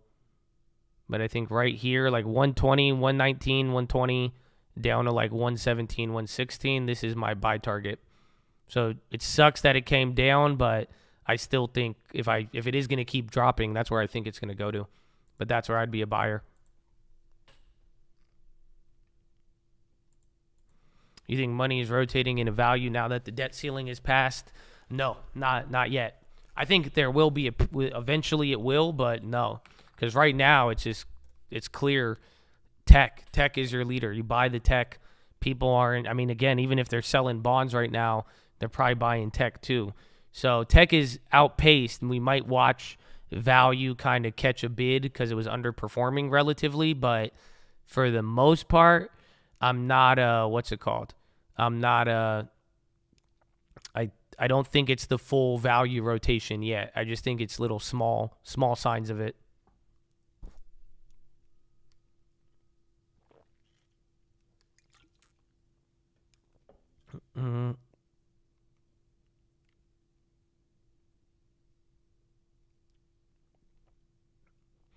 Yeah, natural gas was supposed to be the hedge in case of no recession.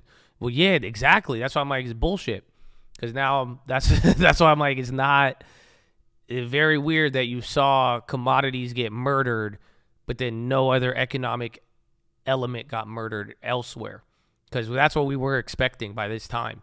If you were going to watch oil and gas be dead, we should have seen it materialize in other places. Yeah, the stock market does hate you. Me especially. Amen. Amen. Abivi's going, though. I think Baidu's moving. Yeah. Is this 135? That's higher? That's good, Habibi. Verizon says not in talks with Amazon for resale of wireless service.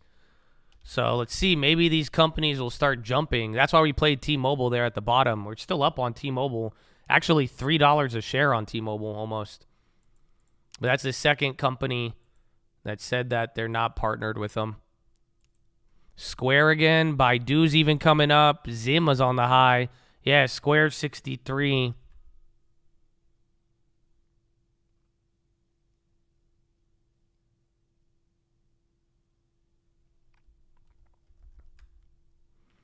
Am I allowed to rebalance my long term? I want to sell some things for the opportunity cost of being in others. You can do whatever you want, right? Would that coincide with the rule? Not really. So do I think it's the worst thing? I don't. But at the same time, just know the more you change and the more you're going to change it, you might have to look back at it at one time in the sense. So it's up to you. But you should hopefully ask yourself the questions: what has changed? Why did you buy it? If you're changing your mind on it if it was sooner than 10 years, like what about the opportunity has changed so much since then? But at the end of the day, if you do your research on it and you know your financial situation and you come to the decision, I mean, no, this is on your finances and it's on your decision. But I usually just keep it there. I rebalance by holding cash and then buying other stuff and then let stuff sit there. Because I think the best example is exactly what happened with my tax losses. I sold for tax losses, and some of those names I had in the long term, but I sold them for tax losses on trading. And guess what? 6 months, 8 months later, all of those names are up from that sell. So I got the tax loss, but I would have made a lot more money back if I just held them. And then I look at the long term and I'm like, oh, the one I didn't touch is there. So that's the experience I've had a lot in my life with the long term. But again, I don't know what opportunity cost you see, or you have to ask yourself, like, what did you buy that you don't want to own anymore? And what was the difference? You know, how did that differ from your initial view where you were like, I want to hold this for 10 years? And then especially if you hold a lot of ETFs too. Because then at that point, you're already diversified. So what is the question?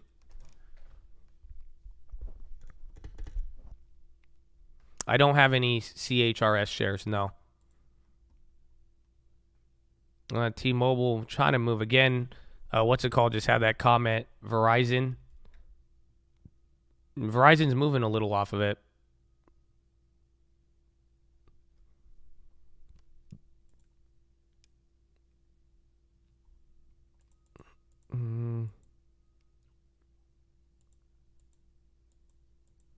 Gold broke to the upside or downside? Even gold had a wicked rally post. Yeah, gold's dying to the downside. Still went back up to 2,000 though.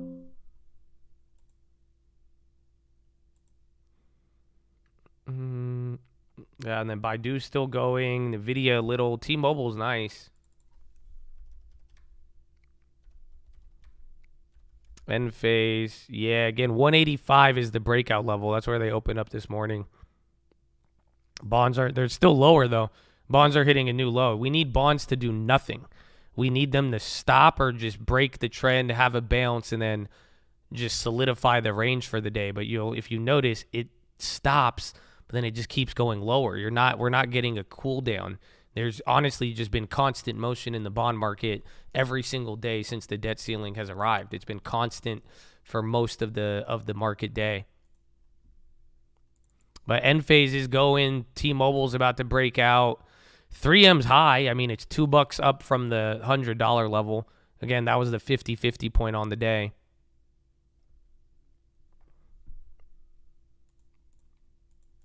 Boeing is a going. Boeing 213. Then again, there's T-Mobile now. The bonds in midterm, well, it should make yields go up. And the first days they got a bid, but now you're kind of seeing It's right there at the middle. We're going to find out on Monday when they announce the plan, and then June 8th when the refunding actually occurs. Then you will see your post-debt ceiling effect on the bond market.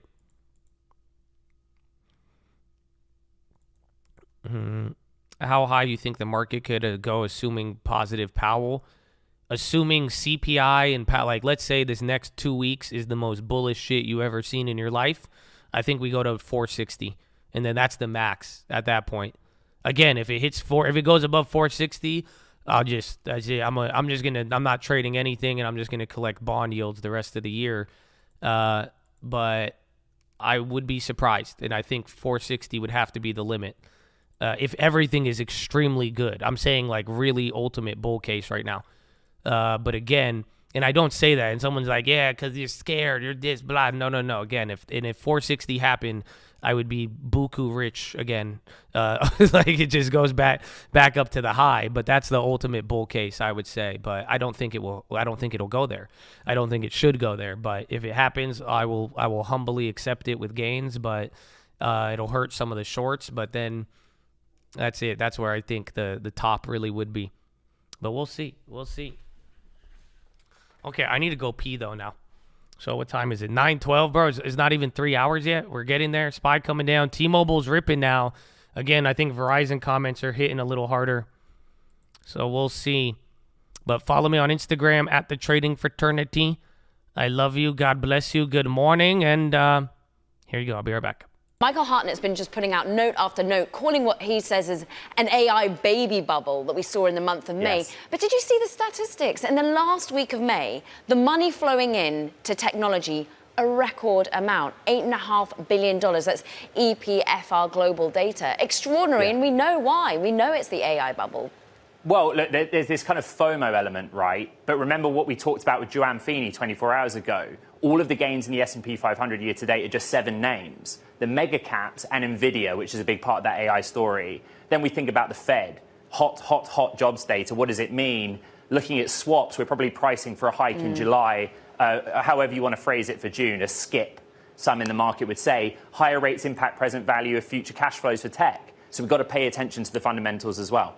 Ed, 24 hours ago, you were talking to the CEO of Palantir. I know this is a weird week. So Joanne Feeney was 48 hours. I don't know if you know, but I have no idea what day it is, what time it is. But it was a great set of interviews that we've had this week. And yeah, we were talking chips, we were talking AI. Let's talk payrolls right now because, well, today we're showing continued strength in the labor market. But we're just trying to dissect where that strength is and whether it's actually in the tech sector that we talk about day in, day out. Let's bring in someone who knows well, Roxanne Petraeus, CEO, of course, of the key company that is looking at the resource platform, thinking about the technology startups that you're focusing on, Zoom, Figma, even Netflix.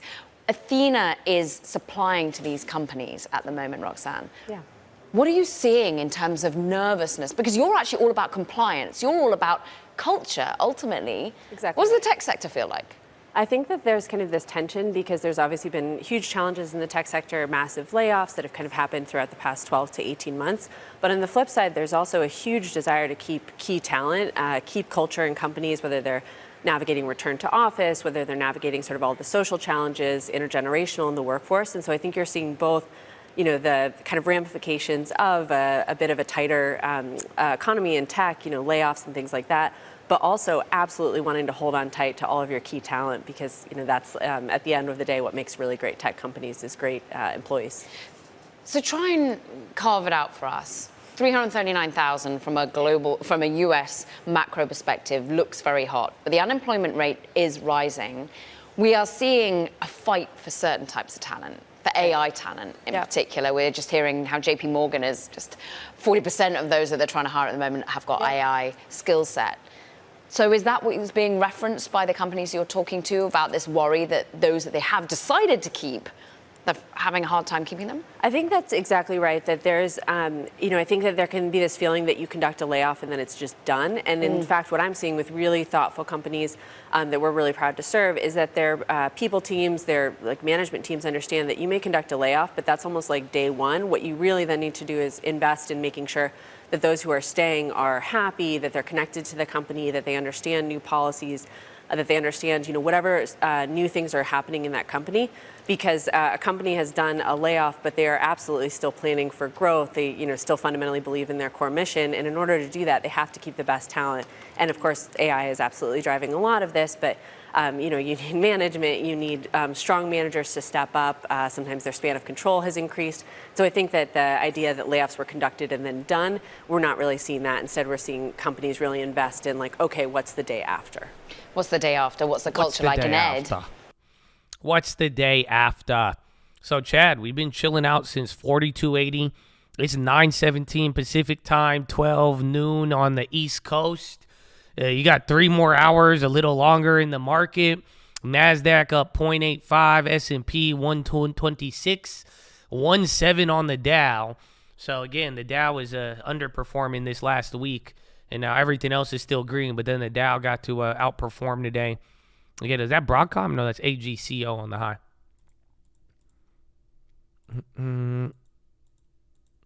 My long term nonetheless. Oh, you're a bull, but you're getting short term bearish.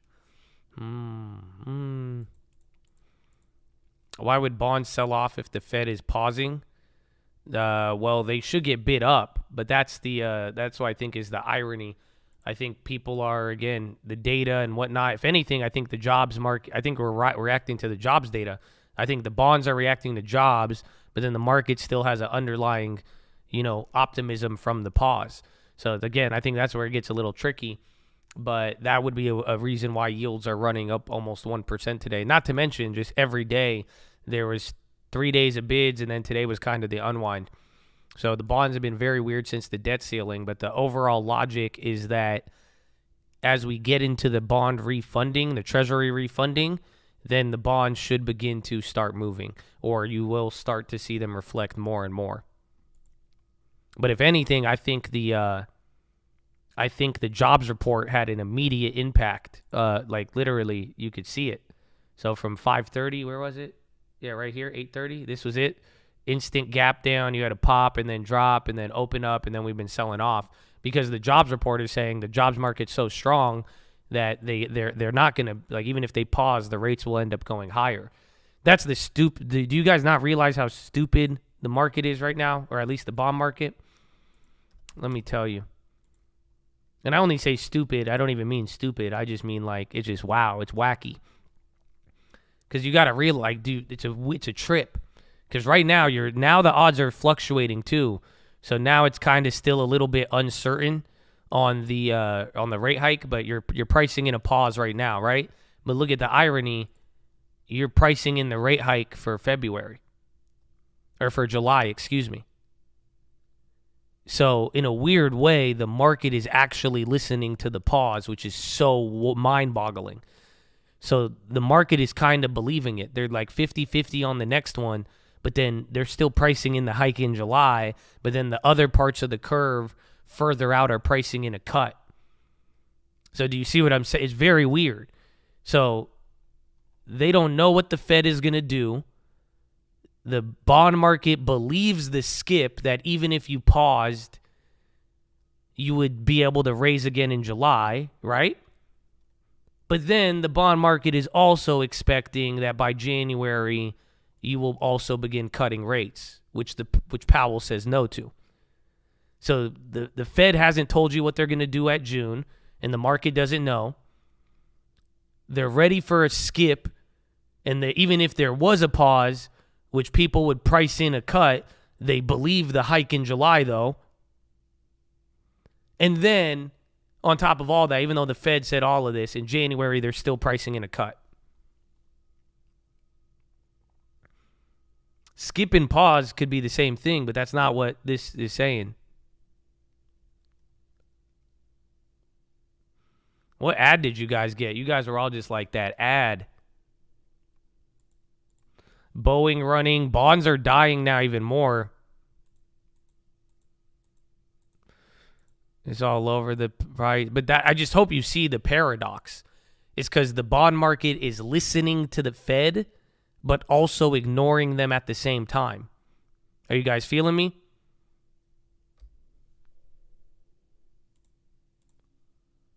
Oh, the ad on mine? Oh, this China. Oh. Temu, bro. You ain't get the Temu. You don't get the random Temu ads. I've been getting this. I've been getting all the China goods. They're just showing me random stuff. Yeah, I've been getting a lot of Temu. Oh, now they heard me. Now they like, look at bro. Shout out my Latino brothers out there. Look at my computer think I'm Latino. I'm a Latina. Look, he said, Ford, Unido stronger. California Ford dealer. They said, run it up, Josh. They said, Josh, we know what you want. Don't worry, bro.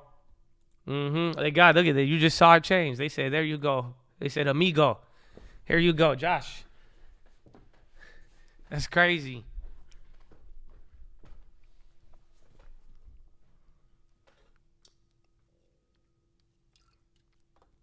But yeah, like I'm saying, the irony of the bond market or the Fed futures right now is that they are believing the Fed while at the same time disagreeing with the Fed because they don't know if it's going to be a pause or not.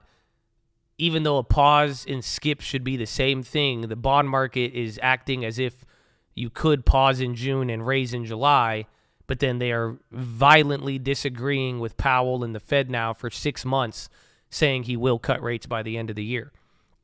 So, very sporadic. Unido stronger. Amen.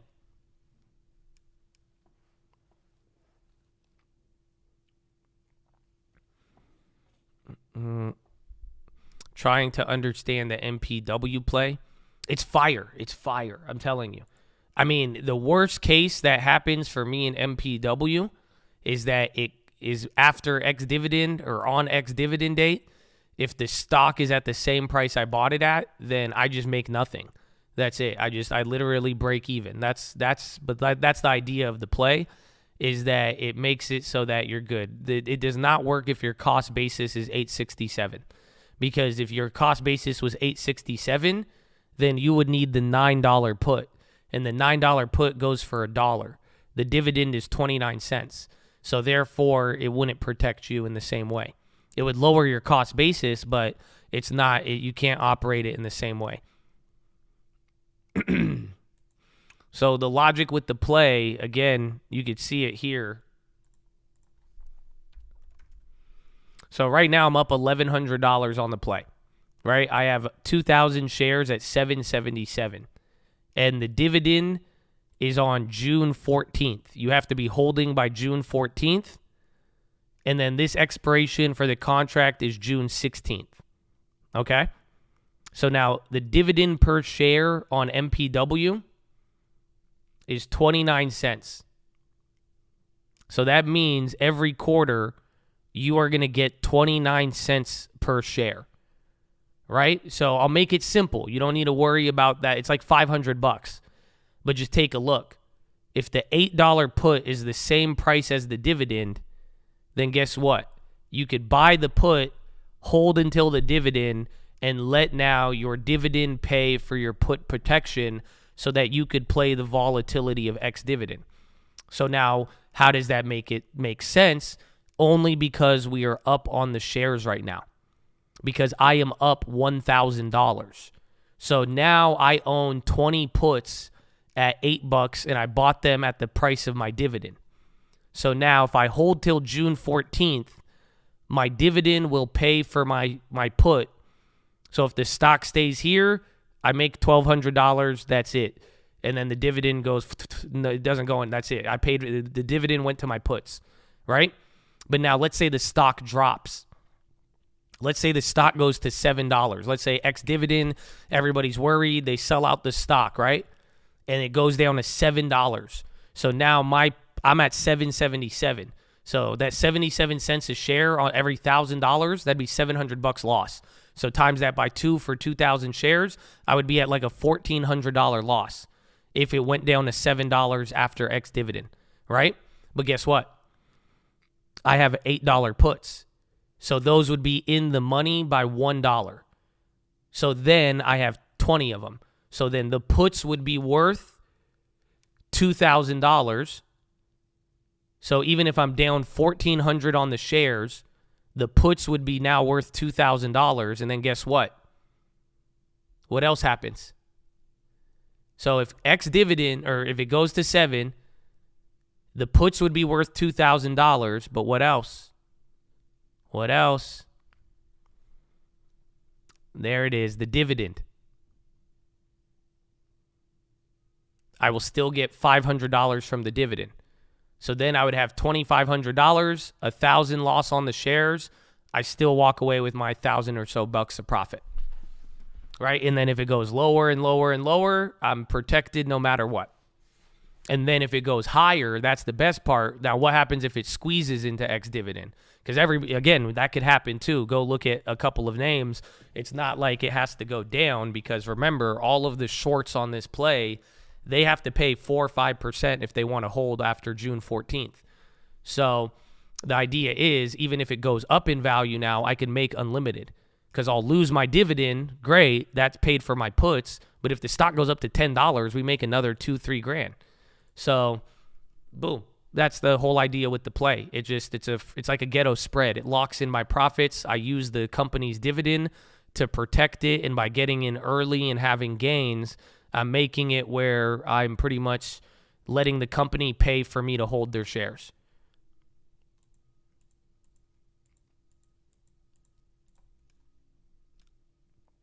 Yeah, you're a psycho. We could sell covered calls if we really want to milk it. How did you find this play? We were just playing it. Again, I have MPW for the long term. And again, everybody's been talking about the dividend, the value, the high yield, right? And then it's coming into X dividend in 2 weeks. So that's usually when the shit happens and then the stock starts moving. So then there was very good news that came out, in my opinion. I said it. I said the market was wrong. I think all these people who want to paint the negative story, again, I think there's real negative issues with MPW, but they dropped the stock 20%, and then the news got resolved, and then it was at 760. So again, that's where my average is. I bought that, and I said I'd ride it up here, and then I was going to sell out at 840, but then I noticed that, okay, there's 2 weeks left of X dividend, and then I looked at the puts, and I'm like, well, shit, the dividend is the same price as the put. If I'm already up on it, I mean, I'm just doing the math at that point. So I just figured we could get involved in the action. If it breaks out unlimited upside, now we secured it with the dividend. If it goes down, we can't lose. So might as well play it and get involved. But that's where I'm at on that one. That's how I found it.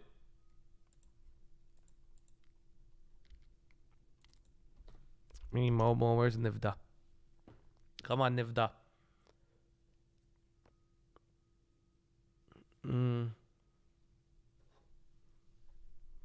It's how options are meant to be used. Yeah, that's it. We threw in the cherry on top with the dividend. That's it.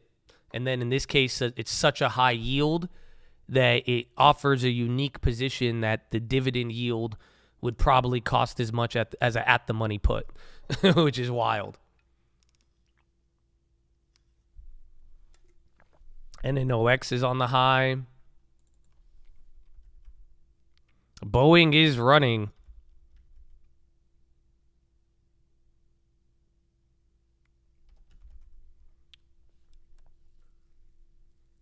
Do I teach anyone one-on-one? Just how we did it right now. I mean, you were the one who asked me the question about that whole thing. And like I just explained it to you, this is as good as it gets for one-on-one, baby. So if you're in the chat, you're communicating, and you're here for the right reasons. This is, I mean, let me know, man. I would love to help you out. Let me, and hopefully you can help me out too.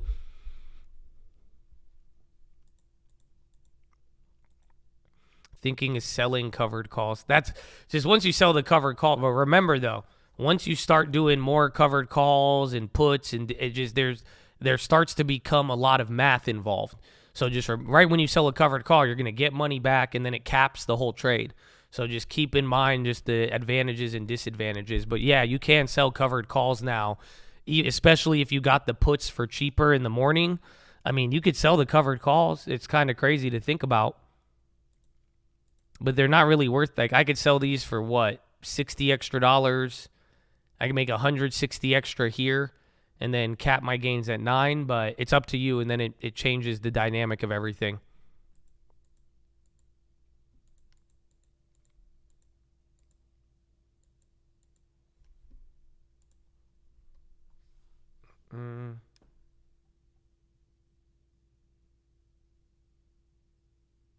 I was even thinking about this here. Who's better at math? Where's my math people? Someone do the numbers. You could even plug this into a fucking program too. But take a look at MPW. I was looking at if you did something like right here, but the amounts moved. But pretty much it's the same logic. If at any point the straddle goes near 29 cents, then you could just straddle the play with options and then exercise whichever one. Again, just focus.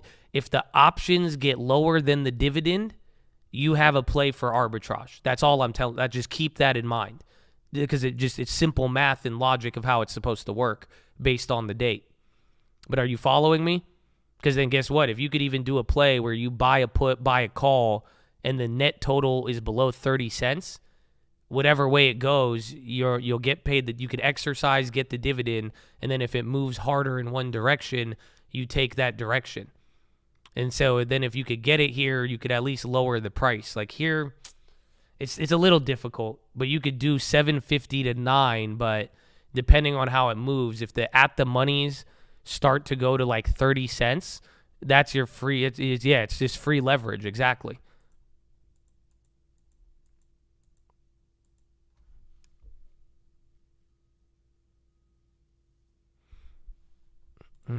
It's a solid idea, but listen to GP though. That's what I'm saying. Chads who are better at math and look at other there's other factors though. So it's like because watch out, because you could get exercise though too. And then if you have to get exercised and then they exercise one versus the other, that's your real risk.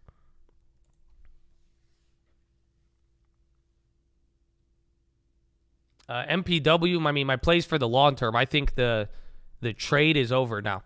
I mean, it did exactly what I told you from the beginning of the week. I mean, I just said it was very simple. The news came out that brought it down 20%, and I said, buy it. I said that I think the market has it wrong. I bought it up there. Again, here's the last week. So I said 840 was my target. That 830, 840 is what I was looking for. So, but now that we got there and then now approaching dividend, I'm just using the dividend arbitrage as my exit strategy rather than doing anything else. But I think the trade is over on the flip because, again, we were just trying to take advantage of the market misinterpreting the news. Again, the news brought it down that day from 840 to 725. Then the news got resolved and the market was ignoring it. So I said, okay, I'm taking that. And then it went back up here. So I think that trade is over because it did it. But long term, I like it. Now it's all about ex-dividend and flipping it in between there, whether or not you're going to do it. But you can't do arbitrage on the dividend if your cost basis is higher. So you want to preferably have intrinsic value already before you get to doing that.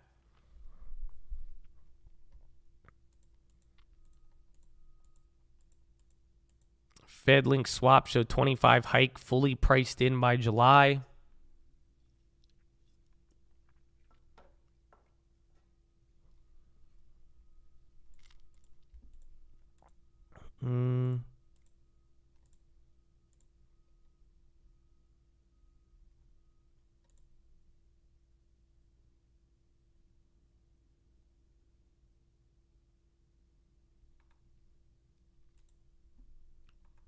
Where is it? Where's T-Mobile?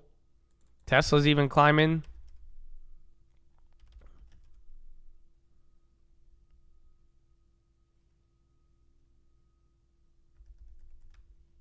And then NVIDIA's coming down. NVIDIA's been going in the whole time. Volume slowing. Where's the other one? T-Mobes. And then SPY's trying to work its way back up to the high. Again, we had that little slowdown for the last couple hours. I mean, we have so much time left in the day, but I mean, since what, 42.80 right at Euro close, it's been an hour. You're at the high price, but now we chilled out there. You didn't hit a new high during all of that, and now we are.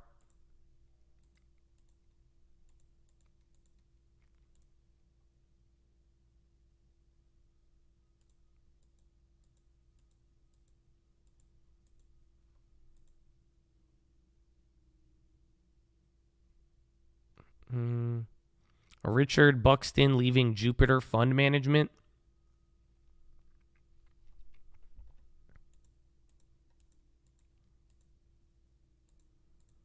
Stock still 80% in the bill, waiting for more bargains. So hard to be patient. Your bargains are going to be all Dow Jones value names. So they're there, but they're just not, again, like I bought 3M and all of these names while NVIDIA goes up 100%. So thankfully we have the other ones, but there's bargains now. They're not the leaders. So, but then again, your bill though, it is now back. It's going to be up at like 5%, 5.25% now, which is wicked.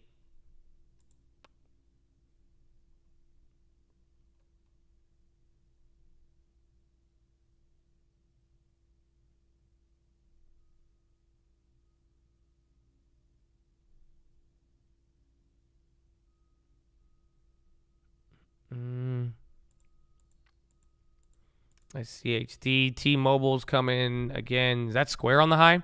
Yeah, Square's going 63.40.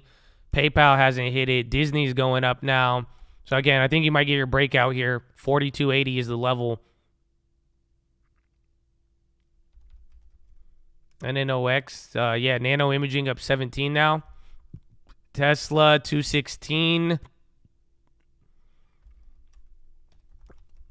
All the chips are dead though. So Friday is not showing love. A little green on NVIDIA.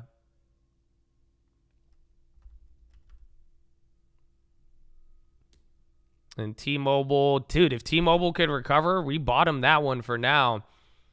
I would like to see it get out of this.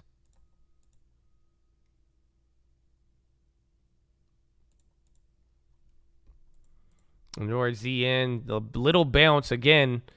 Like I've been saying all day, we want a constant motion to stop. Hopefully, the bonds just stay range-bound here for a little bit. I need Verizon. That'd be a good bounce, too. Again, it seems like that news Bloomberg reported in the morning, but all these companies were like, nah, man. They're like, that's not what's happening. We're not offering that.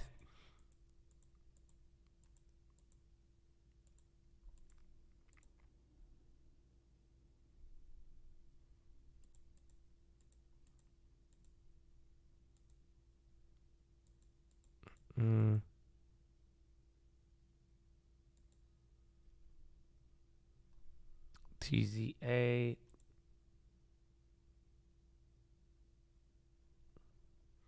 Pfizer.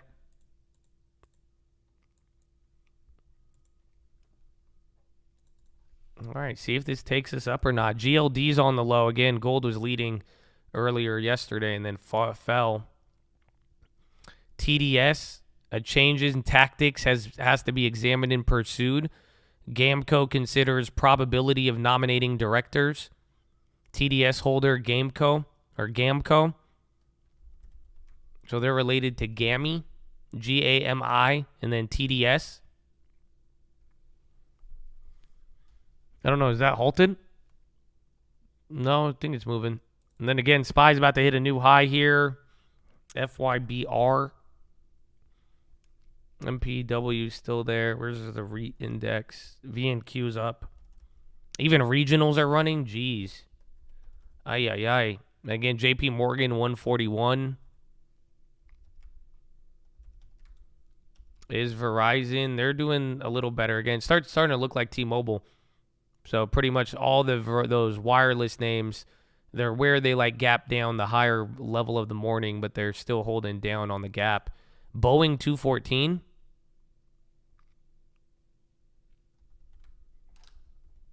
Even Walgreens went up. I finished my work at my job. I'm at the gym listening to you. Let's go. Get a good workout in. I had a nice workout in yesterday. It was nice. Workout very good for you, Habibi. Good for the health. Good for happiness, too. You know that? Apparently they did studies. When's the Clifford? Anytime, Habibi. Anytime. Any involvement in futures? Yes. I'm still short on the NQ. I'm getting destroyed. But other than that, that's it. And then I have my bond futures and the shares have done great though. That's the fucked up part. So it's very conflicting. But yeah, that's the only thing I'm in. The BA calls are done. We had the 217s.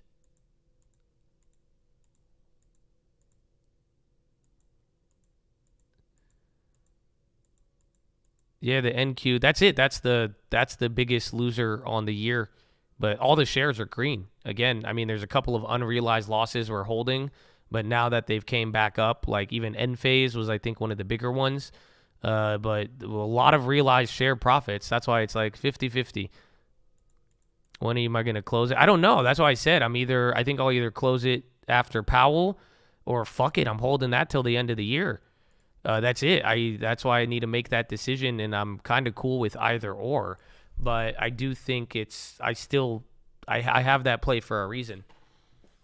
So as long as it just doesn't get too manic, that's all it comes down to. Or if I could keep hitting on the shares on the back end, I'm applying the air brakes by doing that.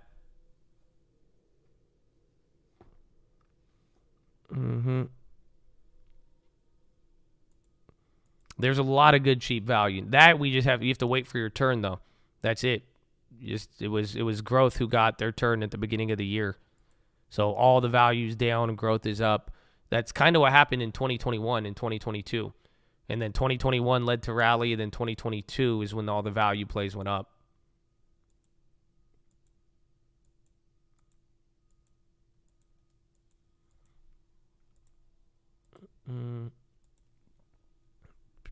The bargain bin.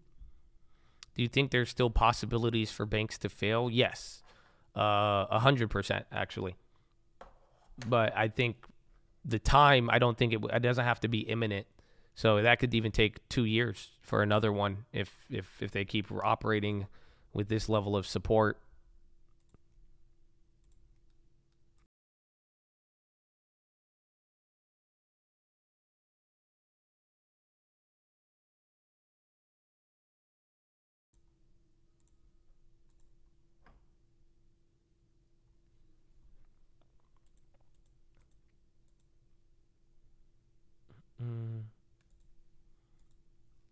Sorry, Kanan. Sorry. Spies are sorry. Spies going up. 427.69. It's so crazy still. That's it. You're right next to 430. You hit 42.80 now. This was the previous high. You're holding it now. And that dude, it only 20 more points. And then again, another 20 points after that. But still, 4,300. You pump it up. And you change the landscape there. Again, especially if we could close above 4,300.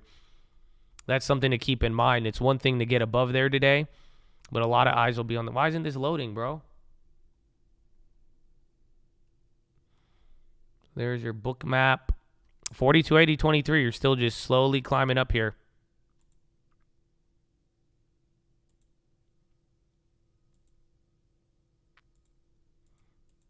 Why do you think it's for sure more banks to fail? Just chain reaction. That's part of it, but just the simple interest rates. I don't think like big banks will fail because they could make money off of it. But again, it's a weird chain reaction because like we were talking about with Hugh, once you start cutting into their profits, it's a fucked up. It's like kind of like living off your credit card. It's like once you start getting into deep credit card interest at 19%. It's very, very hard to get out of that. So the banks are kind of struggling there. And then just simply the interest rates, the deposit outflows, the incentive to pull money out because of the treasury, all of that's just not good with where some of them are standing. So, and then it usually doesn't stop after a couple.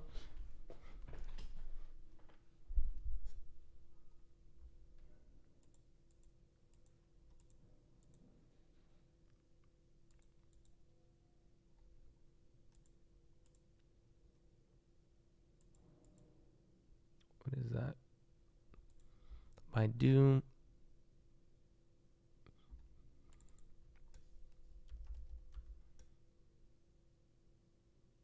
Oh, they're still chilling.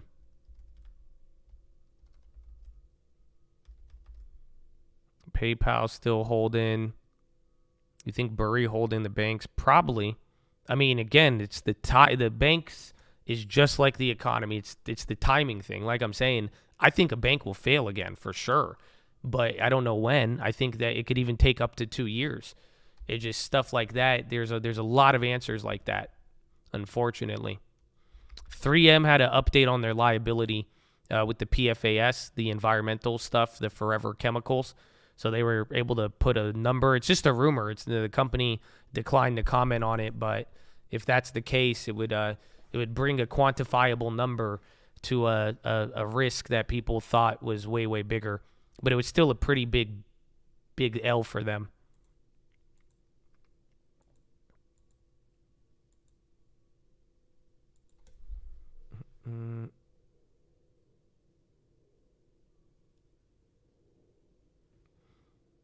Anyone checked on Michael Burry? He's good, bro. He's buying banks. Dude, you're breaking out. 4280 is breaking.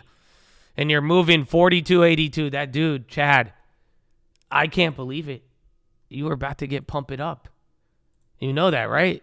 That's it, Chad. This is the closest you motherfuckers have been to getting a pump it up in almost 8 months. You know that? Almost a year. In a very weird way. That's crazy.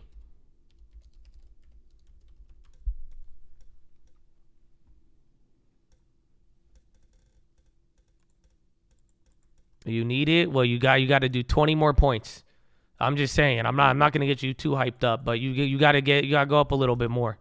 You're getting close, man. You're getting close. So is everything Amazon a little again, tech hasn't participated as much on the second half of this. So this has been a lot of other names going up. Again, materials and energy, industrials, healthcare, staples. The worst on the day is communication, and that's still up 0.4. But SPY just wicked into the high, then a red.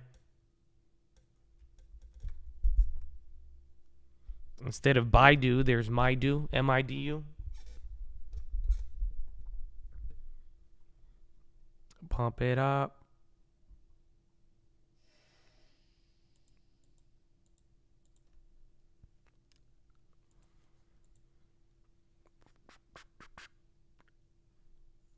Let's see. Good day for the long term. Good day for some of the values. Get some Walgreens and MO up here. And then Bill reset.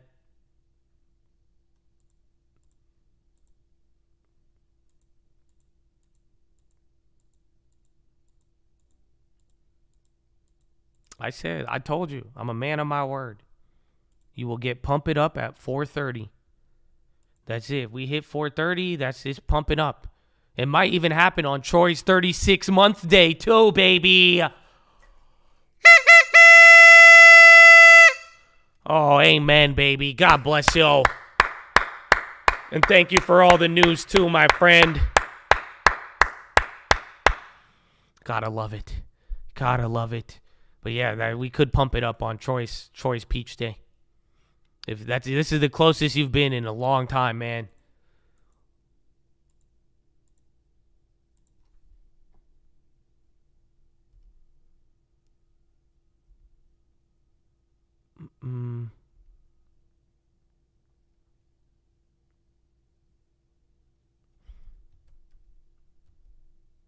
Let's go. Eric McManus. Oh, gifting a membership, Eric? Look at you, baby. God bless you. That's what I'm talking about. Amen. Pump it up, Angel. Chad. Chigumit.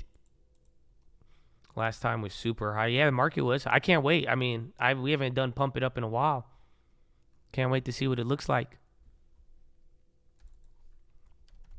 Bro, 3M just staying pinned. MPC. So watch if this turns to a reload. So again, you just wicked into the high, 482, 483. And then see MPC, more oil names on the high. Again, even Oxy's coming up. Jeez. PayPal, what are we at PayPal? PayPal just moves a lot. Pip at 2%. JDN. Oh, my Chad, what's up, bro? Bro, God bless you. We doing this again, huh? Horna. Let's go. Tell him, bro. Y'all were going Kremer last week. Y'all don't remember last week? Last Friday, bro. You guys show way too much love. Y'all very inspiring. So thank you. You guys know, man. Just a lot of love goes a long way. Nothing's ever expected. But if you have taken it upon yourself to give back, man, we love y'all, okay? And even then, too, you could always give back to somebody in need, man, you know? Like I'm saying, y'all inspired me a lot last time. We got to donate it, but, you know, if you know somebody who could use it more than I could, man, you could always give it to them and show some love, too, man. So thank you, guys, and thank you for even hooking some other people up, too. We love you, Chatadonia.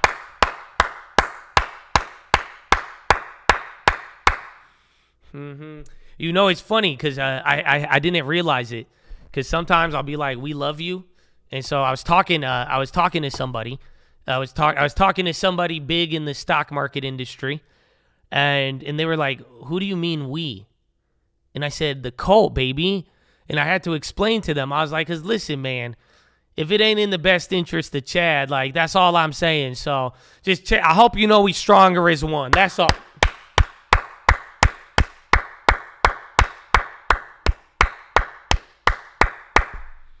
That's it. That's all I said. I said you got to understand. It's not because I said this community has given back so much. The people who are really about it, they are here for me.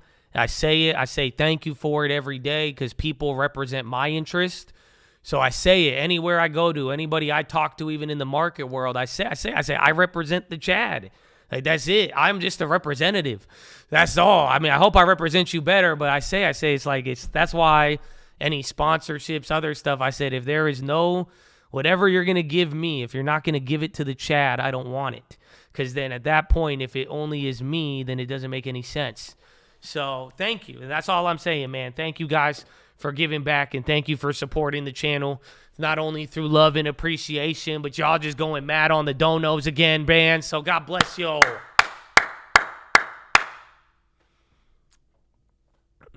God bless you. God bless you, man. God bless we. You see what I'm saying? God bless we. Because it's we. You know, it's we. That's what I'm saying. Even to the point people are like, what do you mean we? Why do you keep saying we? Because I'm like, it's we, baby. It's we. It's us. You know, it's us. Whew.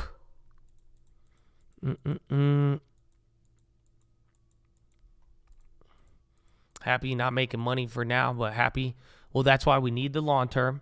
We got to get there. I don't know. Maybe we should do an 11 at 11 today. Because I was thinking about it too, man. I haven't hit you guys with side hustles. You know that? I've been hitting you with 10%. I've been hitting you with macroeconomics. I've hit you with history. You know, we've talked about real estate. But like, I don't know if we've circled back to some of the OG things. But like side hustles, dog. And I don't want to sound like fucking Gary V, Tony Robbins, you know what I'm saying? But like just somebody asked me, it was Brenda. She was like, I'm working on saving up for this. And just don't forget what like an extra $20 a day can do to anything you want. Okay? Seriously. Extra $20 a day, extra $50, but something even as small as $20 a day, bro. That's like an extra $100 a week. That's $400 a month. That's a car payment. And then I was gonna make you guys the what's it called? I was gonna make you the lease video for the Mercedes shit, but they're expensive now. The cheapest EQS is now $650 for 80 to 100,000 MSRP. And then I was thinking about it. I was like, man, we need to talk more about side hustles than finding better ways to spend money. You just be reminded there's just the extra $10, $20 goes a long way. Closing my second home in 10 days, baby. Let's go. Amen. It's not you who's going to pump it up. We are going to pump. It's getting close, man. It's getting close, Oscar. Closed my 4th wholesale this year, Thursday. I love real estate. Let's go, baby. Send me one too, man. Send me one too. I'm a cash buyer. 428.4. That's the new high of the day. So something's moving. Something's borderline pinned. Like NVIDIA's even selling off here.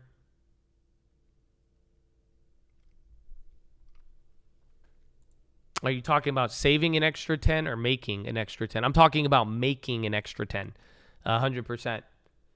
Because that's the thing, and I agree with it. Because I love saving money, and I know it's a big part of building wealth. But that's what people say. It is harder to save money than it is to make money. Do you know that? It's harder for you to save $1,000 than it is to make $1,000. Why? Because then it's like, okay, if you have a fixed income, you have a fixed budget, it's harder to save because it will require more from you to say, oh, let me set aside money. I can't do this. I got to change. That's going to take more from you than saying, let me go knock on 100 doors for an hour a day. And then boom, if I turn it back, or again, then let me go sell lemonade or something. I don't know. Again, I'm speaking very, very broadly here, but there is a difference. That's why I'm saying making an additional $10 and then add that to your 10% of savings, we could hopefully speed things up. But that's something to think about. But it goes a long way. Just that's where it all. I think everything starts with something very small, and then you just slowly scale from there, and you'll love it.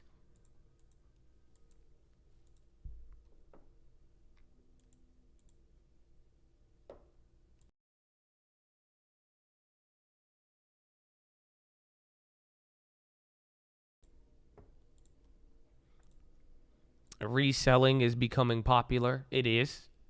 Dude, there's 100 different things you could probably do with ChatGPT for people. Dude, lemonade. I said that, but I'm not even kidding. You haven't seen the guy on TikTok? Oh, you guys haven't seen this one yet? Oh, y'all don't know about the lemonade in the water bottles? Bro, there's a guy, he goes to like New York and he just gives out free water bottles and just puts out a sign that says donate because you can't charge without a license, right? Yeah, he makes like $200, $300 a day just sitting in the park in New York giving out free waters. Again, it's a crazy concept, but there's stuff like that. There's real estate tasks that you don't have to be real estate. Bro, you could even become an appraiser. The easiest thing, I'll tell you, easy side hustle. Super easy. Quite frankly, I think you should do it. And then, honestly, where my ladies at? Because any girl I met who's hot has this. I'm just telling you. It's just any of the beautiful women I've ever met, and I'm sorry, girlfriend, she'd be like, what do you mean? You ain't never met any beautiful women. I'm like, okay, I'm sorry. But a notary. Go get your notary license. That's it. Go get your notary license. You could go get licensed to be a notary. Go post a couple of ads. Go work with a couple lawyers. Go work with a couple real estate agents. And then just say, I'm a approved notary. You'll get $40 every stamp that you put down, and boom. Yeah, that's an easiest side hustle in the world. Mm-hmm. Doing it now, yeah. Do it. Easy. All you got to do. You get a notary license, post one ad, you sit there, and then, no, you don't even have to talk to people. They call you and say, we need a notary. Then you just go up to a place, watch people sign contracts, put down a stamp, and then leave, and then collect your payment, and then that's it. And it's like, I think to get the notary license, it's so easy.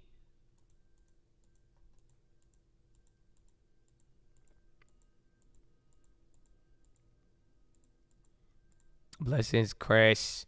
Chris Haynes. I love you, Haynes. I love your name, but I don't love the company anymore. But amen, Chris. Let's go. It's a Hype Friday, baby.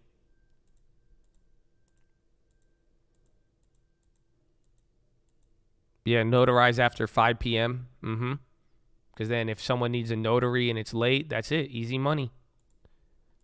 There's just so many that I like the bread routes. I want to buy a bread route. Does anybody want to? Someone do it. Somebody find a bread route. I'll split it with you. Or if you run the bread route and you can monetize it, I'll buy it. I'll put up the investment. I want a bread route. I want food distribution. I think that's a great side hustle you could be doing right now. Yeah, so you could buy the distribution of bread in a store. So, like, when you ever see a store, you ever see how the items there's all these different products. They don't just show up. It's all distributors and contracts. So they have deals with different distributors to get certain products. So the bread route, all the bread it shows up based on certain contracts. So what you do is you could buy a bread route. You could buy a distributor that already delivers food to certain grocery stores, and then you just take it over, and then you just facilitate the product to the store and all of that.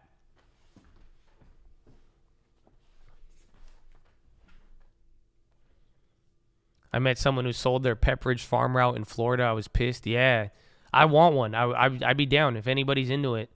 If you're down to like run it, work it, and like be the expert at it, I want one of those. It's super cool.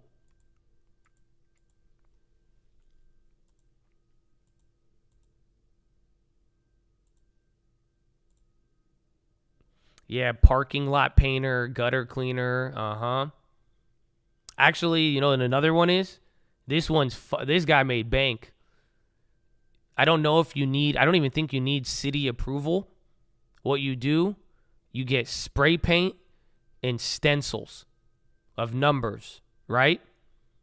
And then you go door to door on houses, and then you knock on their door and you say, hey, we're repainting everybody's address on the front of their sidewalk. $25. Are you interested? And boom, that's every 4 houses is $100. And then you could also get real estate leads if you're really good.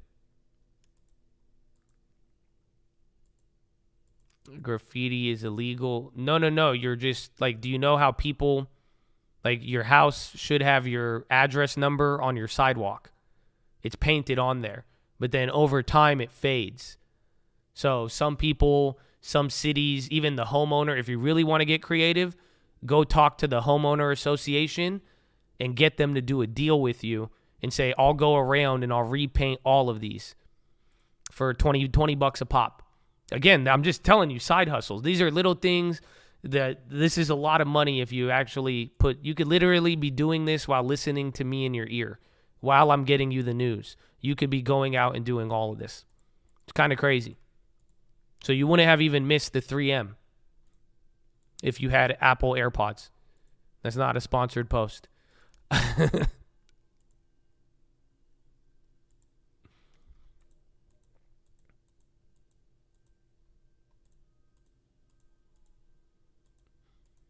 He said, Josh, this is my side hustle. There you go.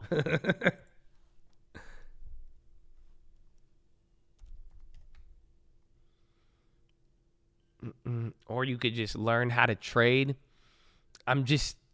If I only traded my whole life, I would be so pissed. I wouldn't be here. That's all I'm saying. Money, all of it, every area you can. You should get trade money. You should get long-term money. You should have private equity money. You should get real estate money. You should get labor money. You should get your money-making money. You see what I'm saying? So it's like, it's all of these. But you could do all of it. That's why I said the irony is that some people, this is their side hustle. Other people, it's their main profession. So it's all of it. I'm working while trading. That's what I'm saying for sure. Amen. But all I'm saying is just no matter what, everything and anything, this is something we haven't talked about. That's all. I've talked a lot about 10%. I've talked a lot about saving. So maybe halfway through the year where we need to talk about an extra $10 a day. We need to talk about an extra $20 a day, and then we'll see. We'll see. You could work 5 jobs remotely, apparently. That's the other side hustle, I guess.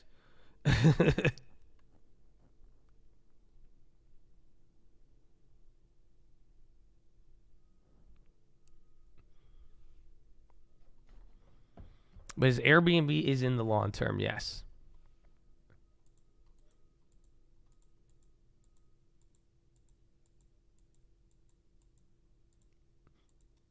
Stop door dashing your food. Dude, DoorDash. NVIDIA a little... Am I down on NVIDIA now? No, I am. I'm up on T-Mobile, though. And then 3M's holding 102. Oh, there is that other side hustle. I don't recommend this one, but what you could do is like if you go like house to house, if you see the house, most houses have electricity.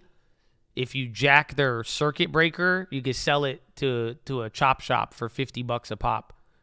So that's another one, but I don't know. It adds up though. I mean, you get 10 of them, that's $500. But I don't. Again, somebody did it to me. That's why I'm telling you this one. I've never done it, but somebody did that to me recently. So I learned about it. That's how I learned about it. I got mad. I would have if he just knocked on my door and said if I paid him $50, he wouldn't have done it. I would have paid him. But no.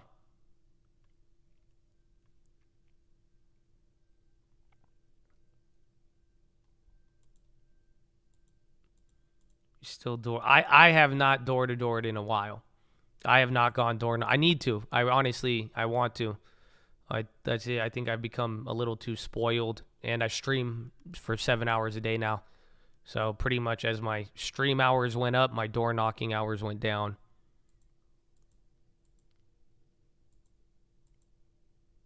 Was not expecting you to say that. Yeah, because I'm making fun of the person who stole my electricity box, if you don't know the story. So that's not a real side hustle. That's just how I got robbed a couple of weeks ago. Oh, man. I just snorted. Still can't get over that one.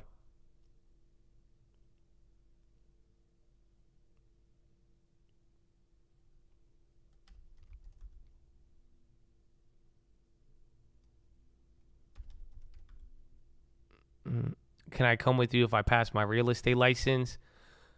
Dude, if I would love for you to, like, yeah. I mean, next time I go door knocking, if you're close, I'll bring you. But like I said, I haven't done it in years, bro. The closest I've came to door knocking is cold call. I've cold called recently. I've done a couple of cold calls in the last couple of years, but I haven't done a door knock like, hello. I haven't done that in a while. It's been years. Again, as I've started streaming, because usually I wouldn't door knock like I like during this time of the day. Usually like after 10 or 11, so they're awake. But then it's like boom. If they're home, then they're probably a homeowner and more likely to sell if they're home at this time. Versus, and then there's also after 4 p.m. But then people get mad at you. Honestly, it's funny. Dude, I haven't been yelled at in so long.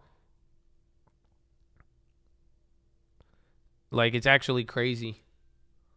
I didn't think about it. Door knocking is like being in the Chad.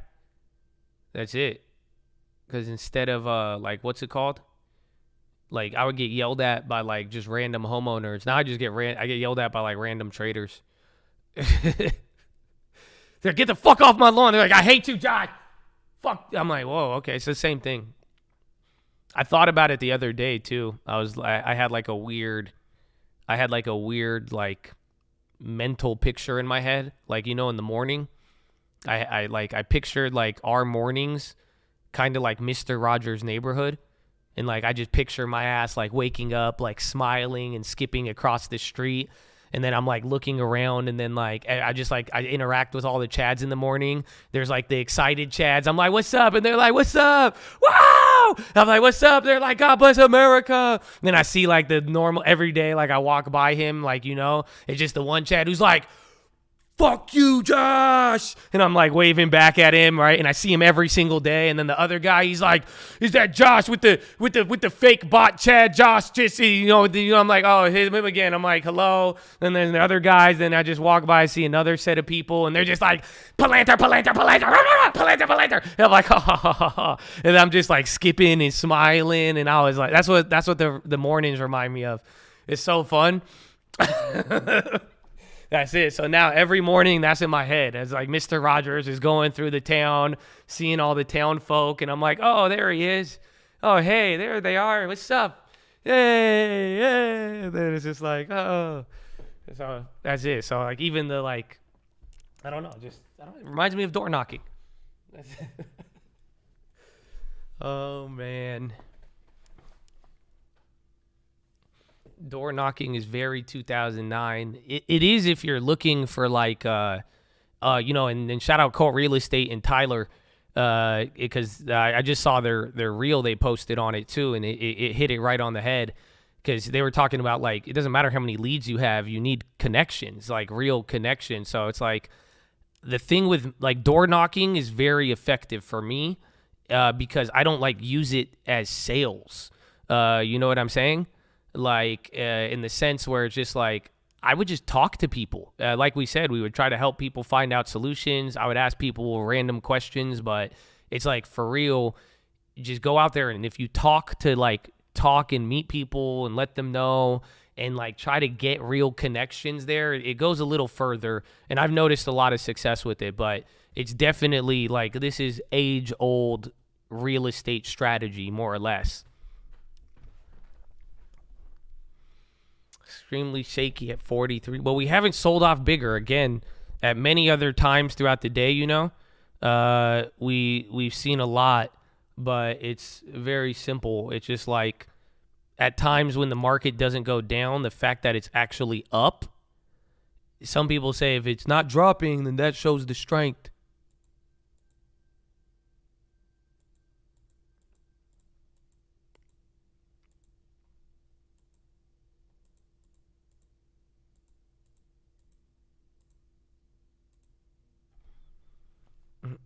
People don't want to talk to door knockers. If I need to buy or sell something, I'll do it myself. I hate door knockers and their shady deals. I agree, because that's the irony. As somebody who likes door knocking, I have a no soliciting sign on my door. But then again, I'm very like, I feel like some people are like that though, where it's you get an impression. You know what I'm saying? Because I told you the guy did that to me once. The guy knocked on my door, and I'm just looking at him. I answer the door, and I'm like, "What's up?" And then he's like, "Well," and then he starts telling me, and I just start pointing at the no soliciting sign, and I just start looking at it. And then he's still I'm like, "Okay, you get one shot." And I give him a shot, and he sucked. That's what I told him. I said, "Listen, man, you're extremely rude by knocking on my door with very clear instructions." I said, "You get one shot. Go, sell me. What are you selling?" And then he sucked. I told him. I said, "You got to work on this.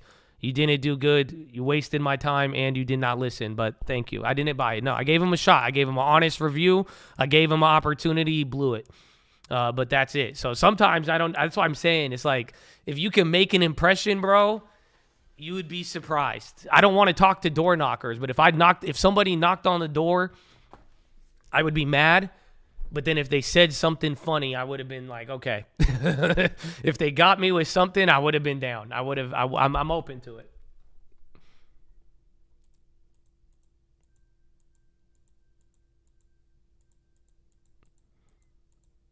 Dissected his pitch. Yeah, I told him. I said, you're asking me too many questions. I said, come on. I said, no hook, no nothing. There ain't nothing. All you're doing is just telling me, and then you're asking me. I'm like, stop.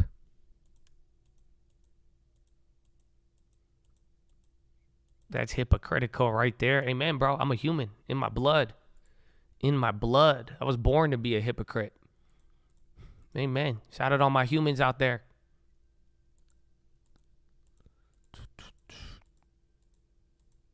Where's the punchline? I don't think there is a punchline. Not when he talked to me. Word to Eminem. You get one shot. Hot dog. Yeah, if you opened your sales pitch, I would have laughed. If I knocked on the door and I was like, "Bro, do you not see the no sales sign? No soliciting," and you were like, hot dog, I would listen to you. I would listen. I'd be like, "Okay, you got me. What are you selling?" I said, "You came to the right door today." Palantir running. See if 3M picks up. I like how Microsoft's just, yeah, Palantir's picking up. MPW coming up. Tesla's still holding up. Nvidia's down.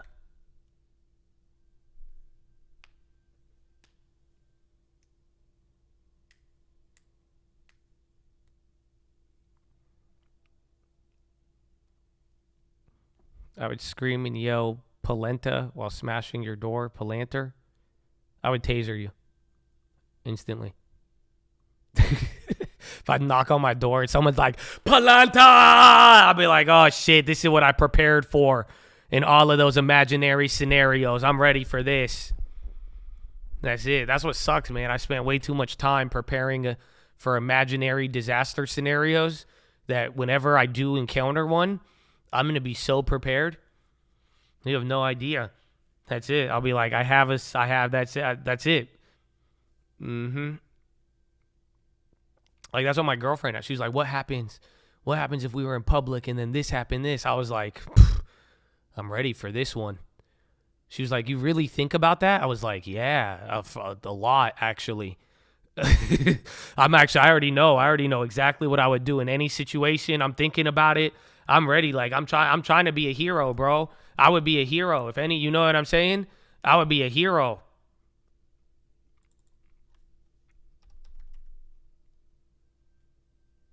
That's called anxiety? Nah, I feel great about this anxiety. What do you mean? Everyone's complaining about anxiety, then I love anxiety. If that's anxiety, because I get, like, motivated, bro. Like, I go to the gym afterwards. I'm like, whew, I'm glad I had that thought exercise. Mm-hmm.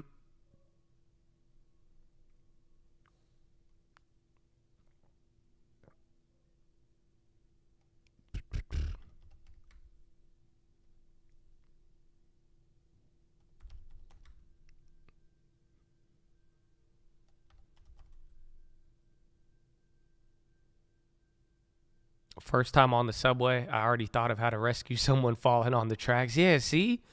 Hey, man, look, you're a natural-born hero. You know that? See, you're just a natural-born hero.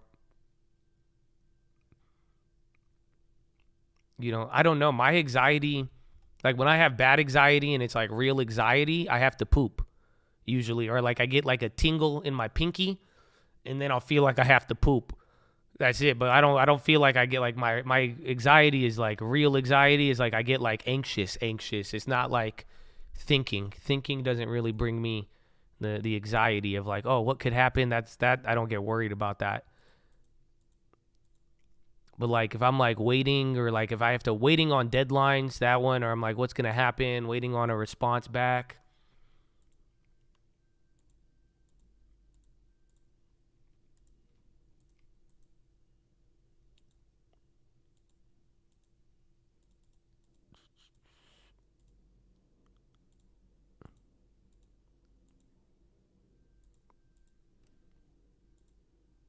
Oh, no, we didn't do put. It's already 10:13, 10:19. Whoa. Mm-hmm.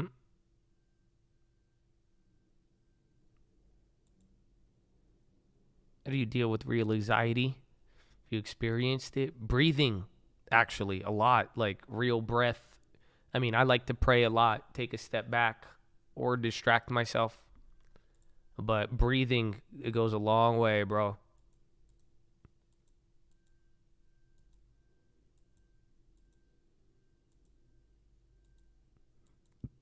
QI going. Baba, Baidu chilled out. Tessie's still up. T-Mobe's still up. All right, what time is it? I guess we still have a decent amount of time.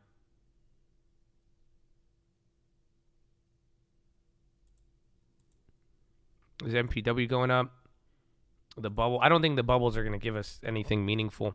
It's 4,300 or bust, and not even bust like we go down. It's just it's a question of, are we going to break 4,300 today now? Are we going to close above it? And if not, that'll be the next question for tomorrow or Monday anyways. And then we're waiting for a couple of follow-ups. But that's it. The question is, does this get us now back to August previous highs? Like once you break 430, man, that's it. This whole year we will be reflecting a different price of last year, everything. Again, the last time you've been above here, it's been a long time. The last time the stock market traded this high was August 15th, and then it lost this price, 4,300. You first lost it in March of last year. So it's a very big level for them if they can make it. And then you're about to hit a new high right now. You're 0.3 away from hitting a new high. See what the SPAR does. It's funny because I think this is like energy and materials leading us up here. That is the craziest part about all of this. So tech is on fire. Tech is up, but tech is actually the second worst on the day. So this is everything else coming up right now. So let me say that again. Technology stocks are up 0.48, 0.43. So the NASDAQ's up 1.1.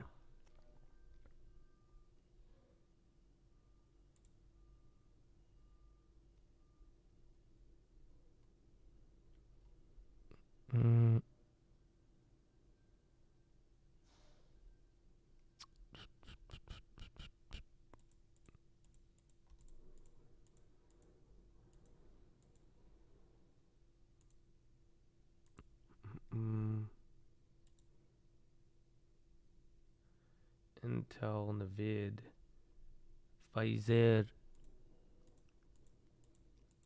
Rally on improving breadth is positive. That's for today. Today is good. But then, like they were even saying too, even then, even the low breadth, it's fucked no matter what. So again, they're saying either like a couple of leaders means a lot more upside, and then even then, if the everything else catches up, and there is, then everything's still going to go up. So it's a very interesting take on both sides. But the point is, today you're watching more than just tech. Like the Dow is up 2% now today. So keep my retirement in money market or diversify. How old are you? But right now, the money markets, the bill, anything short-term cash, it's paying 5.25 now. So that's it. As long as you have, that is still a solid return on whatnot. The only the thing that's changed now in the last 6 months, your yield in your cash is getting you higher. And now your cash could buy you less tech stocks, but it could buy you more Dow Jones names and more value names. That's it. So now, how do you think it'll be in the next 6 months? So 6 months from now, that's either going to continue or it's going to reverse. So 6 more months from now, it's either value comes back and then growth comes down, and then you'll be able to get growth cheaper, value more expensive, or vice versa. 6 more months from now, you'll get the rest of your yield, but then growth will be way more higher, and then the value names will be cheaper. That's kind of the balance we've been getting. Disney pop in, ADP. No, I'm not in Proctor shares. We closed those out earlier. I don't know if that was beginning of the year or end of last year.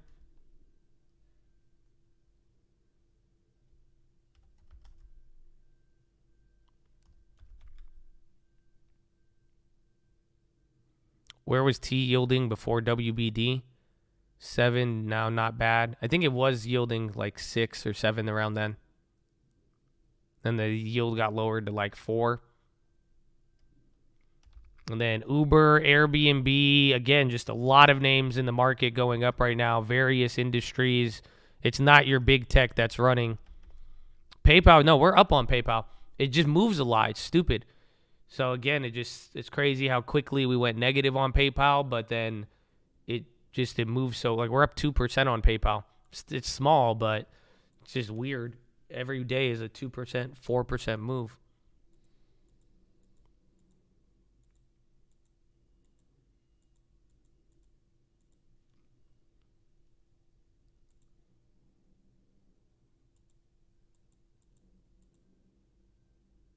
Roblo red. And then you're 22. So you're 22. I don't think, you could own stuff. But you don't need to worry too much about diversification or, again, the cash in the money market. So you could take some risk, but then again, just remember, cash is just a smart play while you wait for more info. And if you don't want to wait, you scale in smaller, even if you're uncertain. And if you don't need to, if you're certain, then you make your move.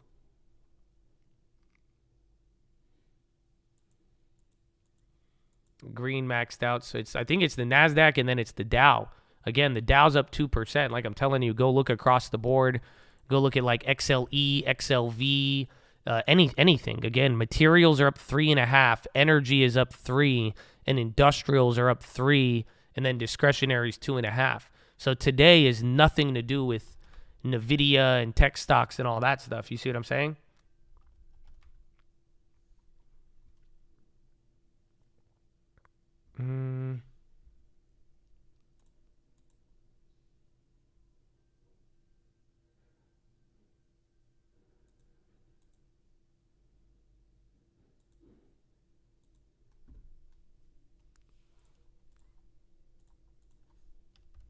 T-Mobile doesn't pay a dividend, does it? No.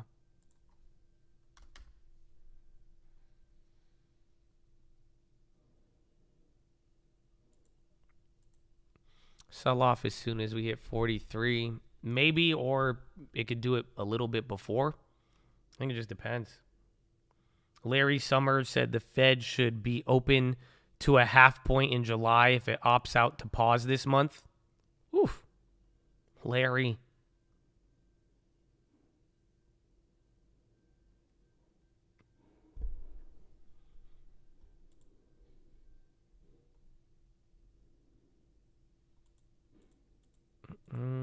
Do I see myself hosting the stream in 2050? Easy answer. God willing. God willing, Habibi. Inshallah. We'll see.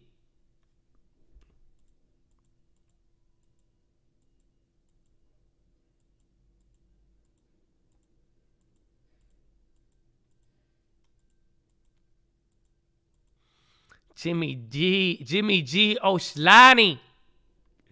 Oh, the chat. They doing it. Or not. Happy Friday. Good morning. Yeah, I sound like Biden in the 25th. I'll be like, hey guys, good morning. Where's the markets out there? I forget it.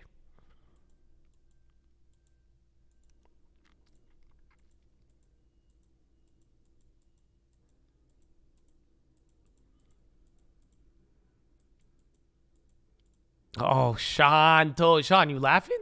You laughing with the little laughing pair with the headband? Oh, man. And Jimmy, I didn't even realize he was dancing and laughing. Wow, everybody, such jovial spirits today, baby. Thank you, man. God bless you. My boy sideswiped my car today. What? Your friend hit your car? That sucks. Usually, anytime I've gotten in a car accident, it's people I don't know.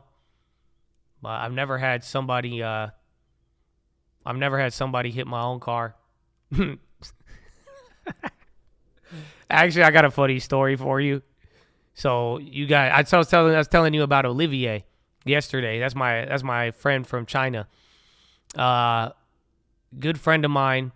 And one day we were in LA, and like he bought. I remember he had a brand new Porsche. He had this brand new Porsche turbo. It was decked out. I was like, whoa. And then he didn't want to drive it. He was tired that day. And I said, I'll drive. I said, that's chill, bro. I was like, I'll drive easy, like light work. Like, I got you, bro. Like, what are friends for? Of course I'll drive this, $200,000 Porsche. Like, easily. I got you, man. Don't worry. You just take a seat. It's fine, man. Don't worry. And then, long story short, I drive him around everywhere safely. And then we get back home, and then we're parking. And then I'm parking this Porsche, and I'm next to a pole. And then I just fucking take off the whole entire side mirror. Yeah. I was like, oh. I was like, you rich, though, dog. It's okay. My bad. I took off the whole mirror. It wasn't that bad. I was more shocked that I actually did that. But yeah. Yep. That's cool. Good friend though. He never held it against me. He never brought it up either, ever again. Look, I don't even think he remembers. I was like, wow, God bless you. Because I still remember. And I'll never forget. I was like, I just didn't see it coming. I was looking at the other mirror, and then by the time I looked the other mirror, it was gone.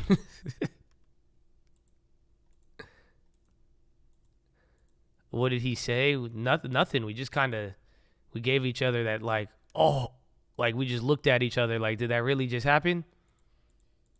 And then I think he made fun of me, and then that's it.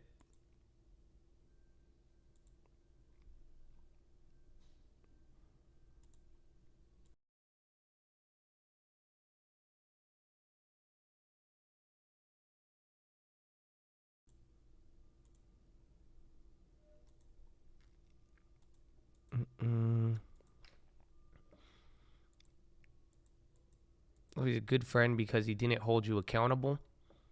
No, I said he was a good friend prior to that, but yeah, I think he's a good friend because he just never held it against me. I think accountability and holding it against somebody is different. Does that make sense? I don't know. Maybe I didn't learn it growing up because we got beat no matter what, but there's a difference. He still holds his own. Yeah, I was talking to him the other day. I've talked to him a lot this year, actually. But we've been working on some stuff. He's good. I said we need to get him on an interview. I had him on an interview back in the day. Again, it was crazy because the interview was so long ago, and we were talking about supply chains and even like tech and a little bit of AI back then too. But it's weird to. He's a big future guy, big future guy. He does a lot of private equity. He invests in a lot of. He's been on the future stuff for a long time.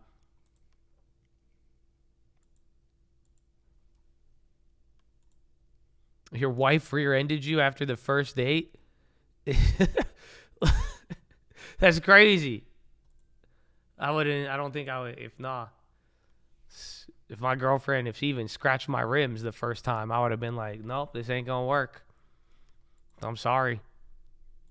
That's it. I'm very bad. Like I'm very, like, my first impressions with the opposite sex, for me, it's very, that's it. You do one thing, I'm like, nope, I gotta go.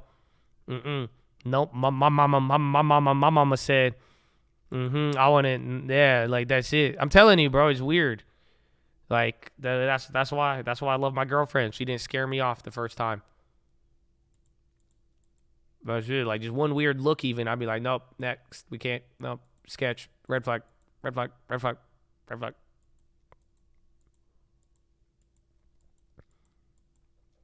Member for 25 months, baby. Oh, dude, Midwest, I promise this isn't weird. But I was thinking about you last night, bro.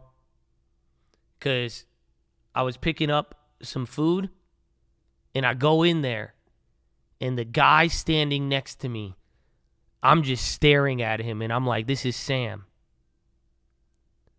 I'm like, this is Sam. This has to be Sam. And I swear I saw your twin yesterday. He was in San Diego, bro. And I was like, no. I kept looking at him, and then he looked back at me. The first time it wasn't weird, but then he looked back at me again, and I just kept looking at him. And yeah, bro, it was Sam. I was tripping out, bro. I was really excited. And then I started thinking about the Bible and God, and I was like, you're a blessing, Sam. You know that? You get me thinking about a lot of things. So God bless you, bro. And keep it up. You're an inspiration.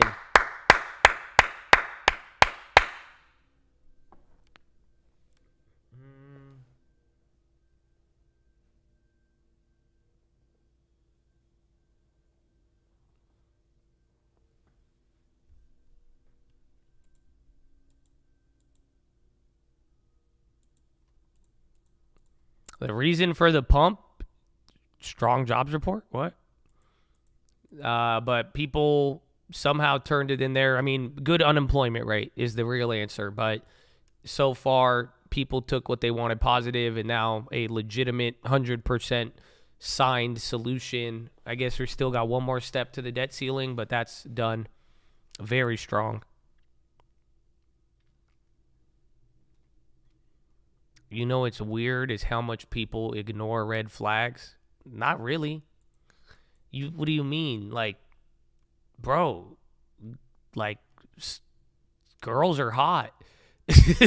Like, why do you ignore the red flags on stocks? Because the gains are big. Like, it's very simple. I think it's easy. We've all ignored red flags. It just depends what you're looking for. That's it. You'll be like, wow, that's it in the video. That's a trade-in red flag. If you've not seen why, but well, guess what? I have shares right now. You know why? That shit look hot. That's a red flag, but it's sexy, man. That's it's called temptation.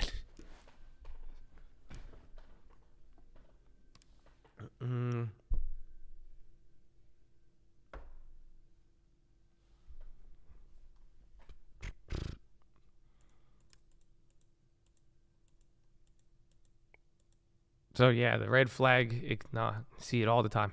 Many industries, many walks of life. I think that is as well a staple to the human condition.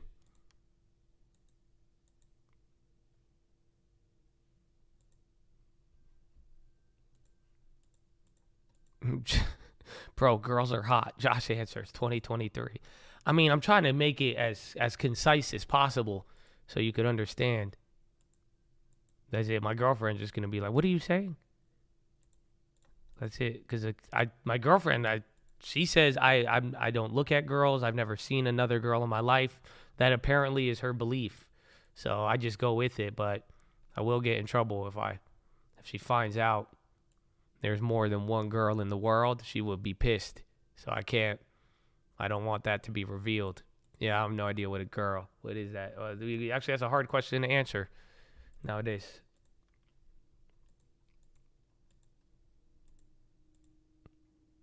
Fitch still has America on watch for downgrade. Yeah, so they could still downgrade us. You know that, right? Like, in all irony, Joe Biden can sign the deal on Monday, and Fitch can downgrade us tomorrow. But given the way they handled the situation, I wouldn't downgrade them. Like, they did it good. I mean, if you ask me, as much as the deal wasn't the best deal, and as much as it was a shit show at the end, how they got it done is very confidence-inducing. And what I mean by that is, like, do you have any doubt that all of this is under their control? They got it done. That's it. Boom. Oh, yeah, we'll meet up. Okay, boom, boom, boom, done. Boom, it's done. Boom, it's done. That's it. I mean, it's just not – they could have delayed a lot more and made it more of a shit show, even though they did screw around for a lot longer. But this whole idea of government will not let it fail, banks fail, government steps in, there's a problem, they'll step in with the guilt. Like, you know what I'm saying? It's just like that. It's all the same story, and it's the same evidence of that once again.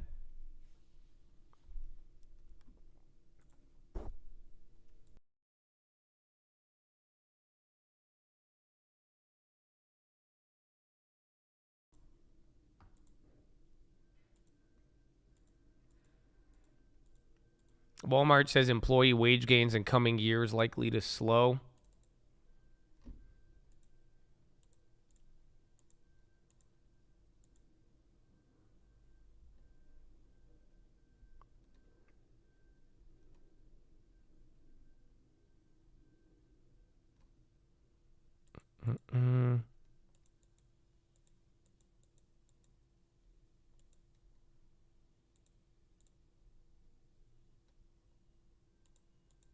I got you to buy the restaurant. Let's go, baby. We're talking debt ceiling, though. What was that? What were you saying before? Student loans resuming. Almost break even on target. Did you go long? Wow, 132. And we still got T-Mobile. T-Mobile did good. But we're like right at the margin. All right, I sold T-Mobile. $200, $4 a share. It's not bad. I'm out of T-Mobile, though. Again, we got that at the bottom. I didn't sell MPW. It hit my target, but then the put became the same price as the dividend, so I just did the dividend arbitrage. So now I just can't lose on it. Worst case scenario, we break even.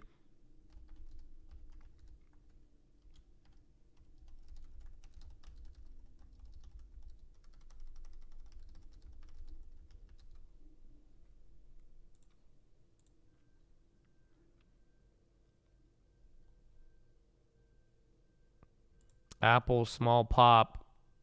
Even Target's been going up for the last like hour and a half. So again, out of T-Mobile. I'm still in the MPW. I sold out of Tesla today too. I took 2,700 net. And then I left 500 on the table.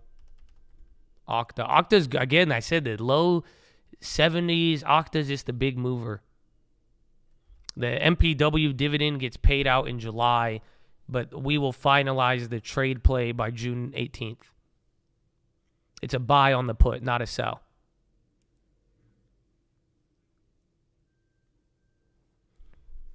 So even then, the stock hasn't moved, but like, where's the stock? You can see here, hasn't moved from the day. Let's see where the play's at.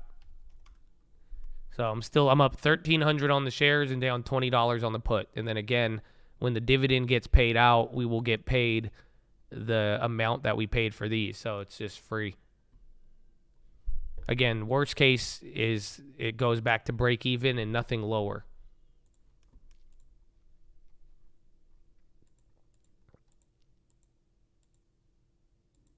Great work on the Hugh Hendry video.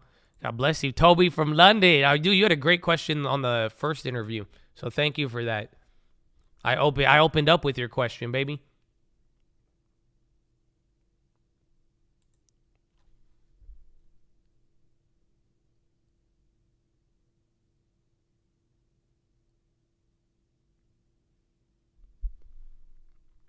Walmart says some inflation remains extremely stubborn.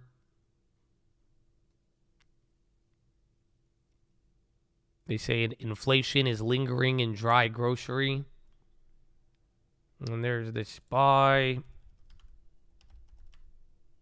T-Mobile. I'm still in Baidu. I'm up on Baidu now. So that play, I hate it, but I love it, but I hate it because I went big on it. I might even average on Baba, but we're going to see. But Baidu, I'm up on it. I'm up $2 a share, and I have 300 shares.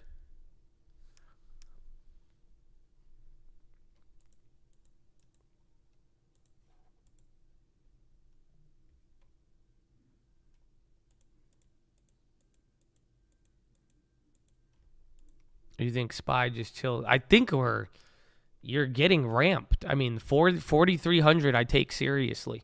Because even in the beginning of the year, I didn't take anything seriously, and I said until we get to 4,300. So I don't think, again, I think we have an interesting runway with not too many events next week leading into Powell. And I think it will be an argument about 4,300 around Powell. But other than that, I think the next 2 weeks and whether or not we hold and what signal is sent, that's going to lead us into the final half of the year, or even the final quarter.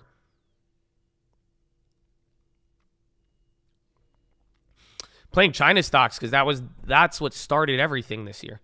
The China recovery and the foreign recoveries were a big part of the no landing stuff that we saw.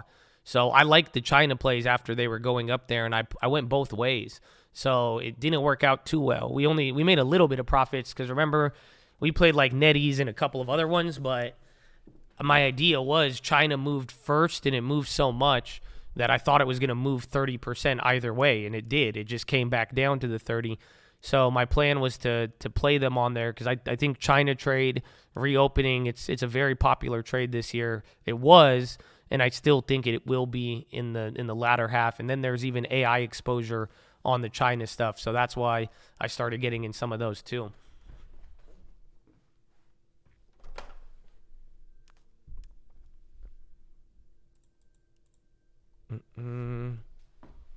Dude, bonds are still dying all day. I still have the Yang. Yeah, so that's the funny, like I'm telling you, the Baba, Baidu, Yang, the plays are just, it's annoying. Because like right when my Yang was about to go positive, and then my other plays go down, it bounces, and then Yang stays negative, and then all the plays that were negative start to go green again. And it's done that 3 times over the last like even month and a half, 2 months. So I still have it, but yeah, they really haven't moved out of the range enough. So Baidu, we're in profit position now, and I'm going to ride that one a little bit more. But otherwise, it's still pretty much where they started. They rallied up, and now China stocks are back where they started from the beginning of the year. S&P at highs, or it was. Okay. I need to go to the bathroom. Follow me on Instagram at The Trading Fraternity. I love you. I'll be right back. Crafts on Etsy or eBay, sole proprietors are suddenly seeing perhaps a plunge in demand for the products. So they're like, let me go out and find a real job. And that's what's being counted in the non-farm payroll. However, I think so in other words, I think the non-farm payroll is the strength of it is capturing this transition from a sector that was not measured in the non-farm payroll to it, rather than telling you about the overall flow of the economy. So I think overall, the labor market is in fact softening. So why, though, Anna, and I'm glad we have you on because I've wanted to ask somebody this all day, does it look like Wall Street only cares about the establishment survey? That's the addition of 339,000 jobs, and is kind of ignoring the household survey. That's the drop of 313,000, and the household survey showed 440,000 job seekers. Is the household survey less important to Wall Street than the non-farm payrolls number? Does one historically win out over the other?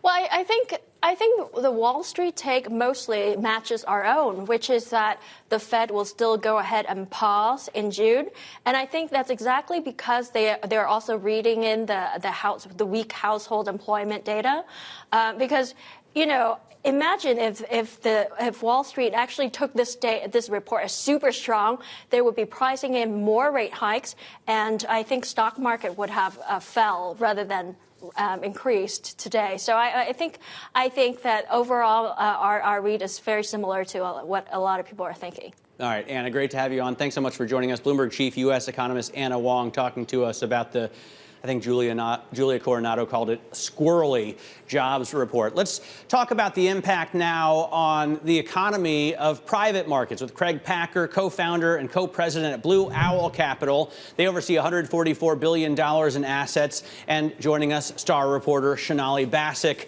as well. Craig, let me first ask you about what private credit can do if we see a contraction in credit from the banks. Does private credit kind of pick up where the banks have left off? Well, thanks for having me here today. What we really do is primarily finance larger companies, typically being acquired by private equity firms, and not small businesses. And so if you see a contraction in conditions for small businesses, that could create some opportunities for us. But that wasn't where we were competing in the market before. We like bigger companies. The banks participated in that market, by committing in syndicated leverage loans. And so that's been a competitive set that's been pretty consistent. So there may be opportunities, but I don't think it's a big part of what we expect going forward. How do you take a look at your existing portfolio, Craig? What is a potential recession meaning for what you already own? Are people kind of worried about conditions moving forward, and any lagged effects of higher interest rates? Sure. So this has been the big question starting certainly at the end of last year. And I can tell you, sitting here mid-year, private credit's done extremely well. We're benefiting from rising rates, and that's reflecting itself in higher earnings and higher dividends for our investors, and credit quality remains quite strong, and for some that aren't close to the market, I'd say surprisingly strong. For our clients, it's not a surprise. We lend to bigger companies. The economy remains good, and we're floating rate. To your question, what happens if the economy weakens, which I think there's a good chance it will. I think we're going to continue to do very well. Why is that? Because we're lending to bigger companies in recession-resistant sectors. Why? Yeah, you got a lot of Walmart comments. Excuse me. But Chattadonia, it's almost 11. 10 more minutes, and then you'll have 2 hours left. So you are hanging near the August high. I thought volume would be higher, but it's still pretty high on the day. I mean, a little bit more than 10 million an hour. 428.02. Again, volume 50 million on the day. It's moving way faster. I thought the volume would be a lot bigger considering it's non-farms and we're up here, but we'll see.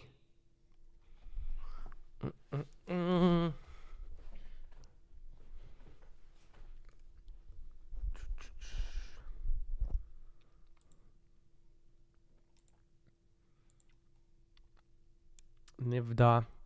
I'm down $1 on NVDA. I like calling it NVDA.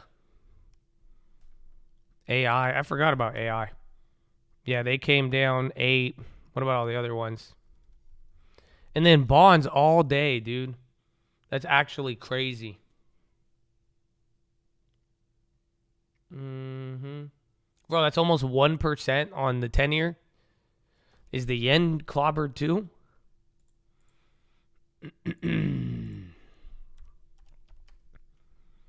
Oh, yeah.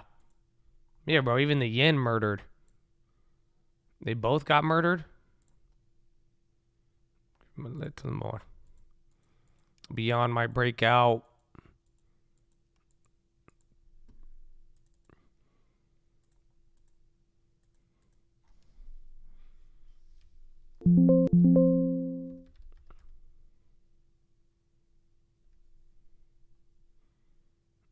Wait, what is NASDAQ? Comp X?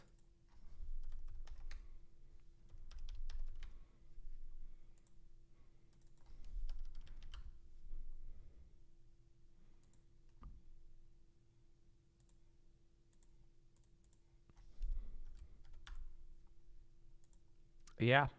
Well, you see the jaws, right? But it's not until bonds hit a new low. I think that's the only way you break them. So there's a lot. I don't know. I think there's a lot of time. You have to burn another week. But you see the divergence. It's huge now, but it's either bonds have to like break down lower by the time this starts stopping, or otherwise the bonds will just catch up with it. I don't understand why bonds are down. I do. I think the bonds are they told you the story easy today. You know damn well why the bonds are down. It's because the jobs report was, again, extremely strong. Equities are up because unemployment rate went up, and that equities are seeing potential positive signs, but the bond market is vomiting off of that. That's why the Fed futures, remember, they moved right away off of it. That was one of the bigger ones. Again, ever since this data came out, there's no nitty-gritty about it. With everything we saw, it's simple.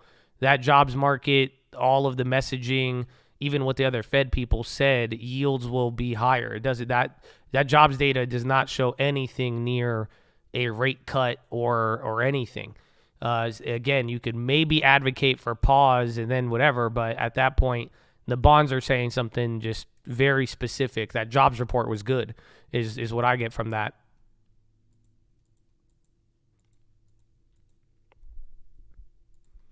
Microsoft Smith set for talks with UK's Hunt over deal veto. Meeting follows UK regulators' block of Activision gaming deal.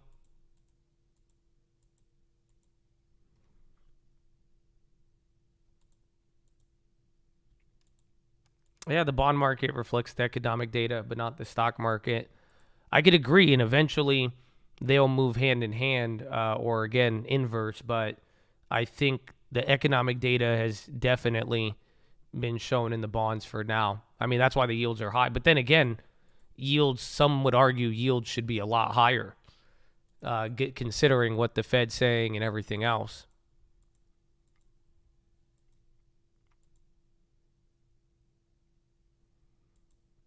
Levy, or is that excited for impact of AI in workplace? Box CEO Aaron Levy.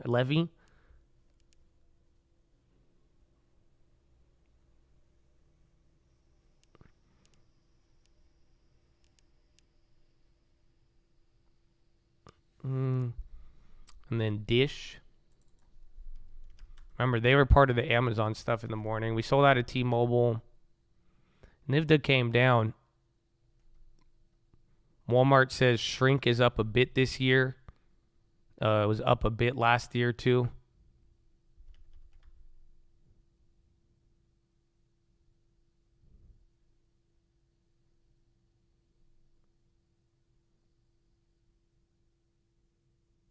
Yeah, the dollar is saying something, too.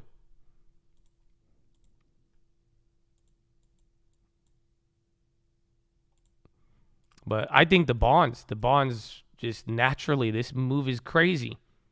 Especially now that it's following that 3 days with the debt ceiling stuff. It's all at the same level. That's the ironic part. So it's like you're pretty much, the bonds are saying the same yields for the last like 5 days. But still.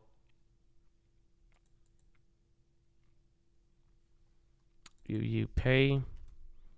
Tessie. Maybe Tessie even gets end of the day push. It did that last time. It held up good. Amazon's at the bottom. Again, Google and Microsoft didn't do anything on this. This is materials and energy all day today. The short position opened up by the Saudis. I think they're down on it. When was that? I actually forgot about that.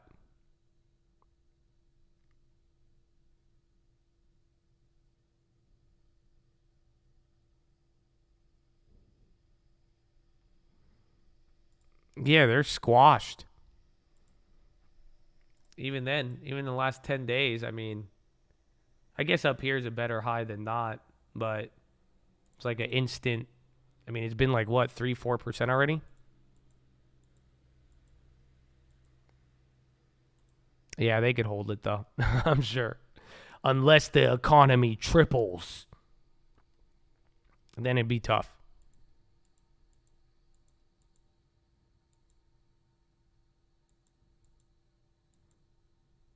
And again, Microsoft to talk with UK Chancellor over deal ban. I mean, market's still holding up. Bonds at the low, but you're kind of grinding your way up here. Activision news could be related to that Microsoft meeting. It might just pop and drop. You've seen this a couple times in the last day or so.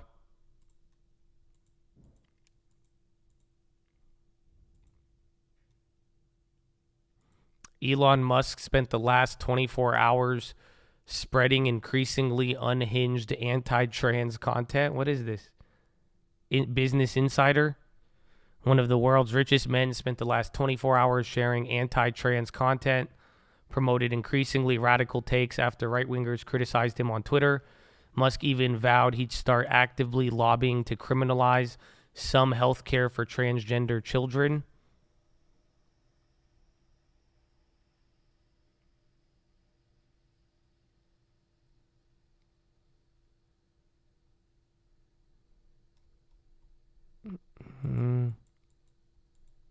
I don't know. That just came. I don't think it's breaking, but it's a Business Insider article on Elon.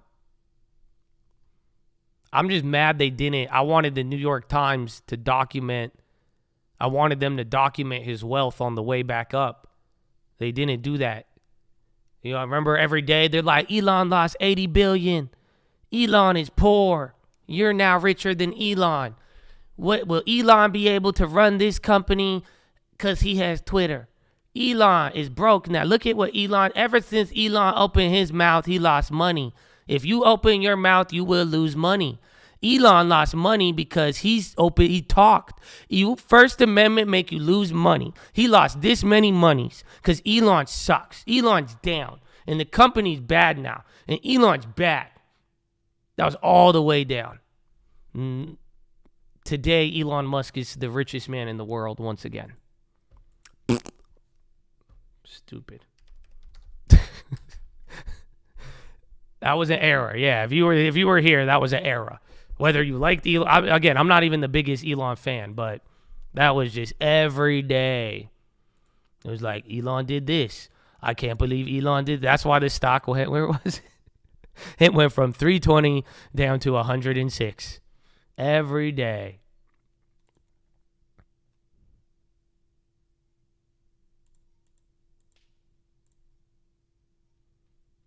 Let's see.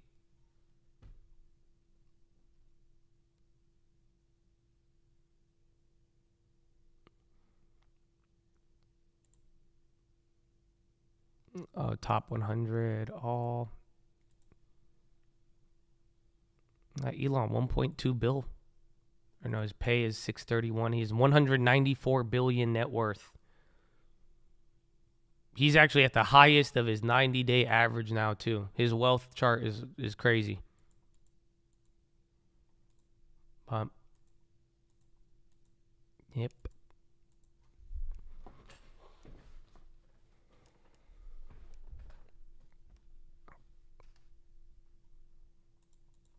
You didn't want to miss the pump up, so I had you on the car. We still haven't hit 430.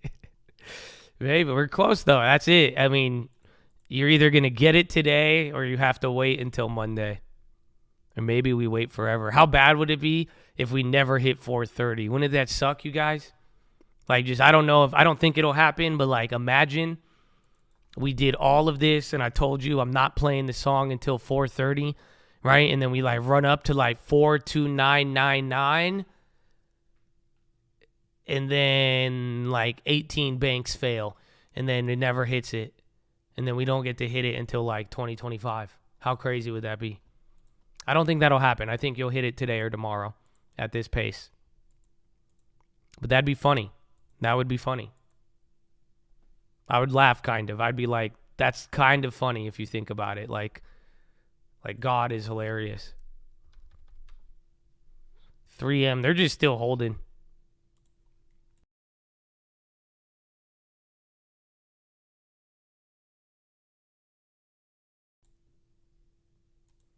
I think everyone would still be happy.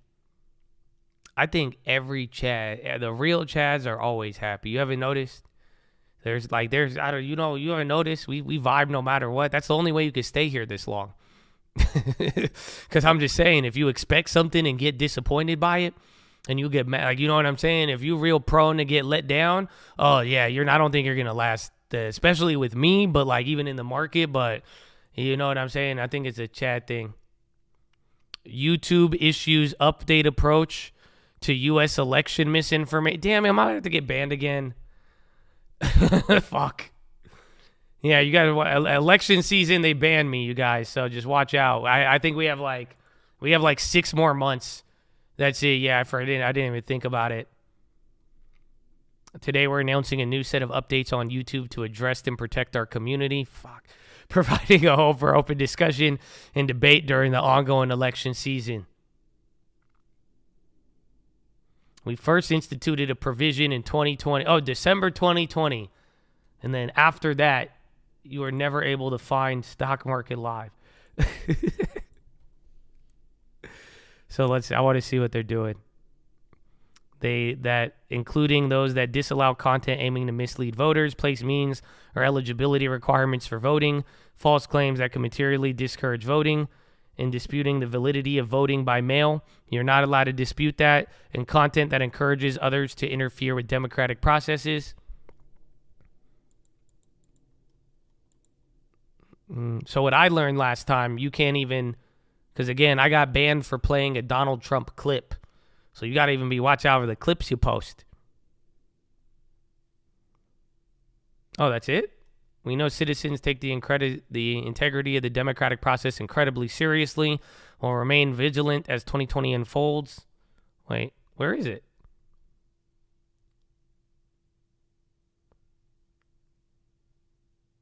So this goes into effect Friday, June 2nd. With any update to our policies, we carefully deliberated this change. This specific aspect of our selection just represents one piece of broad, holistic approach towards supporting elections. Here's what isn't changing. We're ensuring that when they come to YouTube, they'll see it. They'll see accurate information. The rest of our policies continue to apply to everybody. So they changed something, but it's not that specific. They just said they're keeping the other stuff from 2020.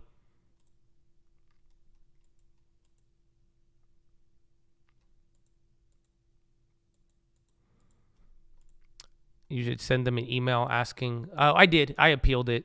If you're not familiar, during 2021, it was no questions.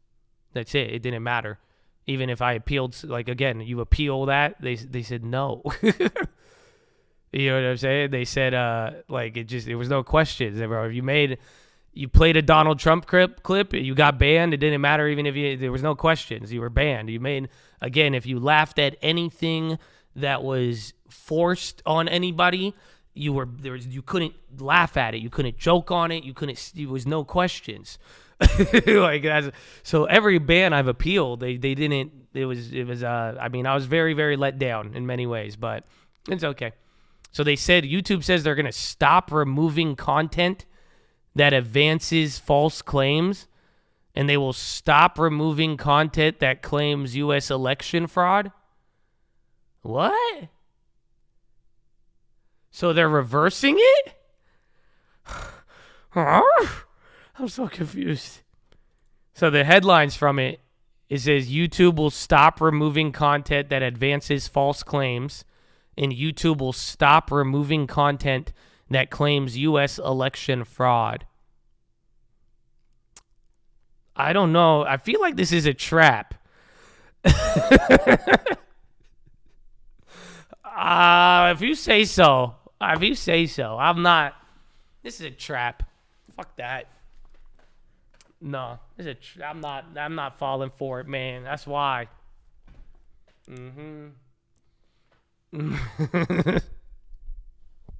Yeah, where's Rumble? Actually, let me see. Short Rumble then. Why is Rumble going up on? Let's see. I want to short Rumble. Before I say something about an election, I'm gonna short Rumble because I don't trust them. I think it's a trap. Rumble looks like he wants to go though.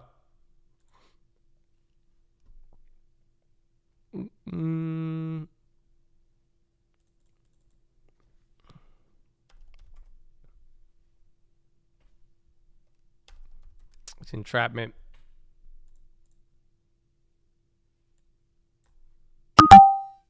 Oh, boo. Boo. Hard to you can't short Rumble. It says hard to borrow. I was literally, you thought I was kidding? I was going to short Rumble on that. Oh, shit. What did I just do? I think I pressed save for later.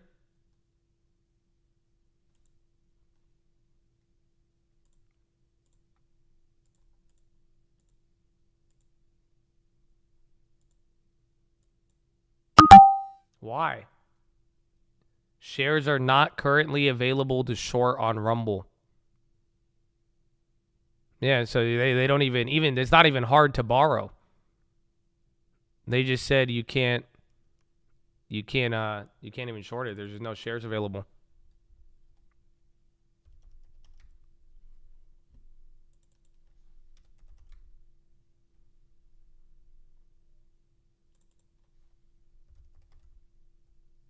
Oh, and the video's dropping now. I'm down 150 on that. Ecuador's Lasso won't seek presidency in August. Ted Lasso runs Ecuador? That's crazy. The guy's name's Lasso.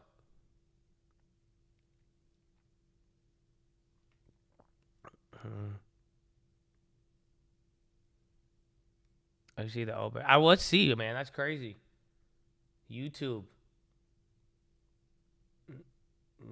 with the changes. I want to see what's going to happen. I don't trust it, but that's good. I mean, I hope. Again, it was a nice world where I was able to play stuff without getting banned, but that'll just be fun. What do you guys think about that? I don't know. Do some of you want YouTube to not do that? Because I know some of you guys were fucking down for the Gestapo. Y'all were really down with the silencing. I don't know. What do you guys think of that news? Let's see public opinion. Let's see where the Chad's at. Does that scare you for YouTube? Does it make you excited?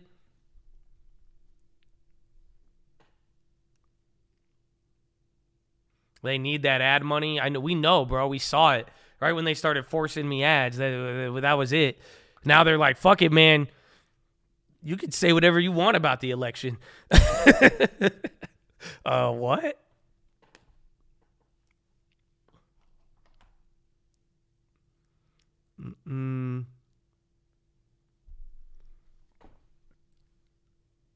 Tired of censoring truth. It turned voters ignorant. Too late. First Amendment. Google's motto used to be "Don't be evil." No, let free thought out. So you guys like it. That's good. I'm glad you do. I know some people didn't though, because like they were, some people didn't like the content. That's it. They didn't want to see it. They didn't like hearing about certain stuff. I mean, I'm telling you, it was a very, we went through it together. I'm glad that it's over, but it was, I don't even know if it's fully over, but it was a weird time in the world for sure.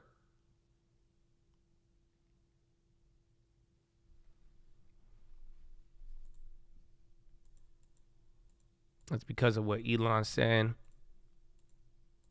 I like it. It's entertainment. YouTube wants the volatility.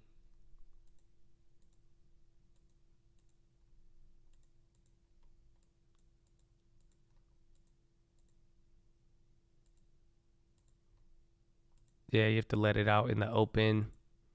Yeah, they said the laptop. See, that's what I'm saying. There's some stuff because, like, there's things that happen in the world, and even if we wanted to talk about them, like, straight up, even if I did not want to attach a political opinion to it, we weren't able to talk about it because you ran the risk of getting banned. That was real. That was real for a very long time. That's why I was saying, like, and you guys are like, oh, well, why don't you appeal it? It's like, no, dude. Like, if you didn't know the reality of it, there was no questions asked. That's it. If you violated that, these companies had no mercy for you. They didn't care who you were. They don't care about your history. They don't care what you provided, even if it fell under the legal protection of providing education and free use. It didn't matter. So it was just it was lockdown, dog. It was so. That's why it's very interesting to see. And again, I mean, I guess their revenue got hit for a little bit. They'll definitely make more money, but it was wild.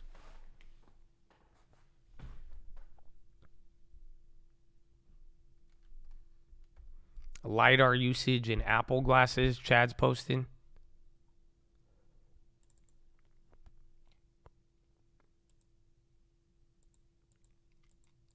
Do you think we end up being China?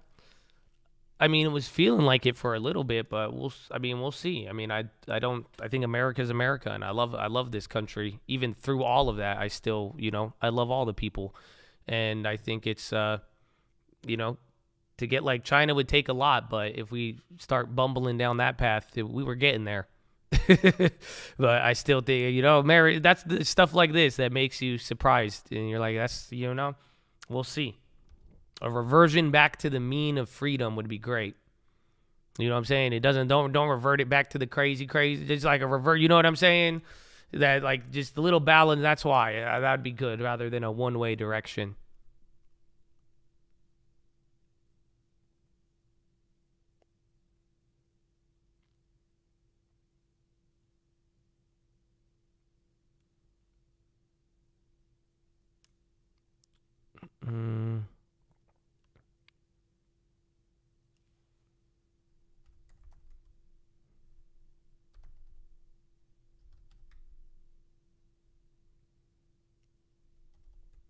AI, $30, they're getting clapped.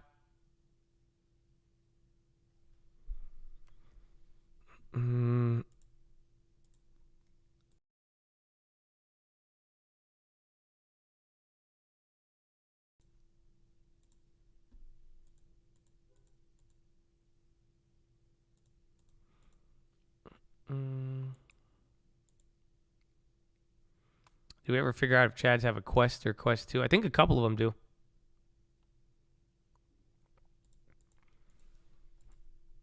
I've still only used VR once. And then NVIDIA's, that's it, man. $390. We're down $3 a share now.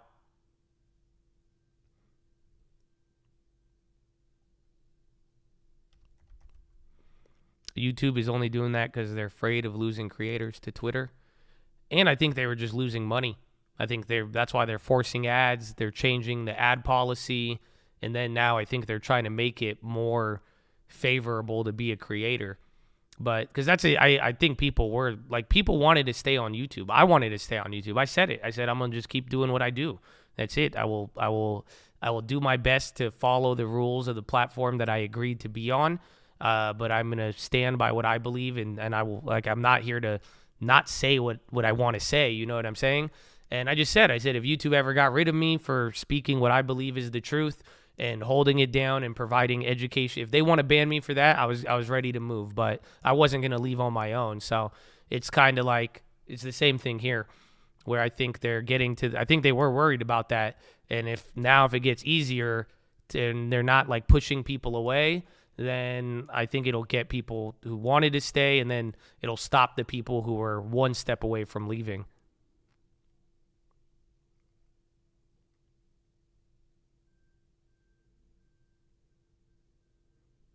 Yeah, I get cut off right now. Stream goes down. This channel has been banned. I'm like, what?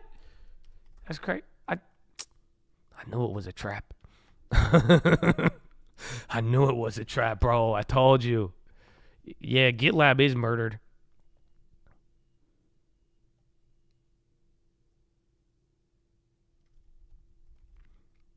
Baidu, I'm going to keep riding it, man. I like it because it's still near the lower end, and so is like Baba.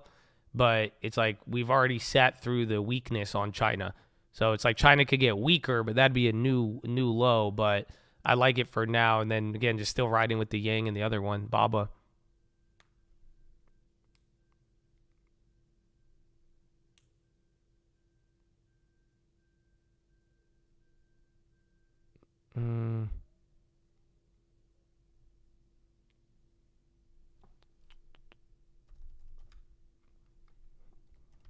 Stocks for my long term, usually stuff I know about in real life.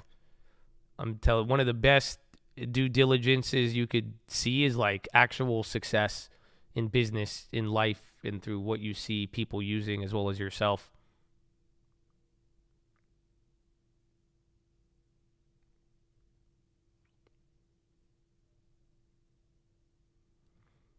Hate to say it, but I think the Bud boycott has some corporations reconsidering all the pandering to a degree. Powell to testify June 22nd, Senate panel. It's after the Fed meeting. But I thought about it. It's kind of wild to think about because, like, in terms of the whole cancellation and all that, I was thinking about it economically. Here's the difference. If somebody wants to boycott something, you could only not buy it. Like, you're only one person who could choose to not buy. Are you following? But then if somebody wanted to support, one person can keep buying. So this is where I think the paradox comes. Like, I think the real action you're going to get is when the corporate dollars, that needs to start getting shifted.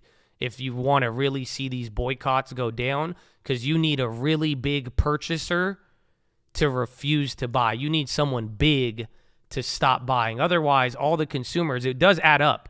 I'm not saying boycotts are ineffective at all.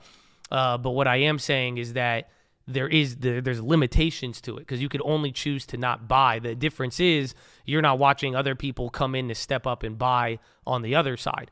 But that's why it's like, even if you think about it, I was thinking, I'm like, why haven't some of these boycotts worked in the past, right? And think about it, because you could have had a big portion of people not buying, but then if one person bought, some people wouldn't feel the effect. Does that make sense? So that's what I was just keeping in mind, but that's what I'm looking for in this situation. I think the real shift of the whole boycott shit, it happens if we start to see bigger corporate dollars shift. So if you see a big corporate client back away due to the heat, then I think that's where it gets a little crazy. Otherwise, I'm just going to be watching and seeing, but it's a very interesting setup so far.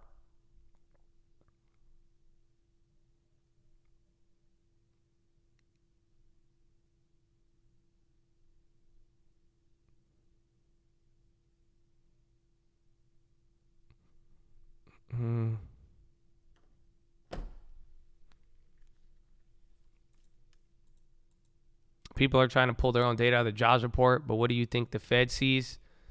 Just the bond market. That's it. It was a very strong jobs report. I mean, it doesn't look like credit conditions are tightening. There's other signs of that, but it's a strong jobs report. I think the Fed can justify another hike if they wanted to. I think they're going to let the CPI finalize the move. Whatever the Fed futures are at, we're still 60-40. That's it, but it's not good. I don't think the jobs report was good for the Fed's mission. If you want to look for the signs of things calming down, potentially a soft landing, unemployment rate going up shows you that, but I don't know. I don't think the Fed is that optimistic.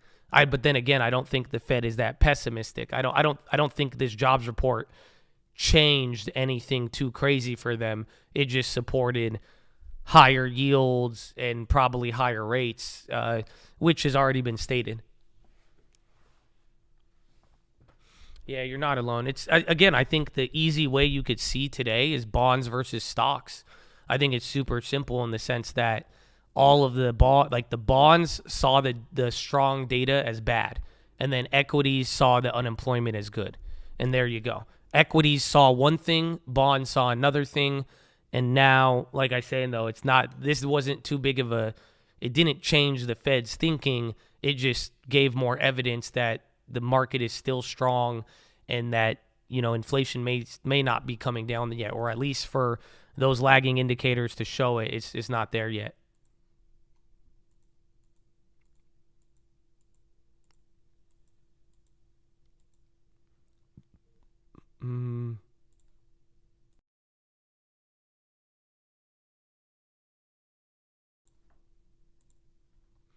Oh, damn, Kobe Maguire. You trying to be a billionaire. I like it. He said new AI-powered board game. It's called Shoots and Chicles. You only win by resisting FOMO and saving 10%. I like it. Shoots and Chicles. AI-powered board game. No. Wow. Guess what?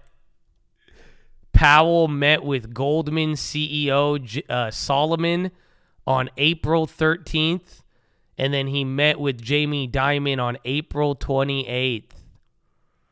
Oh, damn, bro. That's cold. Wasn't that FRC? Damn. So literally, bro, 3 days before FRC, Powell was meeting with Jamie Dimon privately. And then 2 weeks before that, right here, he was meeting with Goldman CEO. And I think they met at a Margaritaville.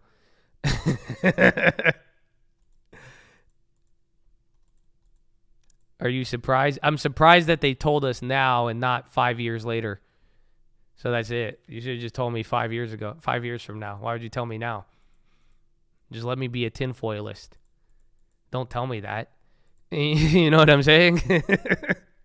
Like, we already expected it. We had some general idea of, it's like they all got together and decided on a phrase called sounding resilient. You know what I'm saying? Like, but don't tell me that today. Tell me that 5 years down the line. That's not.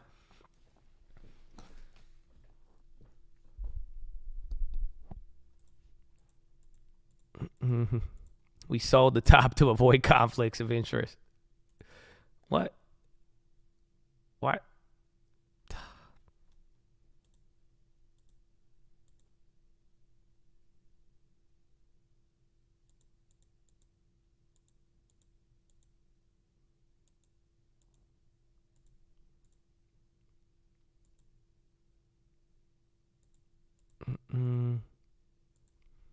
KRE.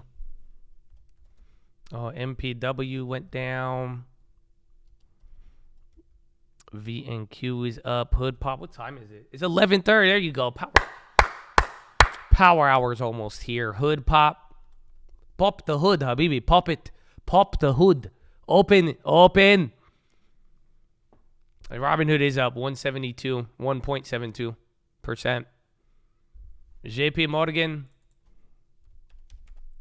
They better go up on that news. They're like, what? Before all these major events, you got to talk to the most important person in the world privately and have a game plan? I'm very bullish on JP Morgan. I should be more bullish on it after that headline. That's great. Like, if I ran a bank and I would want to talk to J. That's it. If I talked to JP ahead of it all, you'd be golden.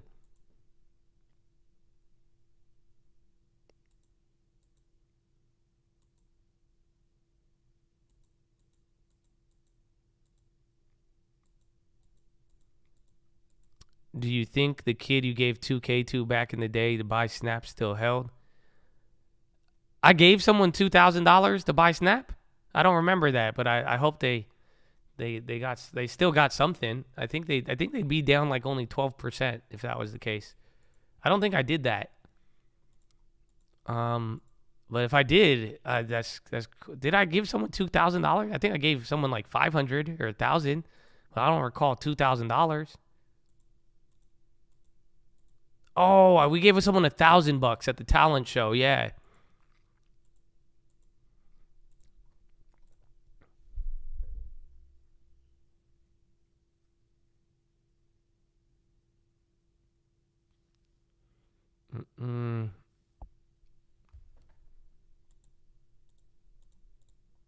Yeah, Piano Kid. He was ill. Piano Kid. I see y'all boil his excellent fucking advance in age, and he did so good, and now we just boiled him down to Piano Kid. Come on, man. That's crazy.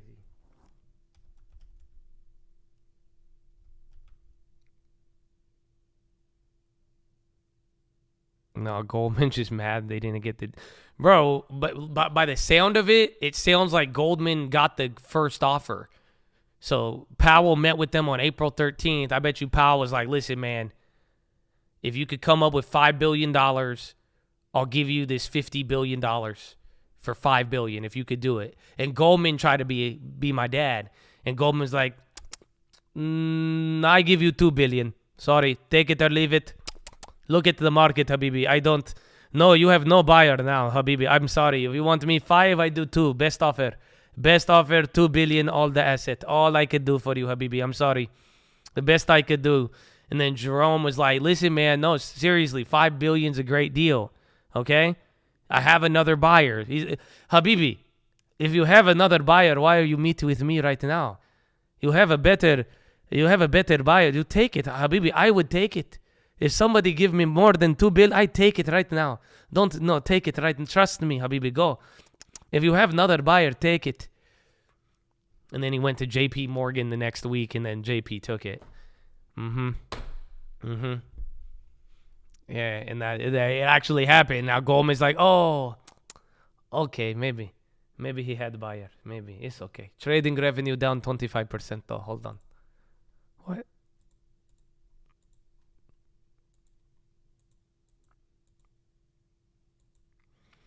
I wrote an offer in the middle of nowhere. First day on the market, 8 offers, showings today, crazy.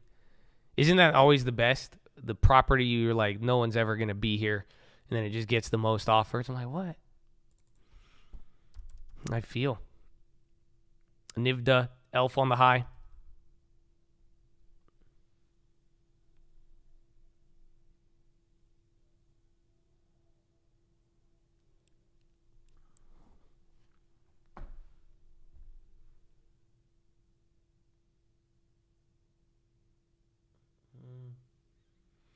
Your dad is a shrewd character. Yes. I think it's a good philo. Is that when you don't care about having nothing, you won't care about missing out. When you are okay with having whatever you have, even if whatever you have is a little bit, that's it. That's what I get from my dad. That's what I've learned from my dad in that sense. He just don't care. If he's fine walking away with what he had or not, even if it was 15-day expired milk that he'll drink and be like, what is expiration date to scam? You know what I'm saying? He didn't care. That's all it was. That's where I've seen the negotiations, and I've picked up on it a little bit. But just straight up, if you're not afraid of having nothing, if you're not afraid to stay with what you already have, you know what I'm saying? Then like, you're not going to get FOMO. You're not going to care if somebody, you know what I'm saying? Like,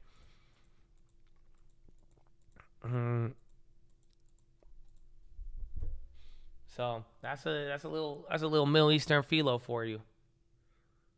My dad did. All right, look, can I tell you something? Oh, all right. I have a fob confession. I have my next fob confession for you. Because it was like 3 days ago. It was really late, and I didn't eat food, and I was like, damn, I'm going to wake up so hungry. Like, I was like, I didn't eat. I just did not eat that day. Like, I had only one meal. It was late, though, and I don't like eating late, right? So I was like, okay, let me just see what I got in the fridge. And I go in the fridge, and I got one of them nice Chobani cookie dough yogurts. So it's looking really good. It's looking really appetizing. If you have never had one of these, they're amazing. Got the little candy thing. You put it on it. You flip it over. It's like, it's good. It tastes a very satisfying. I was like, boom, that is what I want.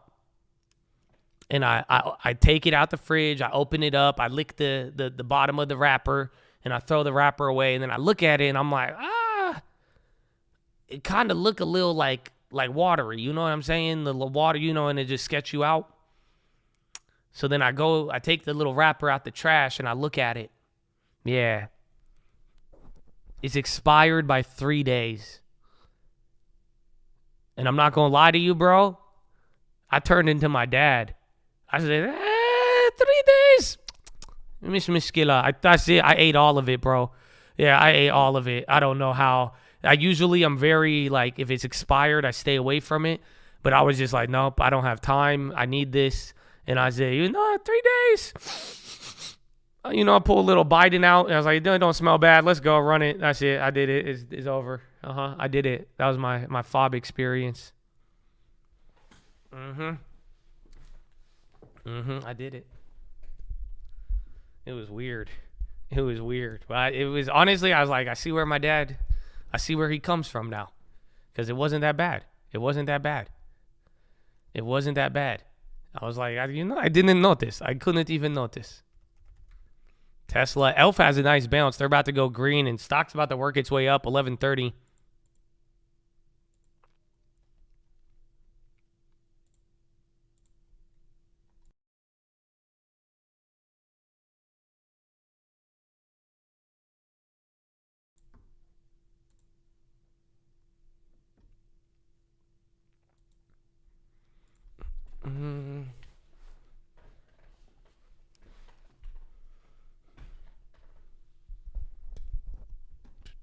Those dates are just suggestions. Some wild suggestions. It tastes better after than before. Everybody knows this.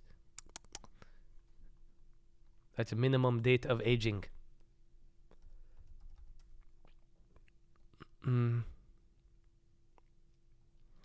Broadcom's kind of moving up. They were cuck. Tesla's even moving. NVIDIA a little bit, but now we're lower on that. And then T-Mob. Good, we got to have T-Mob. T-Mob. White House news briefing. I kind of need to go pee. This was April 29th, the next day after J-Pow. Yeah, FD, that's what I was saying. I was like looking at it, I think, and then we didn't get it until like Monday, or like Monday was when everybody was freaking out. So weird, bro.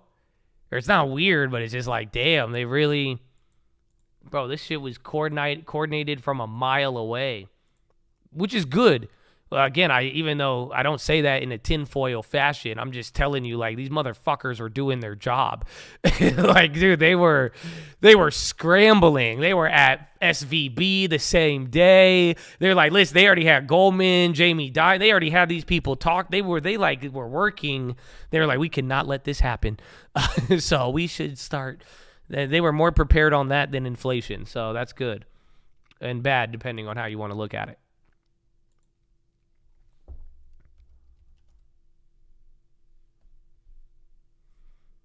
They don't call it FOB anymore. They call it boba.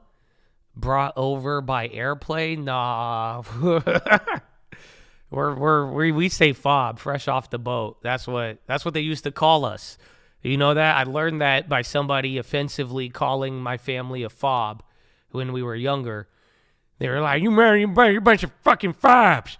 I was like, what? Someone was like, they got really, again, and I was like, we were like a FOB, and then me and my siblings found out what it meant, and we were like, yo, that's funny as hell. You just call us fresh off the boat. Like, we were offended a little bit, but then we were like, man, we're going to start calling our mom and dad that.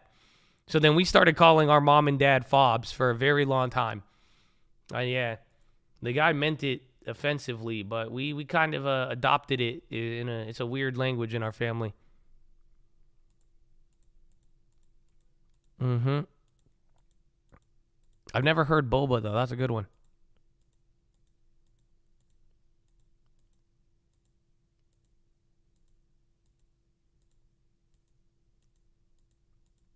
Yeah, they call them. I've never heard that one. That's a good one. All right, I'm going to go pee. And that's it. Does your family ask you about investing? No, they just ask me for money. That's how you know you got good at investing. That's it. That's the next level. They ain't even going to ask you about investing. They'll be like, hey, can I borrow $100,000? I'm like, what the fuck? I ain't seen you since my 18th birthday. I didn't even know I had a 17th cousin. What the fuck? Nah, some of them do. It just depends. But all right, I'll be right back. We're going to remain focused on advancing equality for all people across the country. Now today, as you all know as well, we're also marking National Gun Violence Awareness Day, and in recognition, the White House will be lit in orange lights this evening, and many of us are wearing orange, as you can see from what I'm wearing today, all orange, as we remember the thousands of Americans killed and injured in acts of gun violence across our nation. As some of you may know, this observance started a decade ago after a 15-year-old girl named Hadia Pendleton was shot and killed on a playground in Chicago, just 1 week after marching in President Obama's second inaugural parade. Soon after this tragedy, Hadia's friends commemorated her life by wearing orange. They chose this color because it's what hunters wear in the woods to protect themselves from others. Wear orange is now observed every June. As the president said this morning in his statement, he's proud to have signed the most significant gun safety legislation in decades and dozens of executive actions. What do you mean today's orange? I wear orange every day. I was the president. I wear orange every single day. What do you mean you want to make it a day? The kinds of meaningful every day is orange for me. We need to keep our communities safe, like kids like Hadia. Today, Vice President Harris will also deliver remarks at John Lewis High School, where she will talk about the administration's actions to reduce gun violence and call on young people to continue leading efforts to end gun violence and save lives. Today and every day, the President and the First Lady are praying for the victims of gun violence across America and for the survivors who will carry trauma for the rest of their lives. And the President continues to call on Congress to act on common sense reforms that will curb our gun violence epidemic, like establishing universal background checks, requiring safe storage of firearms, and finally, banning assault weapons and high-capacity magazine. Now, finally, this weekend, just to give you guys a week ahead of what's going to be happening the next couple of days, the President will remain in Washington, D.C. On Monday afternoon, the President will welcome Prime Minister Mette Frederiksen of Denmark to the White House to further strengthen the deep and enduring ties between the United States and Denmark.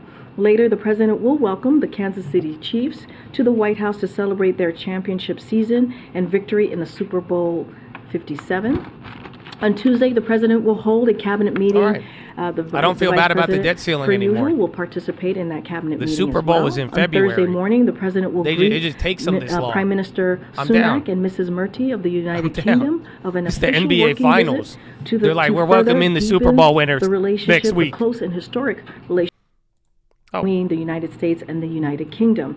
Then the President will hold a bilateral meeting with the Prime Minister in the afternoon. As I mentioned before, the President will host a joint press conference with the Prime Minister as well. In the evening, the President will host a Pride celebration with Betty Who on the South Lawn. Friday evening, the President and the First Lady will travel to Camp David. On Sunday, the President and the First Lady will return to the White House from Camp David. In the evening, the President and the First Lady will host a reception for the Ford Theater Gala at the White House. Finally, on a bittersweet note, we hope you'll join us today in Watch saying Walmart to our CEO valued, Doug McMillan is commenting to reporters right now. You all know you might get Hile some Haru headlines. as the always kind, always smiling press wrangler who keeps events running smoothly. What you may not know is that Hile is a lawyer and a business school graduate who spent the last 10 months of her presidential management fellow and here with us, as you all know, and she has been an indispensable member of our team. We will miss you, Hile. We will miss your kindness, and also apparently didn't know anything about this, but you have brought in Hawaiian snacks before, which I've never tried. I swear, based on how she like. But she brings them to the I thought she was like, swear, I didn't even know who the fuck you were. So that's crazy. I didn't know you. I didn't know who you were. We work with. I know many of you will join snacks. me tonight and for that the sounded like it was a setup for like this evening. And if you cannot join us this evening, please come to the Lower Press. Have a good summer. Please say goodbye to our press team member and also our favorite lawyer as well. I think you have something to share with our friends here in the room. You can try some of these Hawaiian treats that I've never had to try. Or Oh, yeah. You need bro. I think one thing we could be known for. I think they're as this press literally team is handing giving out a lot of treats. Bro, they were like handing out. We love to share. This is. You're very welcome. That's cool, man. That reminded me of like a show and tell in That's class. right, It was really Nancy. cute. I'm Nancy not like knows. making fun of it. I know some of you'd be like, "Oh, I okay, can't believe with this is that, our country." Let's get going. It was there. Let's Chris, get going. It was very, what you got for us? wholesome. That was very, very wholesome. The president had the fall yesterday. The White House said that he's fine. Was he checked out by a doctor? What was Question that 1, he fell. What was the result? So just want to remind everybody what the president was in Colorado Springs for yesterday. He was there to offer. Let me tell you what happened his before thanks he to fell. the dedicated, brave women Amen. and men and women who are graduating and about to serve in the Air Force. And he was proud, very proud, to shake the hands of more than 900 of them beforehand. So I just want to make sure that we are aware, as Commander-in-Chief, that is why he was there, and he was incredibly proud to do so. And just to make sure we clear the record here, he tripped over a sandbag on the stage, and briefly he tripped and got up. Oh, and it was a got legit right sandbag. back up and continued what he was there to do. I thought they He were did saying not, it like a figure of speech. There was no need for the doctor to see him as it was related to the shit. fall, and he's doing fine. You saw some of you saw him last night when he returned. They're talking a real sandbag on the South Lawn. He spoke to this, so I would refer you back to his comments. You know me. And so I I'll thought just that leave was it a there. figure of speech. I thought he was like joking about it. Like, oh, they I sandbagged expressed a lot me. of confidence that Sweden would be accepted to NATO. What is the source of his confidence? And Biden spoke with Erdogan earlier this week. Was there an assurance given there that made him more confident? So I'm not going to go into private discussions or I don't know if it's a real conversations that he sandbag had, or not. With Erdogan. I mentioned a couple days ago that the president did bring up Sweden and NATO, and so the president continues to be confident, and he's hopefully we hope that this will definitely occur, that we'll see Sweden be part of the NATO alliance. What can you tell us about the president's remarks tonight in the Oval Office? What's behind the decision to do it tonight and in that setting? So just a little bit. Well, one of the things I can say why the Oval Office, why tonight, as you all know, we've been talking about averting a catastrophic default for the past couple of weeks, the past couple of months, and how is important and how important it was for the president to do that. There is a gravity, as you all can imagine, of this moment, and so the president wanted to make sure that he addressed the American people directly, and he's going to be speaking clearly from the Oval Office behind the desk to the American people. Where the doubters now, huh? And so during a prime time, clearly at 7 o'clock, during prime time hour. And so he just wanted to make sure that the American people understood how important it was to get this done, how important it was to do this in a bipartisan way. This would have been a first ever default. We've listed out what could have happened. We created a recession potentially, triggered a recession, lose millions of jobs, up to 8 million jobs, increase costs for all Americans. When we're talking about retirement accounts and devastating paychecks, that's what could have happened by Monday if we didn't get this done, cause chaos and catastrophe in the world economy, and undermine the full faith and credit of, She's like, now of you the at a United new States. high. That's what was able to avert it in a Show some respect. bipartisan way, and so the president wants to lay that out for the American people, and that's what you're going to do today. Let's go. There's now warning that the U.S. credit rating is still, though, at risk, even once this deal is done. How confident are you that a downgrade will be avoided? So look, as we all saw, we saw a bipartisan agenda come together in a way that you're breaking out here on Congress the SPY should too. work, right? Again, you just hit a and new it high, was, 4286. It was majority. We saw a majority Again, of bipartisanship. this is a from watch both for 4300, and you got 15 minutes till passed power a hour. strong Coming into a new high right now. Proposal that will reduce the deficit by more than $1 trillion. That is important to note, and it ensures that the government will continue to meet our commitments, which is important to do as well. So look, the Treasury market remains the safest, the deepest, and the most liquid market in the world. And so I'll just leave it there as what by basically laying out what we've been able to do, and I think that's important for the world to see. Just any updates on when he'll actually sign? Oh, you like the comment? I thought I was being annoying today. It's just Friday.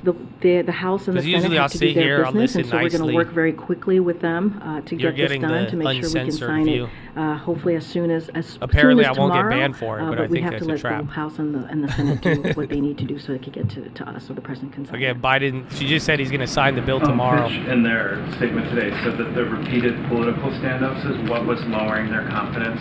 In the president's speech today, will he lay out any kind of plan to avoid this standoff going forward, and could he potentially address the use of the 14th Amendment? So look, I'm not going to certainly get ahead of what the president will say Even Tesla's today. 216.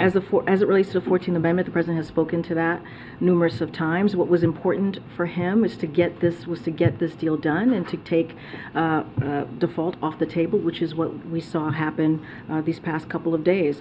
Look. The president wants to make sure that the American people understand and understood what AT&T occurred. says not Congress in talks came with together, Amazon the to leaders resell came wireless. together, to agree on a bipartisan. So AT&T is getting the update now too. Budget agreement that protects the economic progress that we made, and that will protect not just the economy but also the American people. And so, look, when we think about the investing in America, what the president proposed, those historic pieces of legislation, those were protected. The Chips and Science Act, the bipartisan infrastructure law. Think about the veterans, the PACT Act. Think about all those important pieces of legislation that's going to make sure that we continue to grow an economy from the bottom up and bill middle has out. passed. Those It is are the now things that waiting for the was able president's to protect. signature. Social Security, Medicare, Medicaid. And so all of these things are incredibly important, and he's going to lay that out, and I'm just not going to get ahead of him too much. And then last night, you guys put out a readout of a call with President Obama where you said they discussed that deal, but also other topics.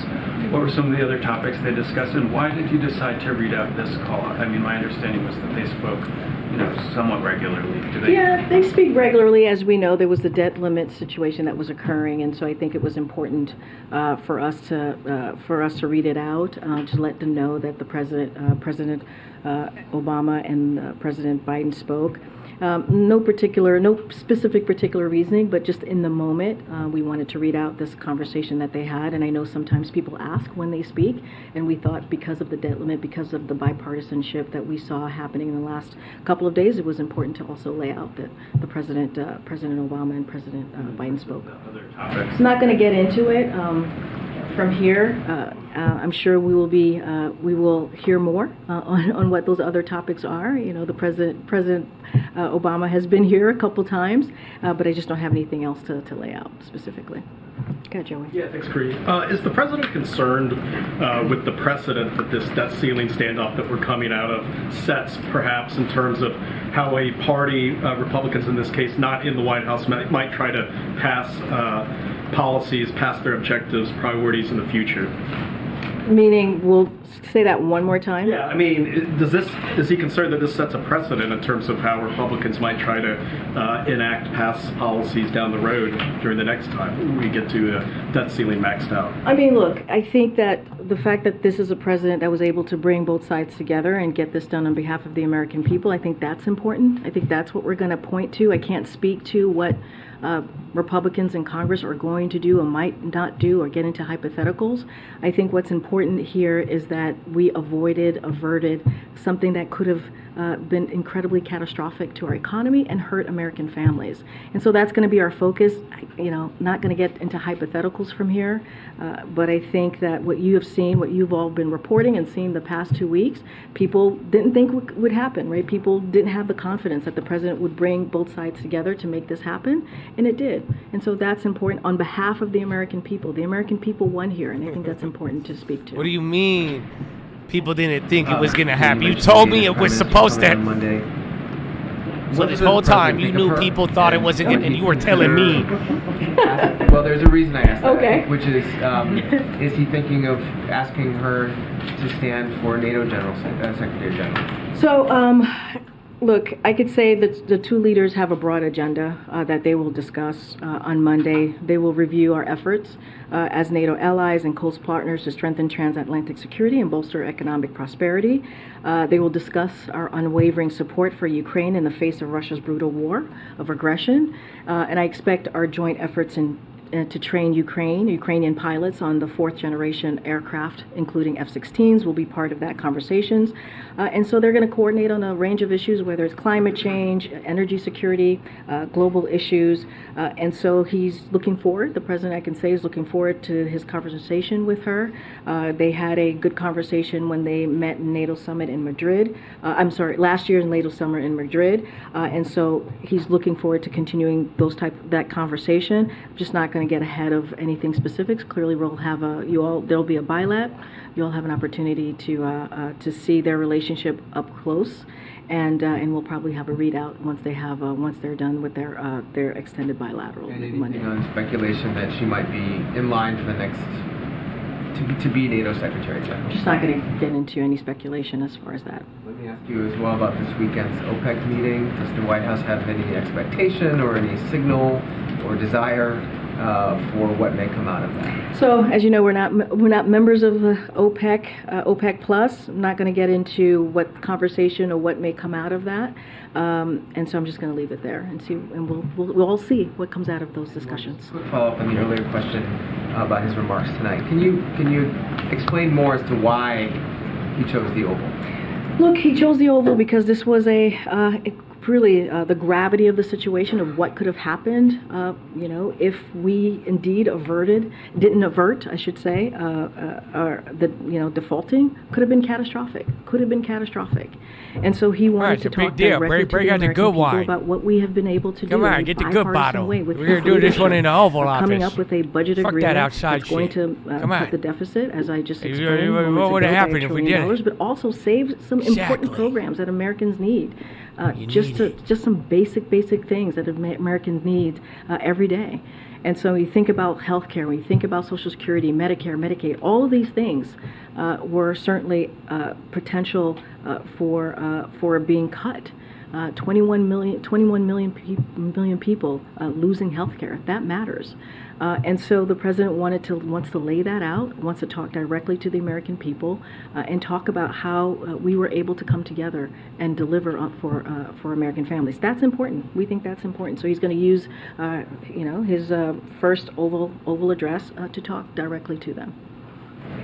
Hey, thanks, Corinne. I wanted to drill a little bit further on the display of bipartisanship you talked about, and two related questions. Has the president talked to Speaker McCarthy since legislation passed, or extended an offer for him to come to the White House or to the Oval, or? So don't have a conversation beyond what we laid out a couple days ago after the House passed their version of the bill. The president certainly spoke to Speaker McCarthy after that passage. They've spoken. They've met about 3 times in the past in the last month. They've spoken several times, and as you saw on Monday, the president thanked Speaker McCarthy for coming together and having this bipartisan agreement. Don't have more to share. As the Speaker, clearly they will be talking and meeting a lot more on different legislative agendas and issues, but I just don't have anything else to share beyond that. And on that, I wonder if people can glean from this that you guys have more of a template for how to deal with the Speaker in an era of divided government, with these negotiations ultimately coming up successful. I mean, look, I think what you saw in full display the last couple of weeks, and look, maybe there's a template, maybe there isn't, but what I can say for sure, right, is that you had leadership in Congress, the president come together and lay out in a divided government, as you just laid out, go through a negotiation process. As we have said before, negotiations are hard. Not everybody gets what they want, or all that they want, and they came together to deliver for the American people. So I can't speak to a template for future conversations, but what I can say is this is a president, as senator, as vice president, and now as president, believes in bipartisanship. Many people said he couldn't do it when he talked about it during his inaugural address, right, before stepping into the role, and he was able to do that. He was able to continue the bipartisanship that we have seen on historic legislation, and now on averting something that would have been catastrophic to our economy. Thank you. Going back to Fitch and their continued negative watch, has the White House or Treasury or anyone else been in touch with Fitch and the other ratings agencies even after a deal coming together? And Are you concerned that a downgrade could still happen? The S&P downgrade happened in 2011 after there was a deal. So look, I don't have any conversations to lay out. It's weird they keep asking that question. Any of the specific they agencies. Literally what I brought can that lay up out twice, and three speak times. to is this bipartisanship that we saw. Very interesting. From both chambers, which is important, right? We saw both chambers come together and deliver here. This time around seemed more orderly the deficit, than 2011. It's going to lower the deficit. 2011, there was more That's failed what I can votes. speak to. Again, the Treasury market remains safest, And they didn't deepest, have and as most much of liquid market advance in the warning world, on and I their think that's important. extraordinary I cannot measures. speak to what agencies are going to be doing. And then in but what I can 2011, speak to they is what didn't we've been have able to do even from here, suspension. and I think that's what's important here. During the invented that most 2013. frenzied part of the negotiations, some Hill Democrats were frustrated that Kevin McCarthy was going out into the hallways and talking to reporters constantly nonstop, and that he was sort of controlling the narrative, while the White House and the president especially were pretty quiet publicly. Is this Oval Office address the president getting the last word? Look, the president is the president, and the American people look to him for deliver on their behalf. And when you think about what could have happened here if we did not pay our bills, right? If we did not get this done, if we did not avert a default, that would have been catastrophic. When you think about millions of jobs being lost, when you think about people's retirement accounts, you think about what could have happened here to our seniors, to our veterans, to American families across the country on programs that they truly, truly need. You're just that doing is these like something little that the president reloads. believes he should speak So to. it's That either is going to something lead that to the a president monster believes that he rippery has an breakdown, opportunity but to talk directly again, to I'm the sure American all people. eyes are This at was- 4,300 this could have been, power hours in 2 as minutes. we've said over and over again, as you all reported. And you haven't had it could have been any real devastating, headlines unless devastating it's to our company economy, related in a devastating while. to American families. We believe Equitrans says they're looking forward to completing lay that MVP out by and to year talk to end. the American people and how we were That's able the one to come related to together Manskin avert and this all that. potential crisis. Okay. Again, they already Speak to jumped from whether like you're 6. confident that it will be signed in time for Treasury to do what it needs to do to avoid running out of We're- cash. They said as soon as Monday. You're saying signing as soon as tomorrow, which raises the prospect of signing Sunday. Is it good? Are you good on this? We feel Should we be confident. nervous? We feel confident. We are not nervous. We feel confident that it could be signed. Like, do you as soon think as you're actually tomorrow. gonna House make and the it Senate there clearly have to do sign their it? business and getting the bill to us. As far as any specifics as what Treasury needs mean, to it's do, good. I would They're asking certainly good refer you to questions. them. Shit, but we're going to get except for this that done last certainly question was weird before that one. And going back to the downgrade question, if I'm hearing what you're saying, you don't know whether you'll be downgraded again or not, but you don't believe that should happen?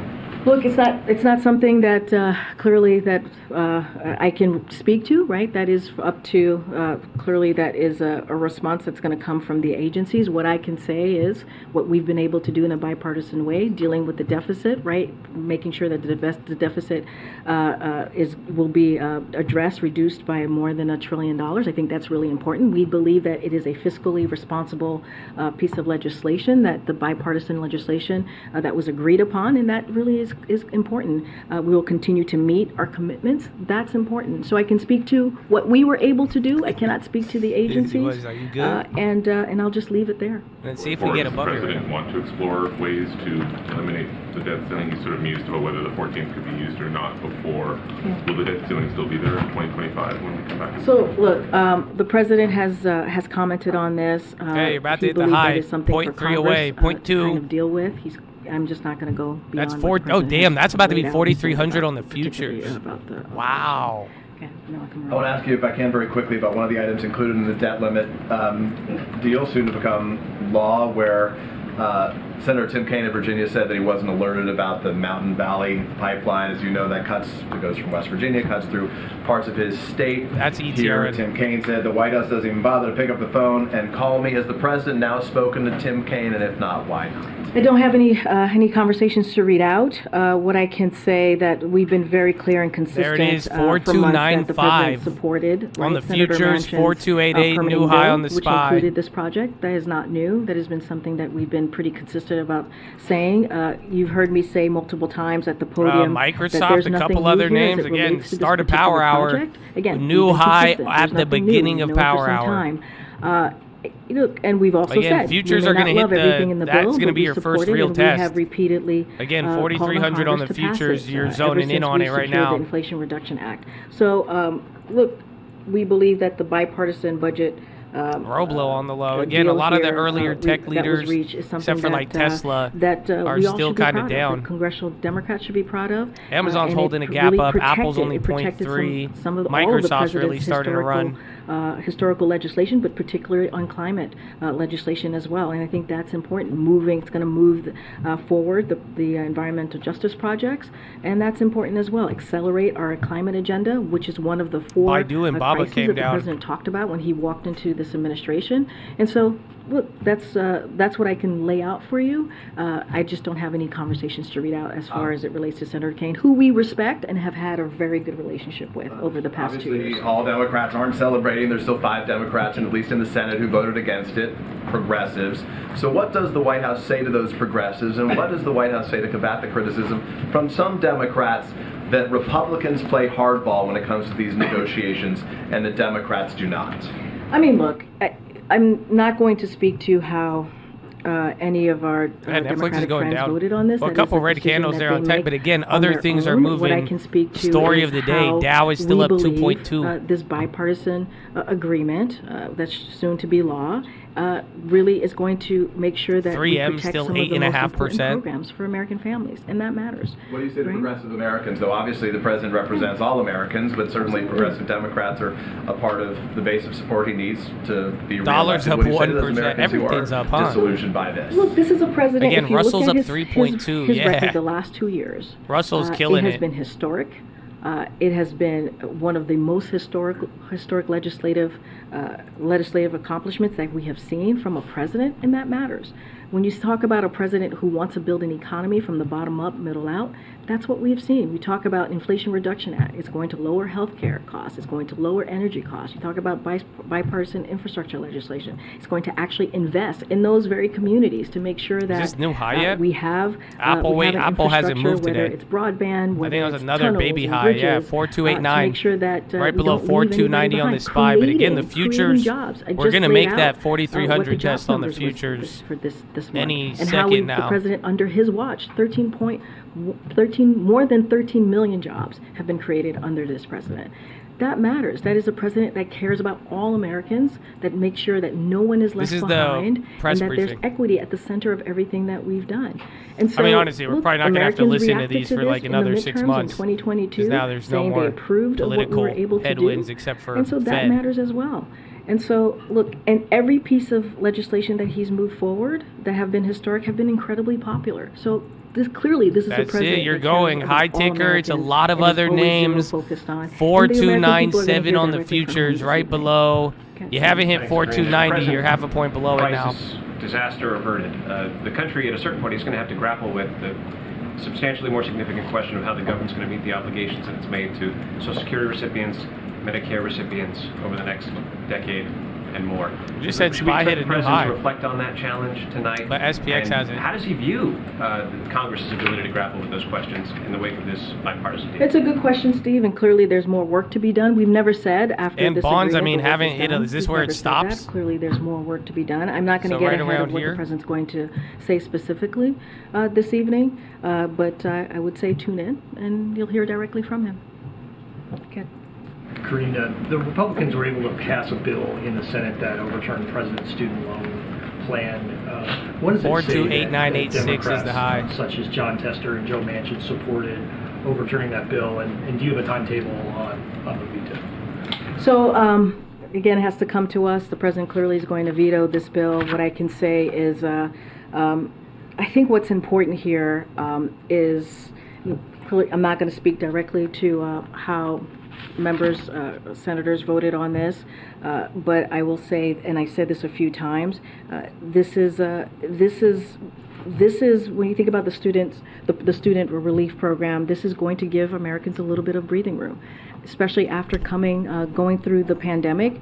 We've said this over and over again, 90% of the relief is going to go to Americans who make $75,000 or less. That matters. This is part of the president's economic policy, his economic plan, to make sure we do not leave anybody behind. And so, he's going to continue to fight for American families. If this bill gets his desk, as I just mentioned, he's going to veto it. And so, look, again, it's going to help American families. This is why the president put this forth, especially after getting through the pandemic, and we wanted to make sure that people didn't default when their loan payments resume, which is going to happen 4290 in August. I should be more. So again, we're going to get to watch a preview on the Republicans felt that on the defense futures funding levels were too low, and all right, thanks, Corinne. So yeah, that might be the last time we hear from her in a while. Not that she's leaving, but again, you don't really have too much politics getting in the way of the markets now, as it's all going to be Powell. But, bro, you are melting up now as we have started Power Hour. So S&P 1.6, Dow 2.2, that's the strong one on the day. The NASDAQ 1.1, but I've been saying it, yelling over Corinne, telling you there's a lot of names moving up. It's not just your tech. Like NVIDIA is still red. Some of your other leaders, Apple just started to play along, but it's a big level, man. It's been the Friday squeeze up. Bonds haven't hit any new low or anything recently, and there it is, 4.2. It's still kind of slow. It just looks big because we haven't moved in the last couple hours, but like I said, you're going to see how 4,300 is pretty much going to be on the futures. And it's a little bit ahead here of the SPX, and then let's see how the futures treat it. You could go for a greedy long too. It might just pop and drop though. It might even drop right before it and then do a reload. So we'll see. 4,300 is important because you have not been here since last August, and after reaching that in last August, you broke that level in the beginning of March 2022. So this is in March 2022 is when you realized Powell was about to fuck your shit up with rates. And the whole market did. And that's when tech and everything else started going down. So it's a very high level for the S&P 500. And it just, again, comparing to where we were previously at, even like the forward earnings too, is a very important level in the past too. So this is where the Jackson Hole went down. This is where you peaked after the most hated rally. And then this is where you broke down in March. This was a fear level at the beginning of the year. At one point, 430 was a low that you bounced off of before you knew lower than 430 existed. Does that make sense? Because so it's all across the board. It's a pretty important point, especially, again, just pull out the chart here and you'll see. Remember, last 2 years, again, this is even a 2021 level, and that's where you even started breaking out in 2021 too. It was wild. And then even you bounced off of it September 21. So even beyond just the beginning of the breakdown, even on the way up, 430 even shows up. The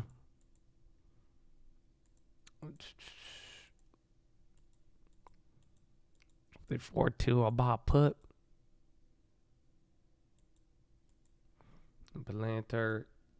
Palantir, Intel. So Tesla, I thought, dude, Tesla, 217, right below it.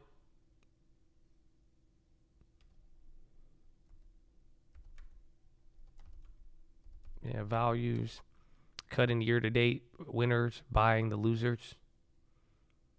Yeah, 6 months in the year, we'll see. Again, the leader right now has been the growth names. So maybe a little bit after 6 months. That'd be crazy. Half the year growth, half the year value on the dot. And it's June 2nd today.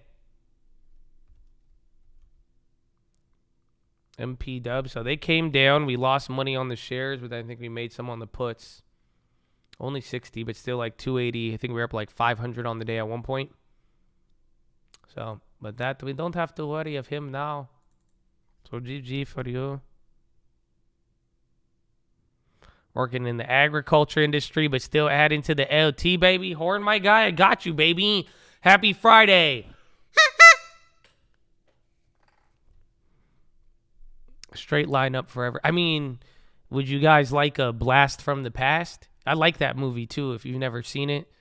No, I didn't sell MPW. I grabbed puts when it was high, when the stock was at like 850 or right before 840. We grabbed put. That was the exit price I wanted. The puts came down to the dividend. So we just bought the puts with the dividend to now pretty much secure the profits at around like $1,000 to like $1,200 when it's all said and done. You love that movie? I love that movie. What's his name? Brandon Fraser.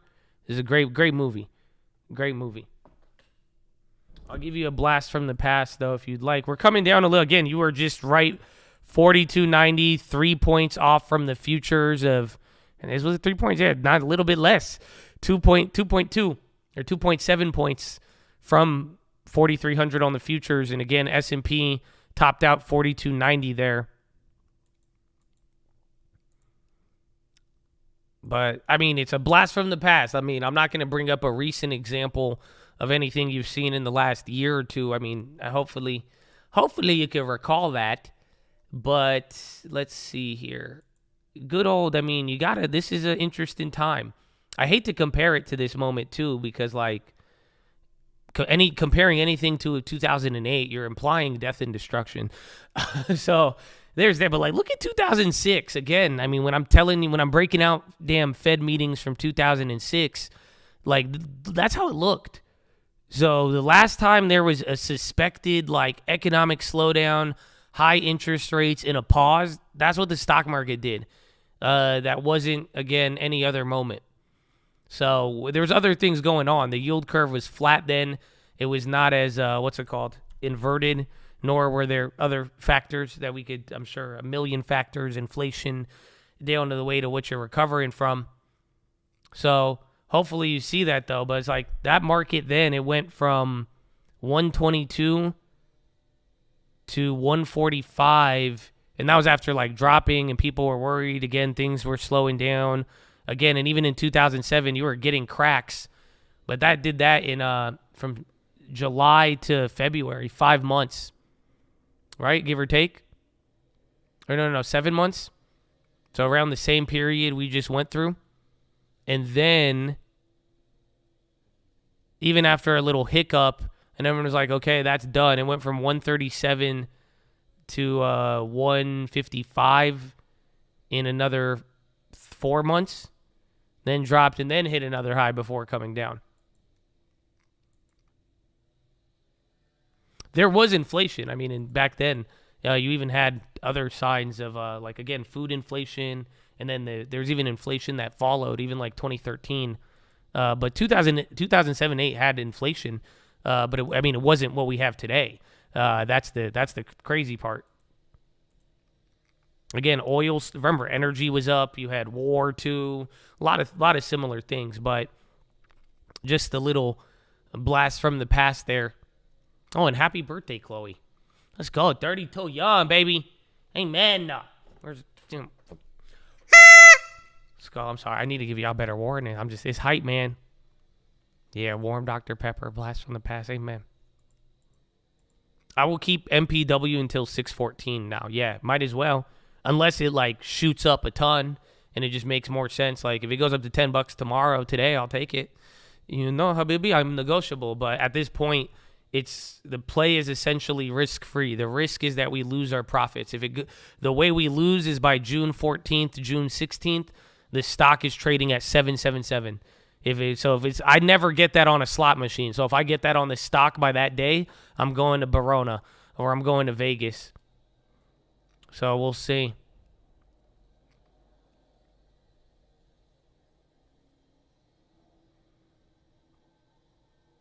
If it goes up, do you buy more puts? No, you don't need to. I'm using the dividend. Again, the company, I'm holding it in the long term. I like it there. But with those, again, we had a very specific strategy to trade for it with the news. And now just balancing it out and limiting limiting the losses and just utilizing the fact that it pays a dividend. And then the volatility around the dividend date.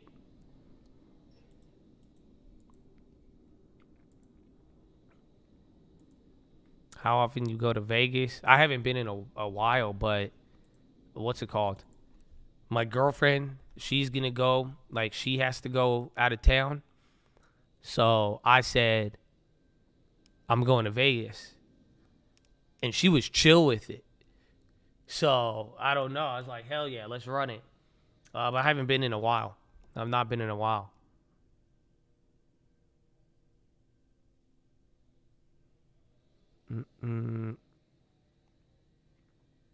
Where is it?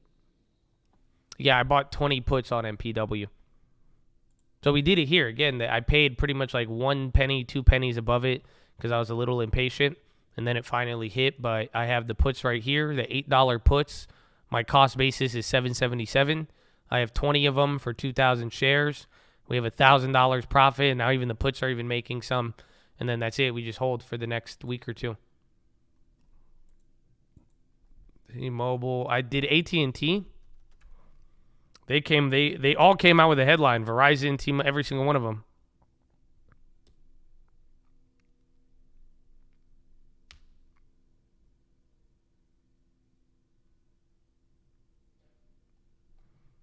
United Pilot Union approves strike. That was 3 minutes ago.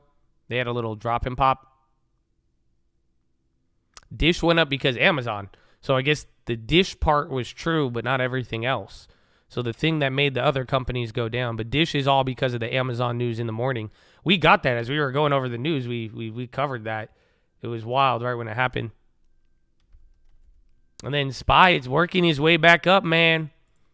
Working his way back up. 42.90 was the high. You're half a point below that. Again, 429.725 on the futures. Yeah, T-Mobile. I mean, the video won't bounce either. We were up $200 on it, and then now I'm down 80. That one came down. Intel's slowly holding on. And then 3M, it's moving a little, but, dude, I can't even believe 3M today. 9% is wicked. Union Pilot discloses vote and message to members. The United Pilots Union. That's, again, UAL. And then testing. And then bonds. So maybe we see this is the final. I was waiting for this, but this is almost the longest period without the bonds not setting a new low. That's what I'm saying. We just wanted it to stop. Like, if you haven't noticed, every single day, it's been like constant movement. We want it to like chill. The points where it chills out, that's where like the market, you don't want it to be setting highs all day and low because then people don't do anything. They wait. We'll close at 49999.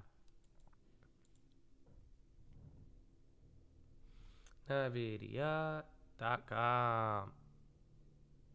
Over 400 Grail patients were wrongly told they have cancer. Illumina. Jeez. Yo, ILMN.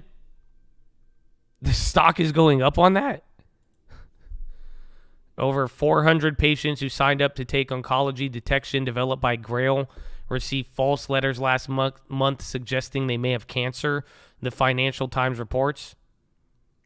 408 patients were incorrectly informed they had a signal in their blood suggesting they could have cancer. Grail acknowledged the letters were sent in error and contacted customers to make them aware of the issue. Dude. Hey. How are you, Nancy? Yeah, I'm calling about the letter we sent you that said you were going to die of a terminal disease. Yeah. Well, funny thing is, ChatGPT, it's not, I'm sure you've heard about it recently. Yeah, it's not, well, just, I mean, long story short, let's just say I got good news for you today. Dude, what? That's why the stock is not, I mean, that's where the car I can.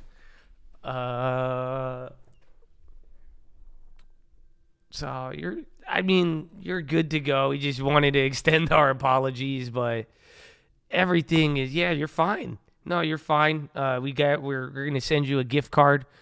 Here's a $5 gift card for the inconvenience we may have caused. But I hope you are you can welcome the good news of today and focus on the positive of it all. Thank you.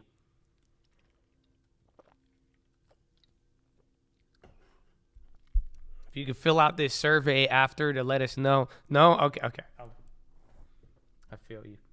I understand.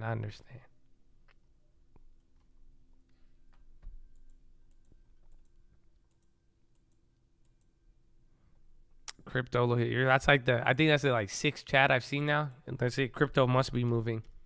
I gauge crypto sentiment by the chat. I could tell when it's worth it to put it up. And look at it, it's at the spot. You can tell you guys start popping up. The cryptos, they're like Bitcoin, Ethereum, Pepe. Once you start hearing it more, it works. No, for real.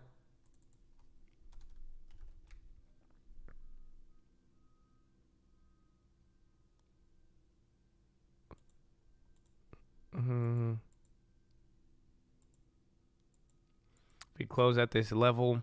Well, I think you could also hit it off on Monday too. I mean, next week is nothing. And now but then again, I didn't like if the bonds keep going down, I don't know if the market will keep going up unless they want to change the correlation. But I mean, the jobs report was pretty solid. But then again, this momentum is just nuts now. And like I'm telling, I take 430 seriously. I mean, if you have listened from the beginning of the year, you know that for sure. Because we were saying that's when I said this is even the point. That's where I said even in the beginning of the year I'd get nervous on the NQ.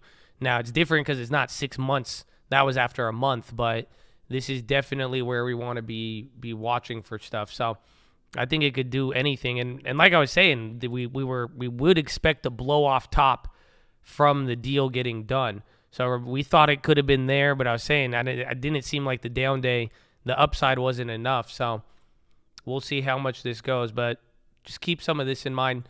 And then we have pretty much 1 week. You will have ISM data. There will be some price metrics as well as employment, I think. But then it's just CPI next week and then Powell. And we'll be it's just a matter of how much you run to 430 or above it up until Powell, and then that's it. Powell will bless you, or maybe the ghost of Jackson Hole returns, or maybe the world changes. Maybe the world changes. You get the song at 4,300. You're almost there. The futures haven't even hit it, but once SPX hits there, I got you, bro.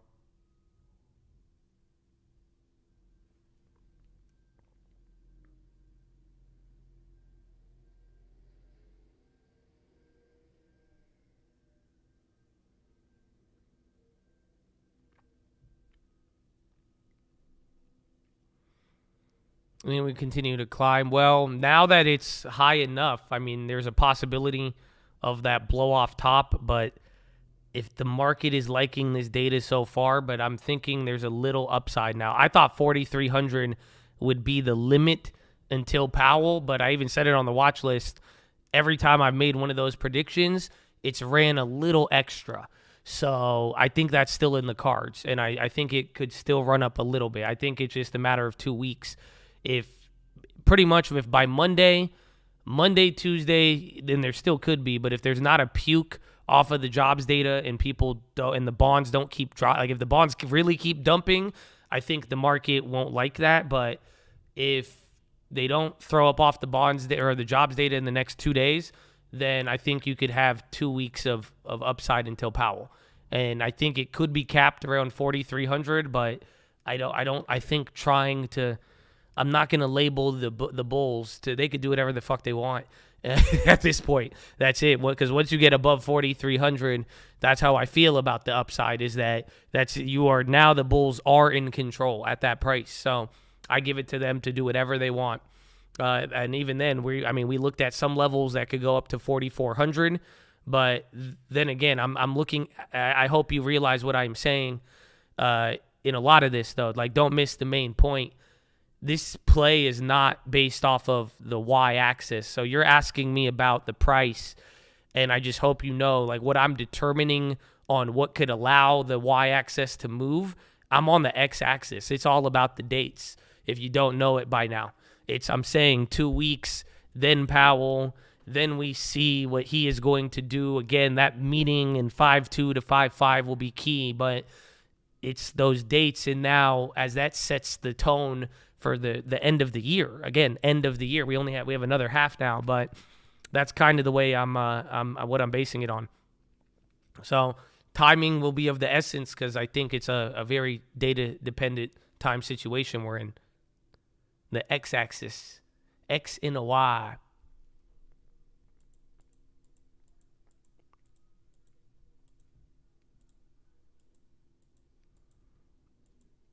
Your thoughts on real estate? It's, I think, still don't underestimate the correlation between real estate and interest rates. I think there'll be, until the jobs market data goes down, I think that's enough pain for real estate.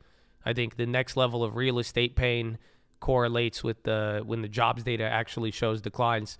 So if the jobs data is resilient, I'm saying real estate's resilient. And once the jobs data is not, then there you go.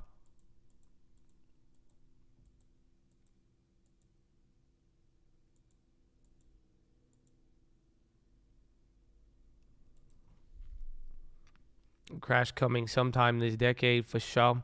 Well, in the meantime, we're live Monday through Friday, 30 minutes before open. So we'll see you here. And, it could happen tomorrow. It could happen in a decade. But, whatever, just God willing, you go to youtube.com/thestockmarket. And, we'll see. We'll see what happens. We'll see when that happens. We have the other one live, too. We got the COVID one. We got a couple, actually. So it's pretty cool. Yeah, just save 10% in the meantime. Yeah, hell yeah, bro. Take advantage of some high interest rates, which haven't been seen in the decade faux show, So, there it is.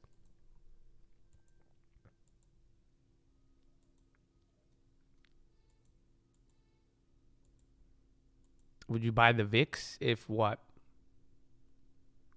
If there was a crash, like a real one, yeah. Like, there'd be a lot of things you could play.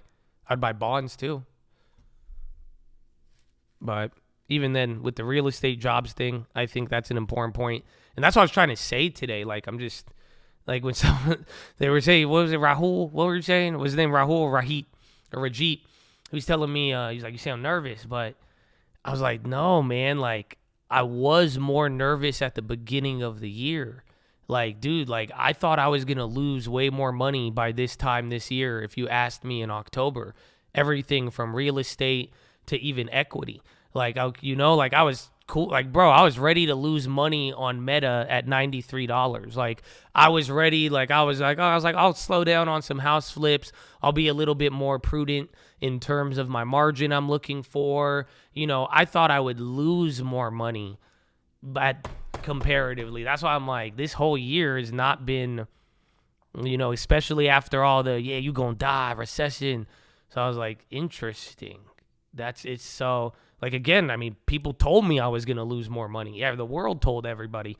So I was like, all right, man, well, we'll see. Don't count your blessings yet. Just the recession. Oh, I'm not. That's why I'm just saying. That's why I'm like, hey, when it's all said and done, I'm just going to stick to the plan. You know what I'm saying? Like, that's it. My plan was dividends. I've been doing that just in case. The yields, buy the growth in the bargain bin, buy even the value in the bargain bin, 1 foot in, 1 foot out, keep it agnostic, and just wait till the yield curve in Powell gives you what you need. And now at this point, even just like, just chill a little bit, but just be vigilant and still remain with your head on the swivel. And that's it. And then again, like even having what's it called, like the long term, like I told you this even a couple weeks ago. I was just telling you, no matter what, we're still 90% invested, even when we are even 85 when we had 15% cash or whatever. So it's like either way, there's good and bad. Like that's why I'm saying the whole, like, looking at this year and how people have commented on it, even what I was told and even what you've heard and even some things we've been right and wrong on, it was just like, we thought it would be really, really different comparatively, in the sense I was way, way more prepared for way, way worse than not. And that's like, that was the question we were pretty much asking, or that's why I was like, you see, I got 1 foot in, 1 foot out, and there was like people saying, oh, you should get out of everything because it's gonna get really bad. And there's others saying like, no, oh, why would you get out of anything? Why would you even hold any cash, right? Those were the two opposing factors. So that was it. You're prepared to panic? No, I think prudent. That's all. I reduced leverage. That's it. I didn't reduce exposure. That's what mother effers need to realize. And I think that's the real key to it all. And that's what's going to keep you alive. It's just, again, and why would I have leverage when it costs me more money now? You know, I reduced leverage ahead of a lot of, again, you heard me for a long, long time. Again, even with my real estate shit telling you for a while, but then instead of now reducing leverage and turning that into interest through guaranteed yield, that was what it was, right? Like that was the biggest pivot, if anything. But it's like that is the thing. It's not about leaving the market. It was about not being over levered. It was about kind of balancing it out where it's like, I don't want to sell everything. I'm not fearful, but I'm also not I want to be more prudent, and where it's like, you can't just throw money at the wall at everything now. And we saw that over last year. And then again, though, some of the money we did throw out was very, very, very correct. And I'm glad we did it, even though I thought it wouldn't. Again, I did not buy Redfin and Meta thinking I was going to be up on it today. You know what I'm saying? So it's pretty wild. Explaining yourself. I'm not trying to explain. I hope I'm trying to show the broader story with everything, just so you could see it. I mean, I'm just kind of explaining the point of view to the degree of like, it's very interesting. It really was wild, and I was just expecting a lot worse. So we have a lot to move forward with, but I'm excited about it. And like, again, just sticking to the plan. Though at the end of the day, it's like, if you really have listened, expectations have gone in different place. You see the context now, but also too, the plan just seems to just stick with the plan because it's there, and that we may not even know what's going to happen next, but the broader plan of reduce leverage, don't reduce exposure, and be cautious and ready to move, and then have a little cash, and you know what I'm saying? And then the diversification, you're not going to be mad at doing that. Again, and then your property isn't going to fucking destroy you unless you're buying it at extremely overvalued prices. So it's like, that's where we're at right now. And but the plan is there, and the peach has arrived. Yes. Amen. The Fed is not pumping as much, I guess. And then Illumina's going up on fake cancer reports or letters to people. Interesting. We still in MPW. We wait after June 4th.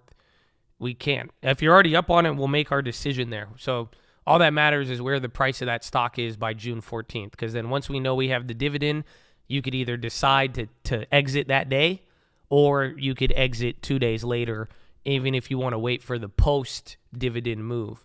That's the beauty of that put play. So who knows? You know what we could even do? We could, let's say we're up on it on June 14th. You know what I would do?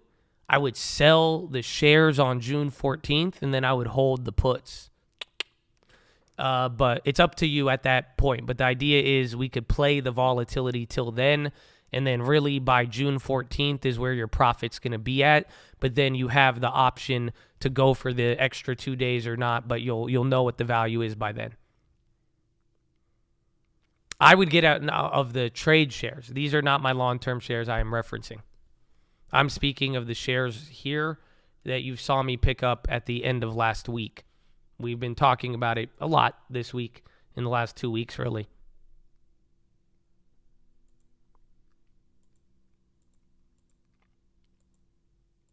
No, we like MPW, just the shares for trading.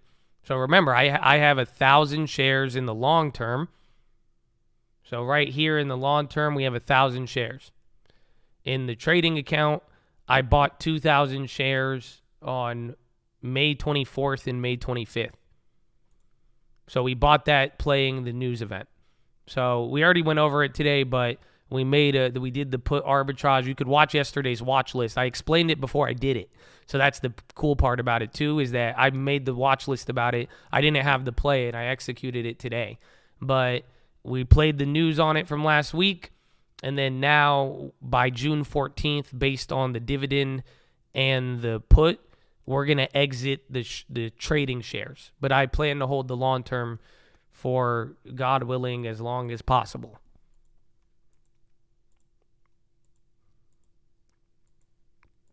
The divvy is 20 cents a share.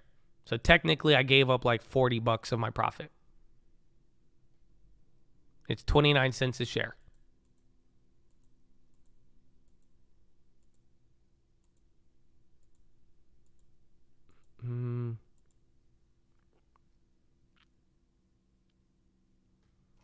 Where do you think this market would be if we didn't have this AI bubble? That's like the extra. That's like I don't think that's the main story. Again, I'll tell you what the main story is. You know what the main story this year is the banking crisis. And that is the thing that changed. That's the thing. It's like, wow, what if I never met her? What if I never found the stream? What if you know what I'm saying? Like, that was the thing that was life altering. That was the one that changed the course of the world. It wasn't the AI shit. The AI shit is slowly it's moving. That was the second. That was just recently. We're getting that like real optimism now. That was just since NVIDIA earnings. But it was the banking crisis. Without that, that's the question. Saying like, where would the market be at? I think we would still just be I think we'd be in the November, December range. I think we'd be like, what? You came right. I think you'd be right I think you'd be between 370 and 409. Just dancing, waiting, doing this until AI came around. And then AI would have brought you to 409, maybe to 420. So I don't know. But it was the banking situation. It wasn't the AI. The AI stuff's new. Our video on it was like a month and a half ago, 2 months ago, but it's just like the real hype now just came from NVIDIA's earnings. And then that's what's getting things and adding to the, everything separating and all that, or the market leaders.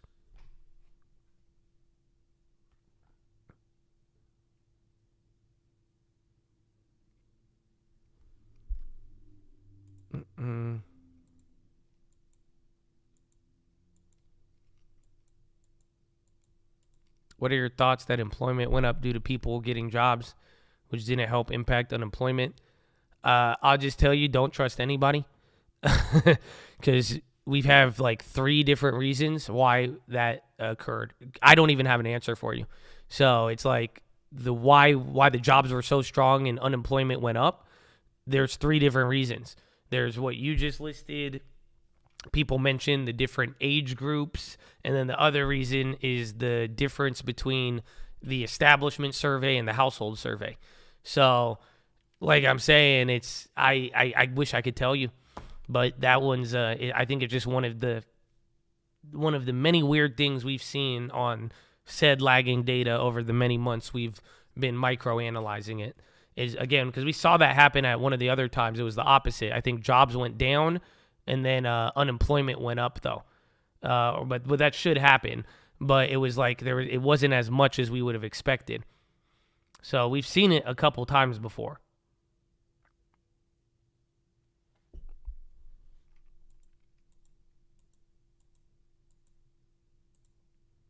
Oh, yes, the different employment meanings, too.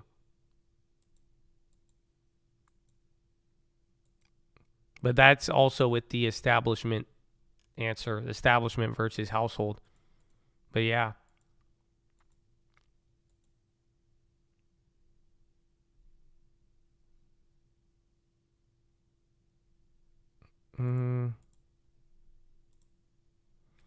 That sucks, man. Chad, I'm getting ready for, you know what I have? You want me to show you what's on my other screen? I could show you, but you're running out of time, dude. This is, bro, I have it ready to go. I have it ready to go, man. But it's not, Chad, I'm sorry, it's not there. It's almost, I'm saying, but we'll see.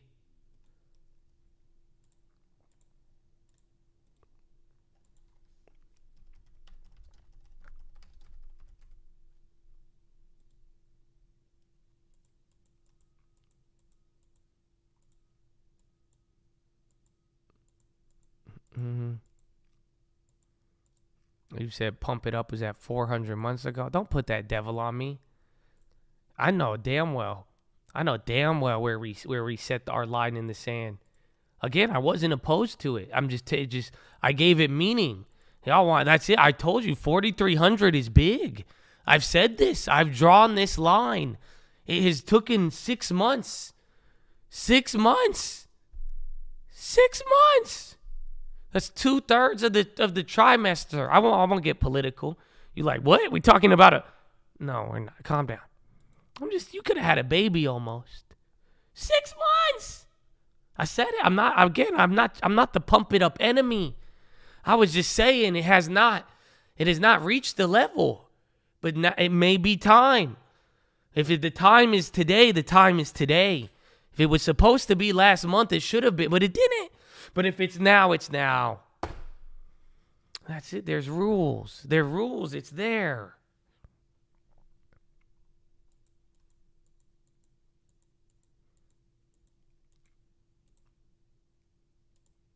I know. Dude, you have literally 18 minutes to 4,300 or not. Wow, that's crazy. You got to wait a whole weekend. You better start buying 0-day SPY calls if you want pump it up. I'm just saying, that's it. That's not a recommendation. You shouldn't do that. But I don't know if you wanted to voice your opinion, I guess. I don't know, but no.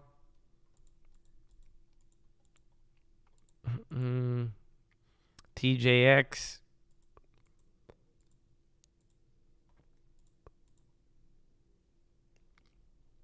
MPW at the low. Nordstrom's up. Macy's up. Tesla's still holding. Let's see if Microsoft, Apple, Amazon, even NVIDIA too. All it takes is an NVIDIA.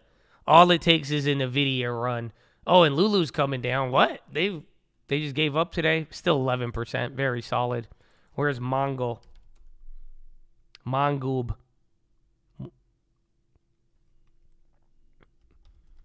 T-Mobile, they're running up there. So those are around where I sold out. What's the other one? Not NVIDIA. Qualcomm. Oh, Intel. They're still up a little bit.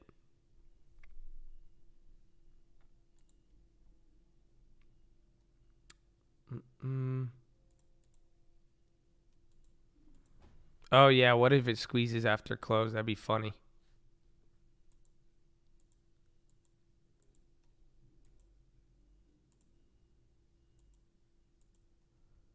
AIT. What's this? Applied Indil Technologies. Dump it. Well, you still got a lot of time. 15 minutes. You're still really close to the level. That's it. If you could hold up around here, then 10-minute rigged, 5-minute rigged, you can move 5 points at a time. So let's see. CNSP.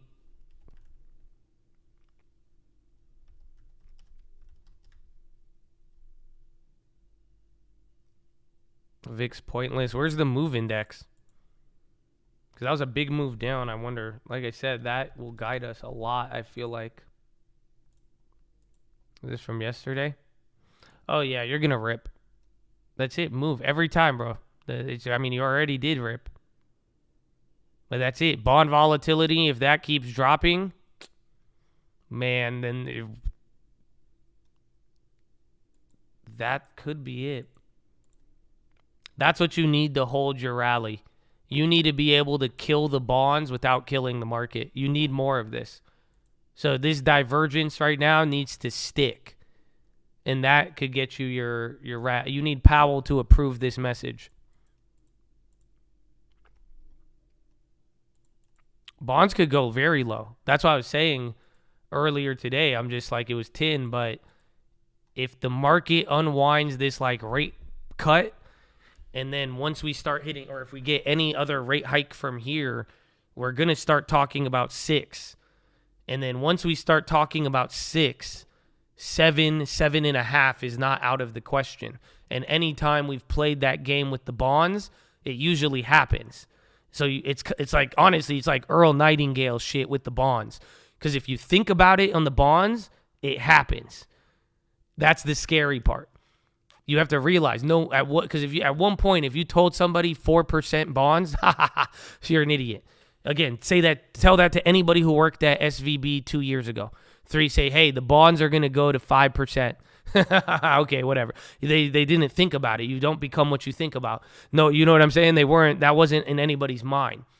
So the thing about bonds is that if you actually like start thinking about, if you even give 3% a possibility, it happens.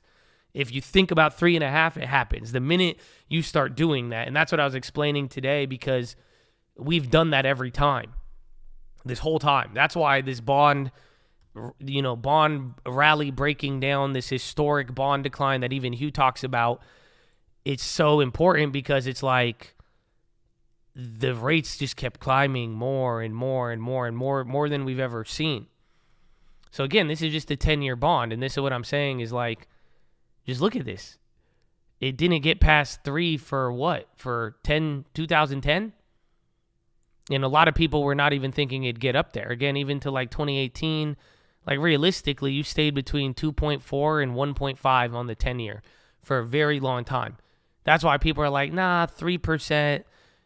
People weren't considering 3 when we were at 1.5. You see what I'm saying? At 1.5, you were like 2 maybe. Okay, and then once you start breaking past 2.25, 2.5, then people are like, okay, maybe 3 could happen. But remember, you never thought 3 would happen unless it was very, very specific times. But then once 3 started opening the door, people are like, well, 3.25, 3.5, 3, and then, but once it starts going, and then you're like, well, 4. And again, that's what's happened. That's why people get worried about it. So it's kind of a self-fulfilling prophecy, but that's all I'm saying is that 1 or 2 more rate hikes from here, we start running the slippery slope of, remember, 6% people were scared of, and they're like, no way, no way, no way. But now we're really close to that, especially on that's a 10-year bond I'm showing you. Go look at the 2-year. That's a way better example for what I'm even saying now too. But if we could start talking about 6, that means 7.5. I wouldn't rule him out of the equation because he's next. And that's just unfortunate. And that's if Powell and the economic data allow Powell to do that, that's the path. Macy's popping here. 2 minutes till 10-minute rigged.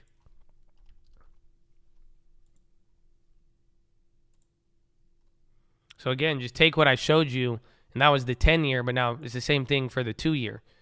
But the 2-year rarely went up to some of these levels now. And that was the same thing, but all the way from 0% to 5, 4.7, and right now it says 4.9. It should be, again, if the bonds unwind from here, it's going to go up. It's going to go higher. The bond short. I was considering it this morning. I didn't do it. I'm kind of mad I didn't. But you can, but be careful because, again, the bonds will be volatile.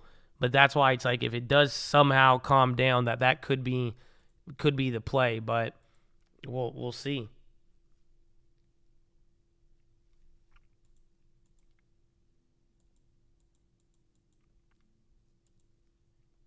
I want to see 10-minute rigged.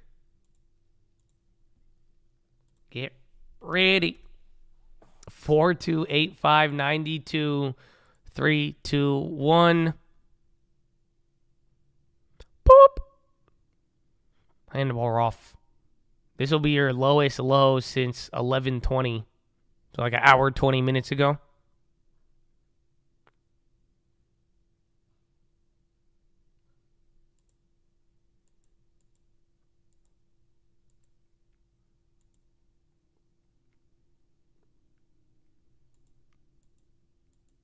Fastly, but I know I'm mad I didn't hold the first one. I was thinking to reload today, but it's a good move. But then again, the thing about the bonds is just don't get too jumpy because it's still holding the same price as the last 5 days. So it's been fluctuation, but it's the same level. You see what I'm saying? So we don't know yet. That's why I'm saying we keep it on watch in everything we're talking about, but realistically, it's kind of unchanged over the last 5 days. So it's the people haven't really moved yet. The bigger movement would be reflected in a higher or lower yield, and then at different points on the curve. 2.2 billion to the sell side.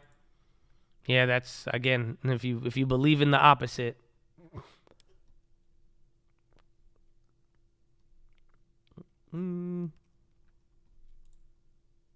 Tesla's coming down. Macy's popping, dropping the video. We're down $1 a share now. Not bad. $50.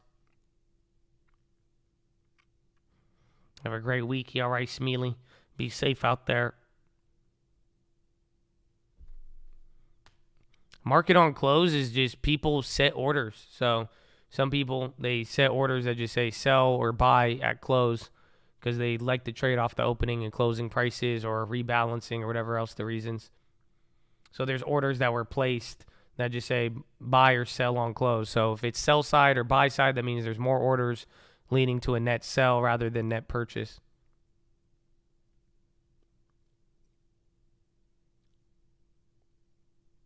I get another headline on it, YouTube to allow content making claims of a fraud about past elections in policy U-turn.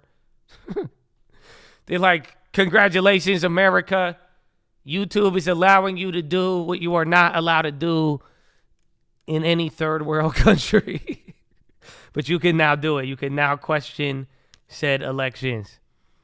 Okay? If you live in Iran, if you live in Syria, certain places, we will not allow that. But if you live in America now, we will allow you to do that. You can now question your past election.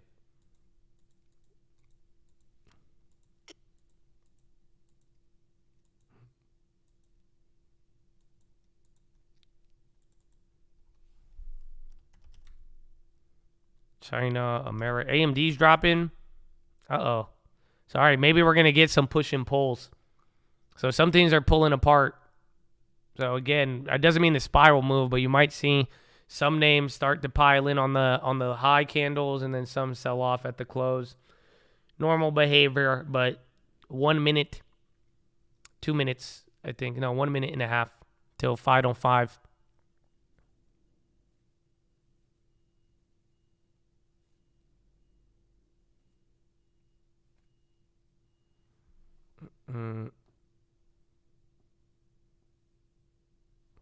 United Air pilot hold vote to authorize strike. We had that earlier.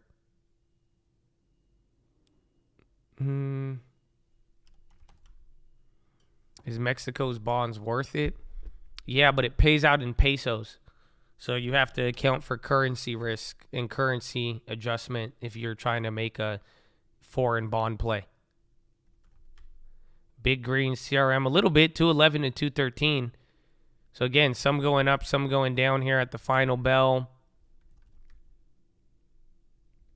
China name slipped here at the close. They're still holding green.